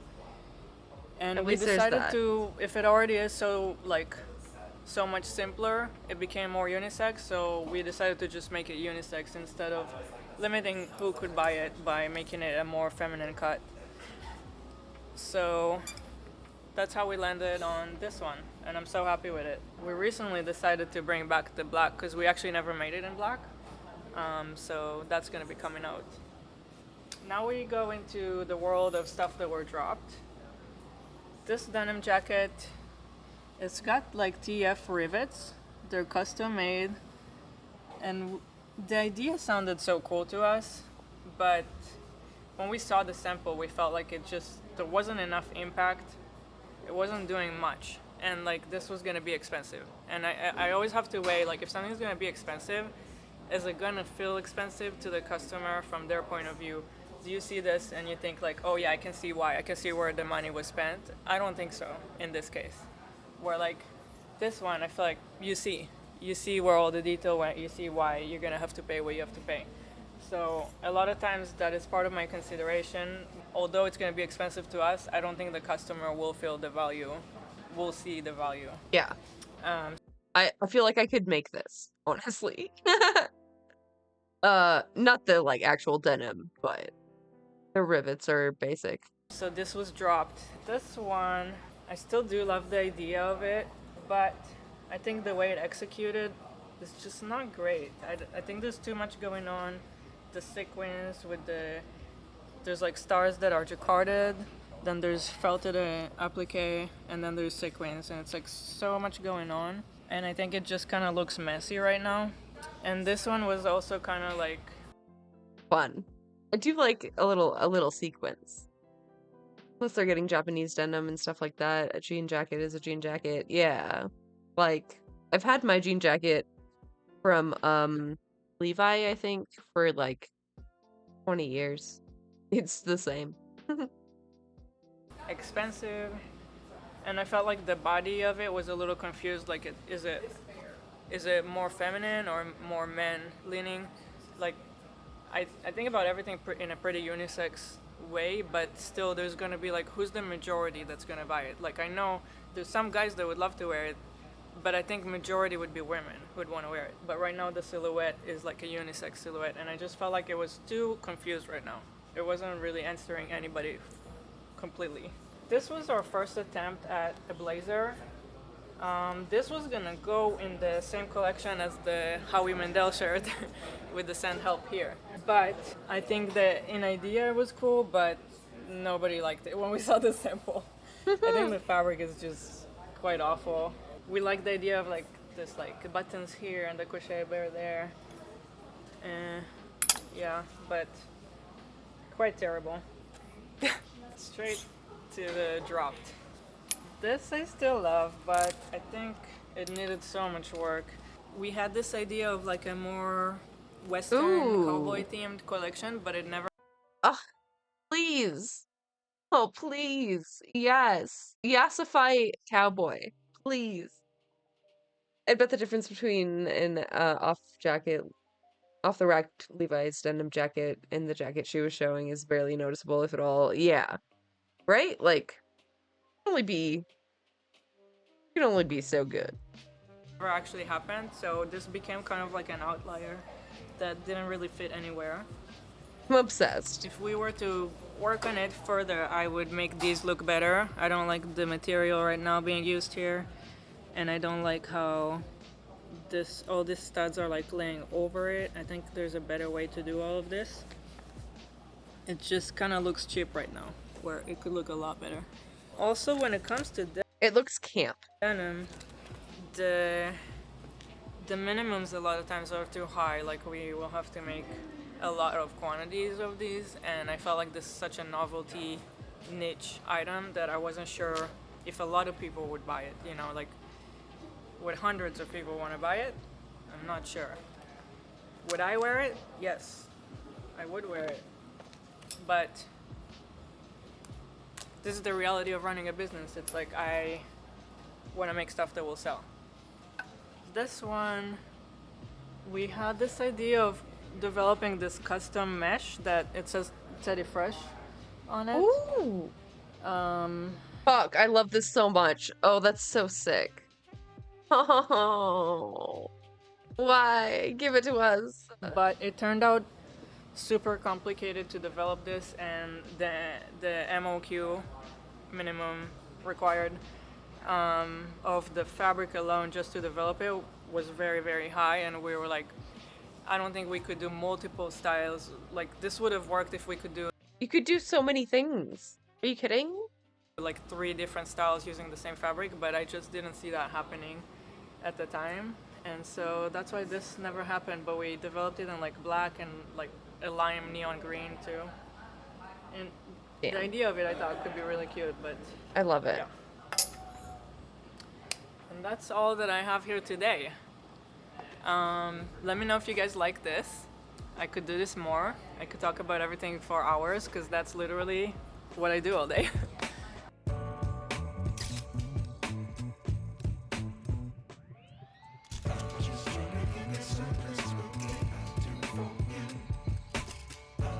Hell yeah. The left hand outfit that we picked. And then I last minute added the gloves. So dope. Unbelievable drip. Today on the pod, we're doing if you guys remember, the crew bought outfits for Ethan. They all like dressed him how they wanted, and it was so funny. We had a budget from Goodwill. Right, everybody had a budget. I actually loved so Oh, that's fun. Oh, I gotta see that. many of the outfits. The gloves, yeah, they're so cute. So today they're doing it to me. So we'll see how that goes. Unlike Ethan, I have a feeling I'm gonna keep everything and actually wear it. Afterwards, he was like, okay, bye, I'm done with all this stuff. I'm never wearing any of it. Thanks for watching. Thanks for watching. Thanks. Thanks. Thanks for watching.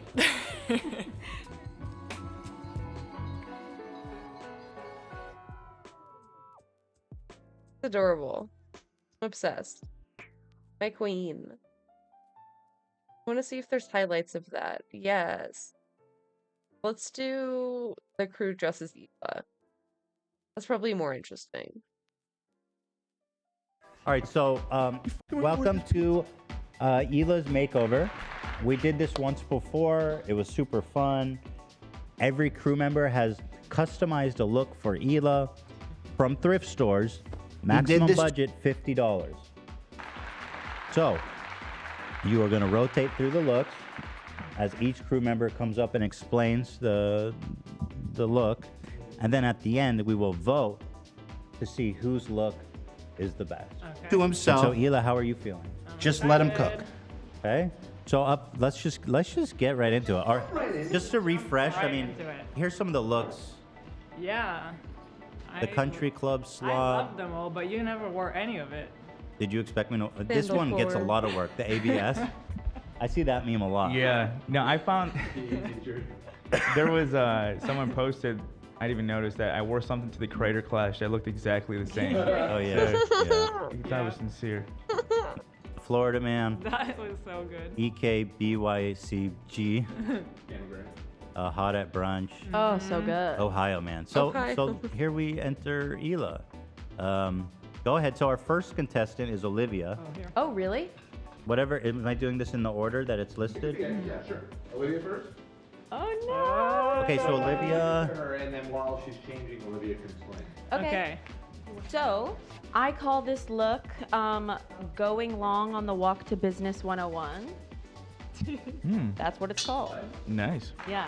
You spent $46.95, so right under the threshold there. I'm really curious what my outfit looks on. Let's go. Really? I feel like this is gonna be good. I trust Olivia. I'm nervous. Ready? Okay. Stand by. All right, here comes Hila's first look. Olivia, and what is this look called, Olivia? Going long on the walk to business 101. Wow. Yeah. Going long. Here she Let's comes. go. What in God's Wait, get the Let's shoes. Get the go. shoes. They're so important. Let's go. Okay, You want to sir. explain this? Break this down for us. Yeah. Okay, so we've got like a cute fringe tweed skirt happening, business, very business, but very funky, very fresh. The neon heels with the lace up match the whatever logo is happening on that penny jersey. And then underneath the penny jersey, we have a cropped brown ribbed collared shirt. And then we also have music of choice coming through the Star Wars headphones. And Echo, football let's because go, she caught it yeah. on the walk to business 101.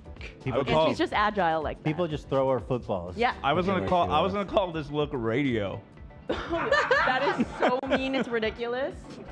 Haven't thought of them in a minute. Yeah, for real. She looks very cool girl. Wow, can't wait to see yours. Radio? You ever watch that movie Radio? Oh, no. Oh. Is it bad? Oh, I thought you were saying it was so ugly it belongs on the radio. Yeah, that's what I thought too. I don't know how to Face for properly radio. describe to you the movie. I'll tell you. Well, that pull first. it up. It sounds like it was pretty nasty. Cuba Hit. Gooding Jr., right? Radio. Yeah. It's a Cuba movie. Girl I from think- Radio. Wait, can we try the skirt. tucking in the jersey a little bit? Yeah, something here is not super Yeah. working out. Maybe. I feel like that's better. That's what it needed. Let's show it again. Okay. Going long That's on the working. walk to for me. business 101. Yes. Thank you. What do we think? I mean, it's interesting. I love it. I like the, love it. There's also like the color ties in with the skirt. Yeah, it's perfect. I love What it. do we think? I mean, it's interesting. I like the the fusion of looks here. Yeah. Not bad. I'll just tell you, the movie is about a guy. He's handicapped. He always has like headphones on, and he always has a football. Oh, So you're- sick. Okay, so- that works. So you're. It was a good analogy. So what are you saying about Ela? Nothing about Ela. I'm talking about the outfit. All right, fantastic, good. All right. Thank you, Olivia. Thank you. Thank you. That's an expense. That's Ian's up next. Oh yeah, what was the plan? That was an expensive one, $46.95, but under the $50 threshold mark. So we have no complaints. She rode the line right there down the, at the peak. Now Nailed it. Ian came in at $37.96. Ian, you want to give a little briefing? Yeah, I mean, this one is called An Unexpected Journey. Oh. Yeah. I didn't know what I was doing in the store. I was very confused. It was harder to shop for Ela because with Ethan, it's like, let me just buy some dumb T-shirt. Right. So a little more creativity Oh, on this Ian. one, and it was a little harder. But An unexpected journey. yes, it was an unexpected journey for me. I like that. That sounds promising. That sounds This is either going to be terrible or very funny. interesting. I love that. We'll see. That is the title of the first of the Hobbit trilogy, is it not? What? I don't know. Unexpected journey? Yeah. You know how they turned Yeah, the it is. Hobbit into 3 movies? Oh, okay. I thought you were. Yeah, not Lord of the Rings. Yeah. Yeah, no, the bad ones. What? She has comments, Ian. Yes. What was that? Are the two shirts two options to choose from, or like to layer on top of each other? No, the button on the top, and then the vest, and then the other thing on top of it. On top. Damn, he's right. Oh, is it like is this a slander? Is he trying to say something about Ela? Or maybe it's about the fit. Okay. Does that make sense? It's a triple threat. Yeah. Ian, what is this? What? Ela's having a hard time in there, Ian. Do you have any notes or encouragement for her? It's a not a hard complex time, sort it's of just like- ensemble. It's What an odd happened? journey, Ela. It's an unexpected journey. I just. What seems to be the issue? You look like a chimney sweep. What was the idea, Ian? There's something going on here. It's giving me. It's giving me Willy Wonka. Yeah, maybe tuck in the black shirt or. The pants are falling off. There's something. Yeah, we need missing. Dude, I swear I've seen this outfit somewhere. It's a Panic at the Disco music video. This is Johnny Depp, Willy Wonka. That's how they dress at the cinema. Yeah, so I found the jacket and I liked it, and then I thought you saw were the still pants. dressing Ethan or something. Yeah, I saw the pants. I liked the pants, and then I realized I was kind of just styling Bilbo Baggins a little bit, so I kind of just went for it. Interesting Nailed title. it. there. It looks like the blazer I wore at the Roxy. Yeah. Oh, so you got that Bilbo. Do you have shoes on? grip. There's no shoes.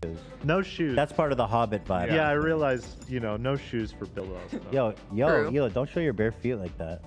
For free? If you're gonna show feet, you better charge. For yeah, free? I think you could, hit the town. I like it. I I don't mean, it's know. interesting. I think he's not dressing you, Sam. That's all I'm gonna say. I mean, a pipe would definitely accommodate it, like a long pipe. Yeah, that would be a cane, perhaps. I think she said she was starting an OnlyFans. I don't know. Maybe it's advertisement. Yeah. A registration on the sex offender list. So you're saying this is a bad fit? Are you, Ela? You're going to say that? Really? You could say it. Ela, you're going to say that, That'd be really? Pretty mean. It was a $37 look. No, I'm not gonna say that. Okay, good. Good fit. All right, very good. I'm not gonna say that. It's unexpected. Unexpected. You went on an unexpected journey. I think the hat is super special. I was Thank looking you. for a hat. Thank you, I did nail it. That was very funny. Ian. Thank you, Ela. Up next, we have Zach. Now, Zach is a bargain shopper. Zach spent the least of anyone, coming in at $22.97. My God, less than half of your budget was spent. Zach, how do you explain it? I found some really cool shit, and that's all I needed. I think Zach may have actually found drip. I don't know. $22 look. Yeah. Well, I can't wait to see that. Yeah, I'm very excited. I'm browsing the subreddit. What's You your got any- title for it? Palm Spring Chic. Didn't you do the same thing for me? Yes, kind of. I think so. This is Zach's look. Wow. This was a $22 look? I'm telling you, dude. Look at the jacket. Okay. Shirt's got a nice little story to it. My life story will be a good one, it says. And then the pants are flowy and comfy, and it's great for summer. Egyptian kind of. What's It's not bad. I wouldn't mix prints like this. I would have done a mixed print in, I don't know, 2008 maybe, but it's not terrible. what's the connection here with the butterflies and the Egyptian? I don't know. I like patterns a lot, so that's what I was going for. And Doesn't look bad. No. What does the shirt say? Because my life story. It will be a good one. Oh. I'm not hating it, to be honest. You're not. I'm not loving it, obviously, but it's a $22 look. I mean, let's be real. It's not bad. It would be a lot better if either this green color was more white or if the jacket was more beige. Yeah, they have to be like matching more. I like the shirt with both. Yeah, true. Money. Why didn't you get shoes, Zach? You had some more money to spare. Good question. I like the outfit. Palm Springs, you don't always need shoes. Coachella, you could wear it to Coachella. Yeah, you know, the concrete, it's nice and cool to the foot. Yeah. Yeah. normal Keep it stuff. in the garage. Scorpions, rattlesnakes. Okay, fantastic. All right. That is Zach's Palm Springs look for Hila Klein. Thank you, Hila. Thank you, Zach. Up next, we have Samantha from the Temple. Legends of the Temple. Remember that show on Nickelodeon? Yeah, the best. Legends of the Temple. I always wanted to be on it. Oh, so badly. Samantha, Legends of the Temple. So, Hila, how's it going? You need help? I'm ready. All right, Hila, come on. Oh, Putting on the lock. Carter's gonna kill me. better. It's interesting. Hila's, Oh no, Hila said it's interesting, but not in a way that Uh-oh. I Well, would let's have see. liked to Let's hear. see. Okay, girl. Okay, I call this lemon and lime at the polo club. Kind of slaying. Yeah. It's kind of I imagine the skirt to be a little bit shorter, but I don't know. What do we think? It's giving, I don't know. Golfing on a Sunday? Let me see the shoes. Oh, wow. The shoes are a sleigh. This is a $48 outfit. And let me tell you, that looks like an expensive outfit. Look at that. Oh, Hila, where are the sunglasses? What? We're missing something. That's important now. Be fair. Oh, No that is interesting that there's no sunglasses in that bag. There was Yeah, like big golfing energy, but she just does, you know, like one round and then goes to the clubhouse. definitely sunglasses, but just imagine it. So here's Hila feeling herself. What is the name of this look again? Lemon and lime at the polo club. Polo Club. Yeah, I like the polo analogy. Lemon and lime at the Polo Club. The hat is giving me like polo club. Are we I talking don't. horseback polo? Yes, yes. Yeah, I'm feeling that as I've never been to a polo club, but I imagine this is what I would wear. You look classy. Yeah. Mm-hmm. Okay. Mm-hmm. You could play a round of golf. You could be a spectator at a tennis event. You could be on horseback playing polo or spectating. I Sure. could see you. Sure.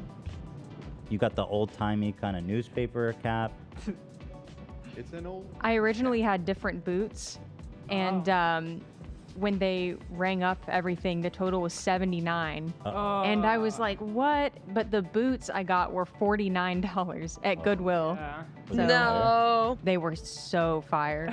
Sometimes the Goodwill yeah. prices are They're not doesn't that make cheap any fucking sometimes. sense. I know. Well, they were I like do think it would be cuter with like boots, like a knee high. some designer, but Oh. I had to rework my whole outfit.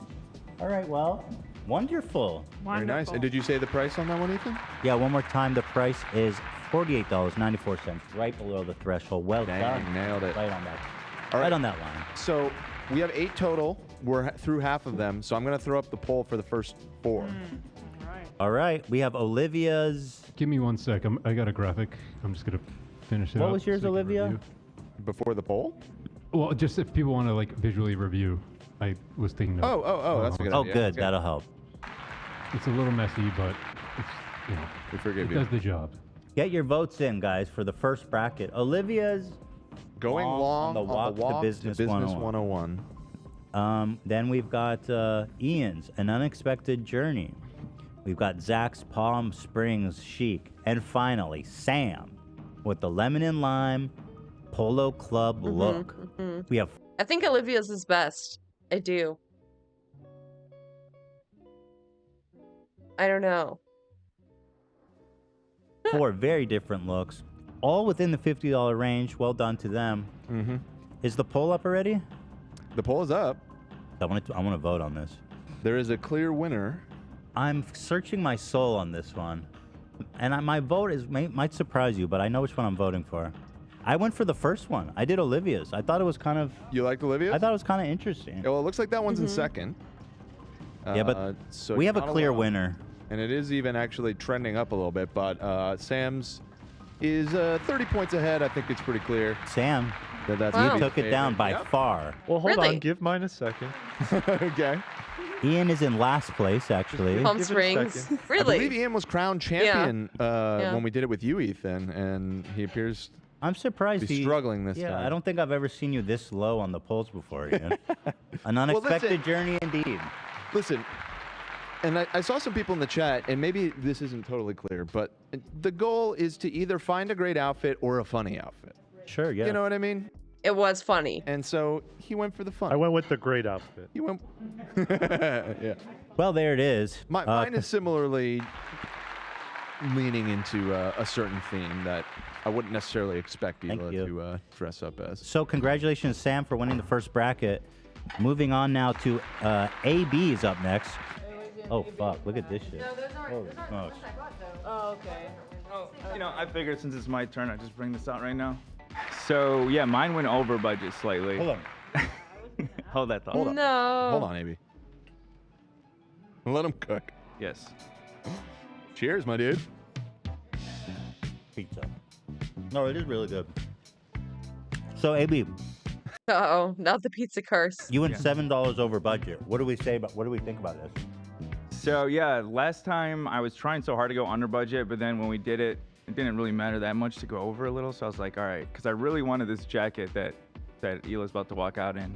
So, yeah, I went $8 over budget. Okay, well, let's take that could be considered in the finale. We're going to have to dock you. We might have to dock, but come out, Ela, yeah. Oh my goodness. Ooh. You really Is that went in for the detail. okay? What you got shoes? Let me see the shoes. Yeah, I got her boots too. Let me see. Wow. Classy. Samantha is sweating. Now I know the Polo Club's gonna come through. What do you call this?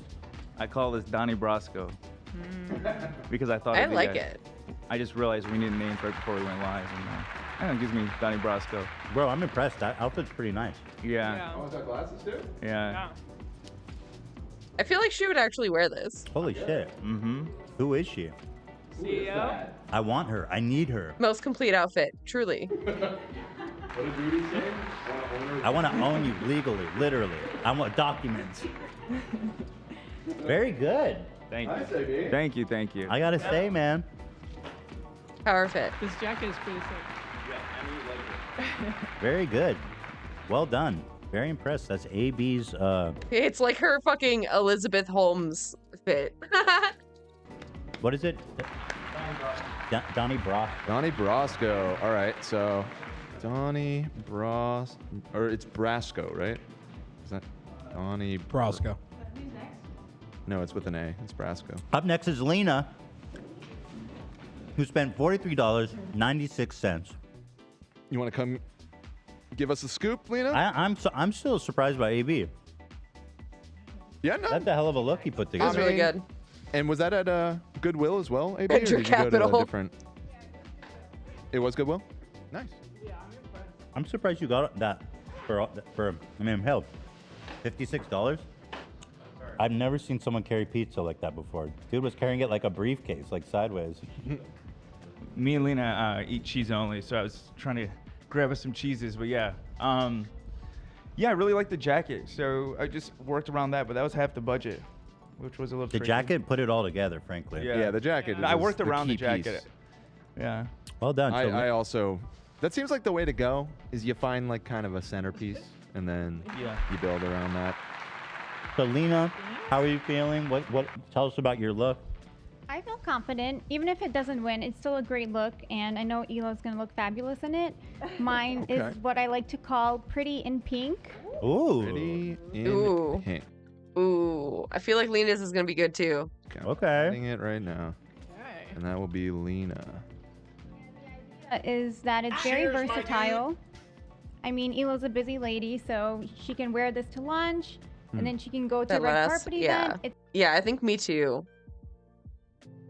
Olivia's is cute, but it's definitely like more like college fit.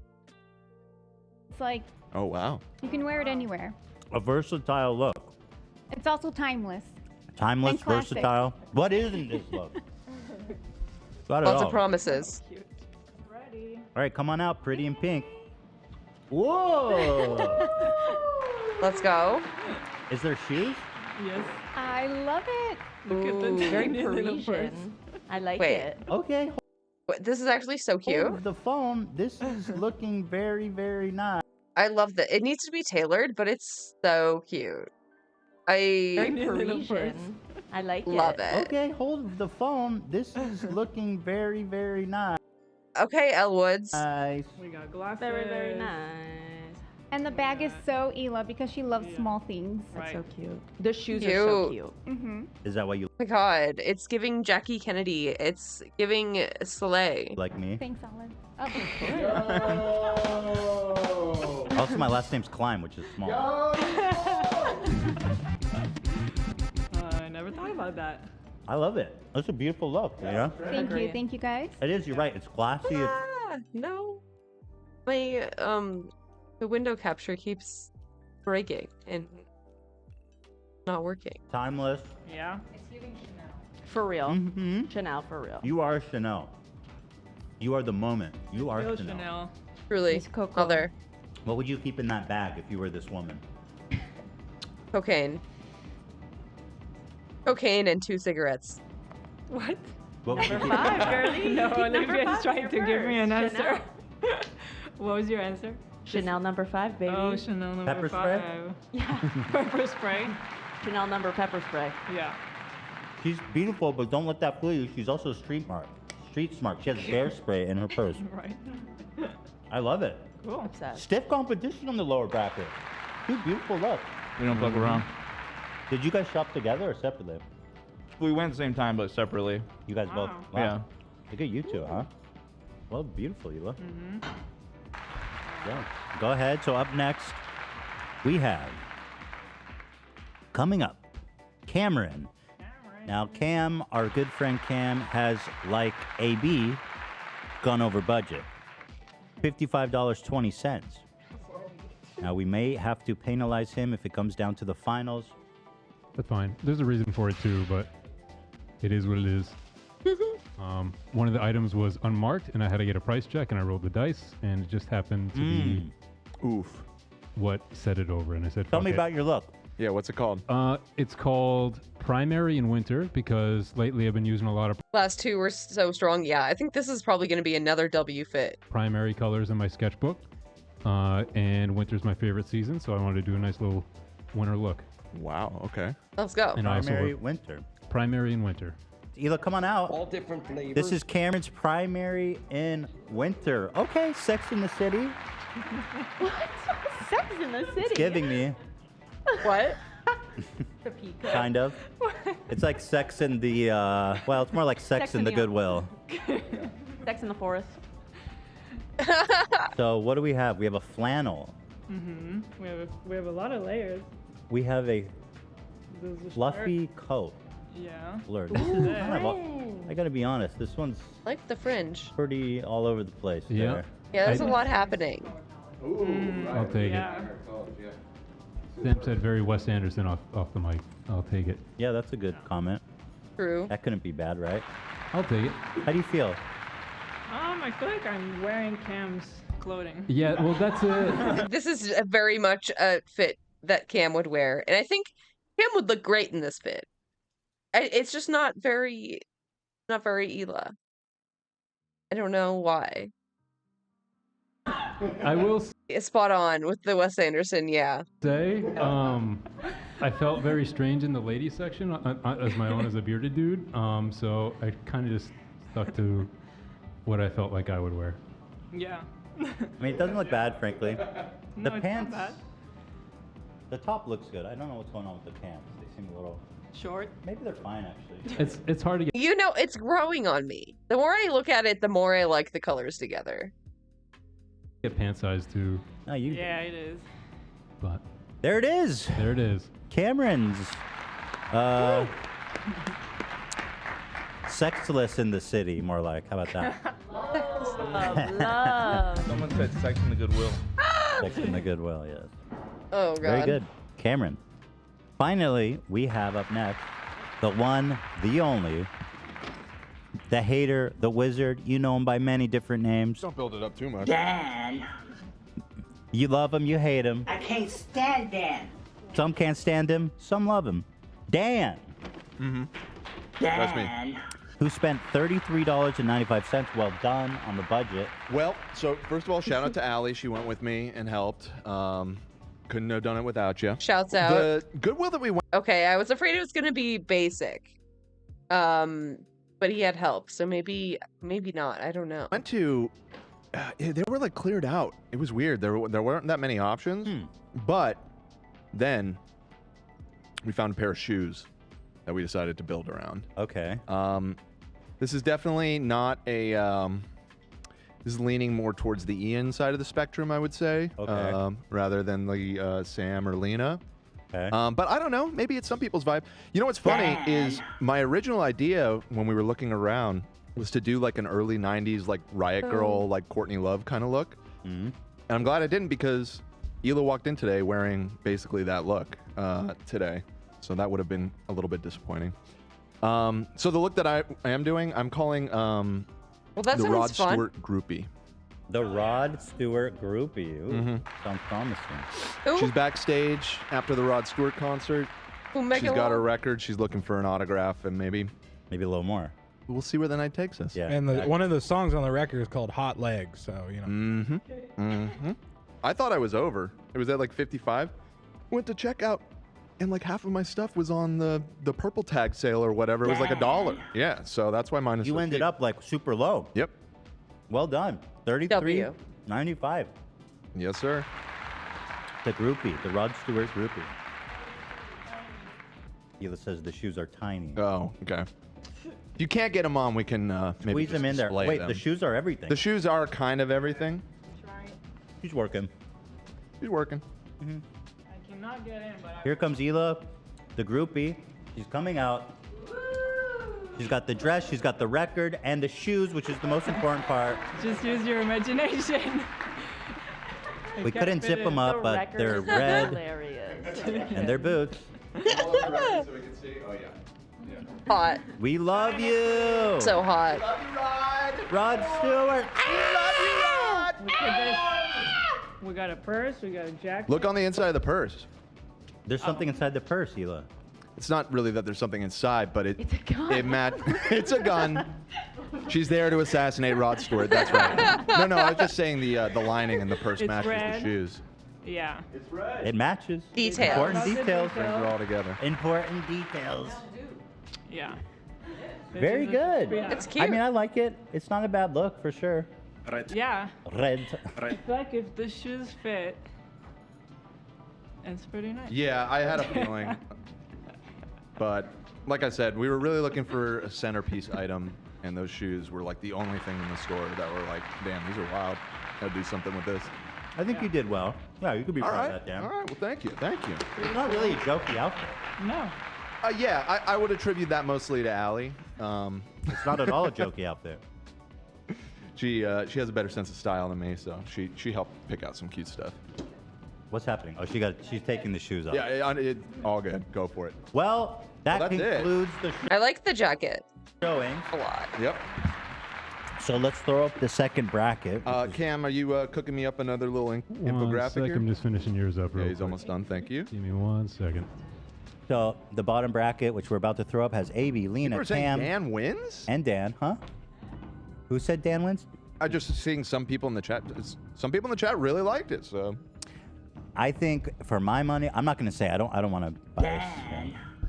There's some leaders though in my mind. Strong bracket, frankly. You all put a nice outfits together. Here we are. Thank you. Here we are. We have AB's Johnny Brasco. So hard. Oh, it's so hard. Man. Really like Lena's. I do. Also like AB's.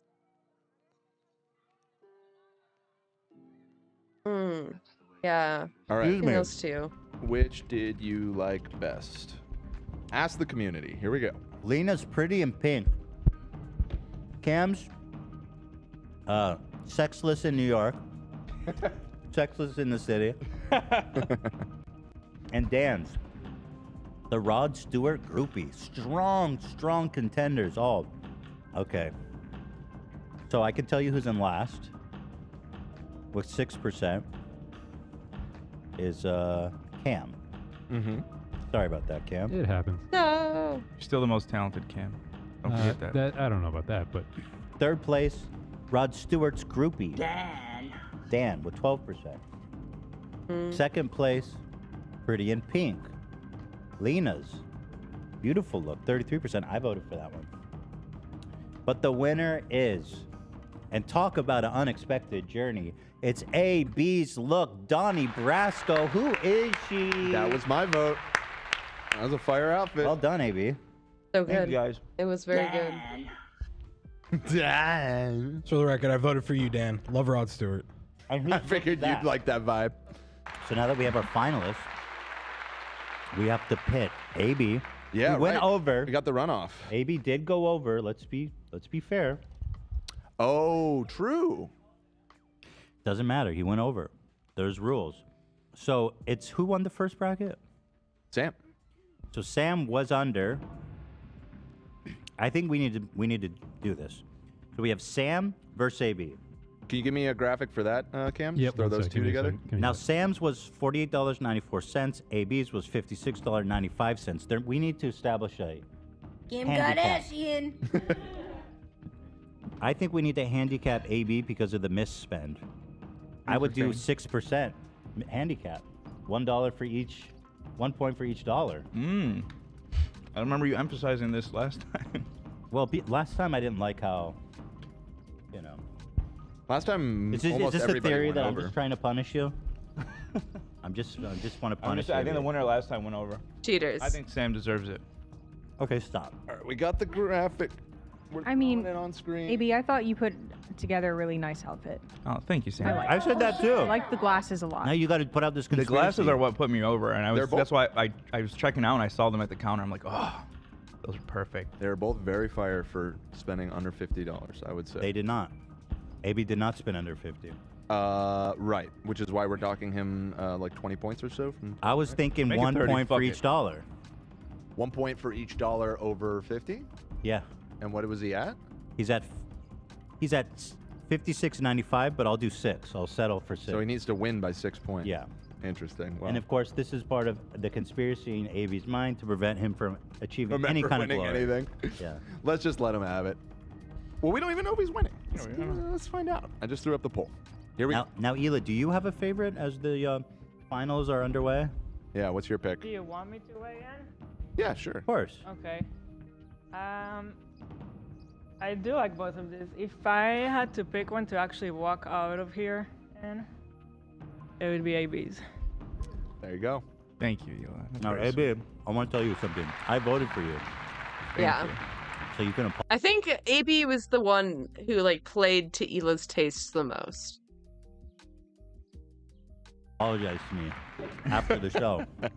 I'm just playing along with the meme. I'm just kidding. No, I knew that. I had a feeling you liked mine. Go on. I can see it in your eyes.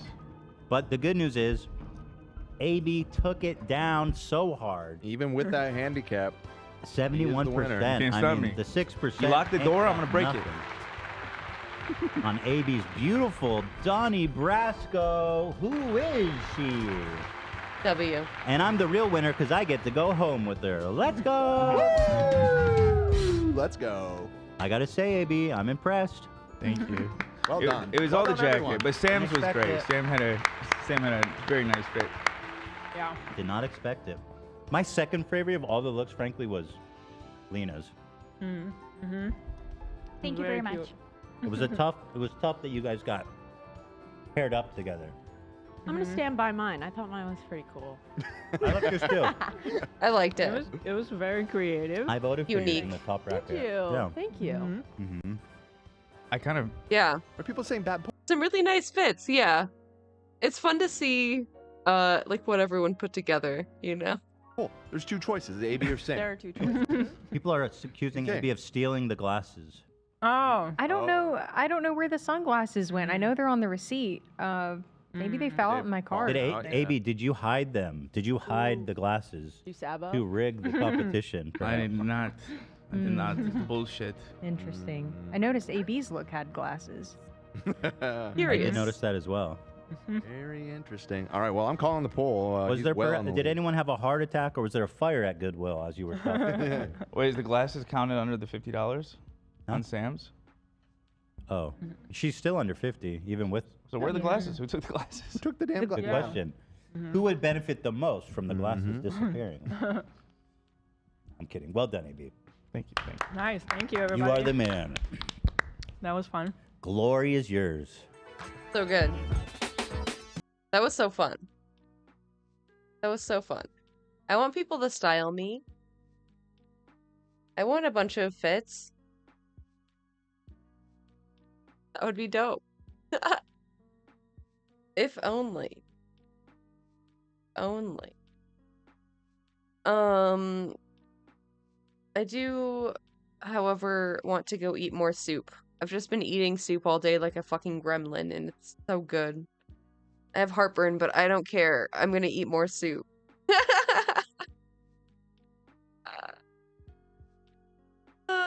Soup of the family, yeah. So much. I wanted to make a little pozole, and I don't know how to make a little, so I made an entire fucking crock pot. It's so good.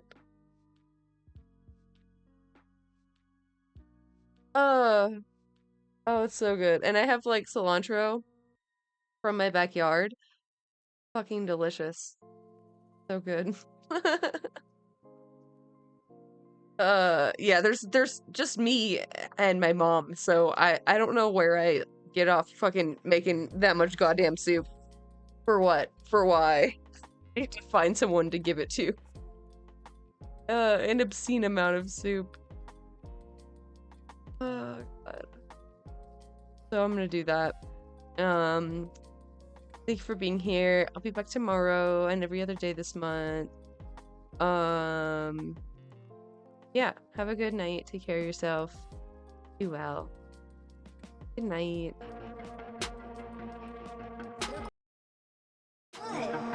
Wait, are you fucking kidding me, dude?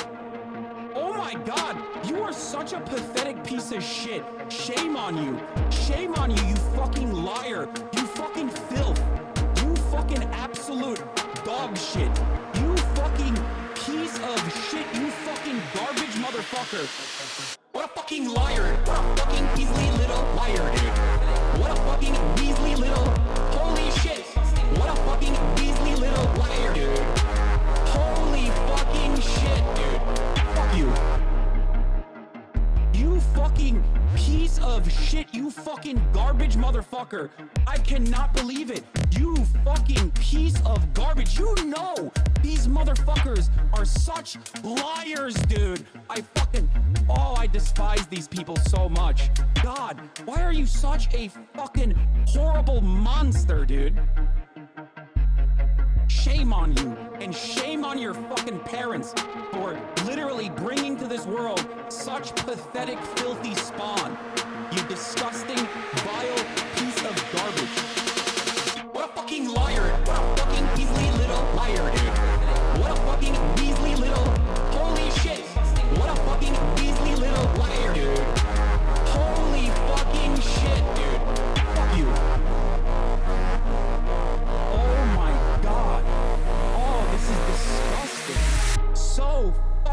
disgusting. What a pathetic worm, dude. Shit, dude. I just, fuck you, dude. Fuck you. Disgusting. You disgust me, dude. Hashtag my dick, dude. Lying for clout ass motherfucker, dude. What a fucking liar. What a fucking Weasley little liar, dude. What a fucking Weasley little holy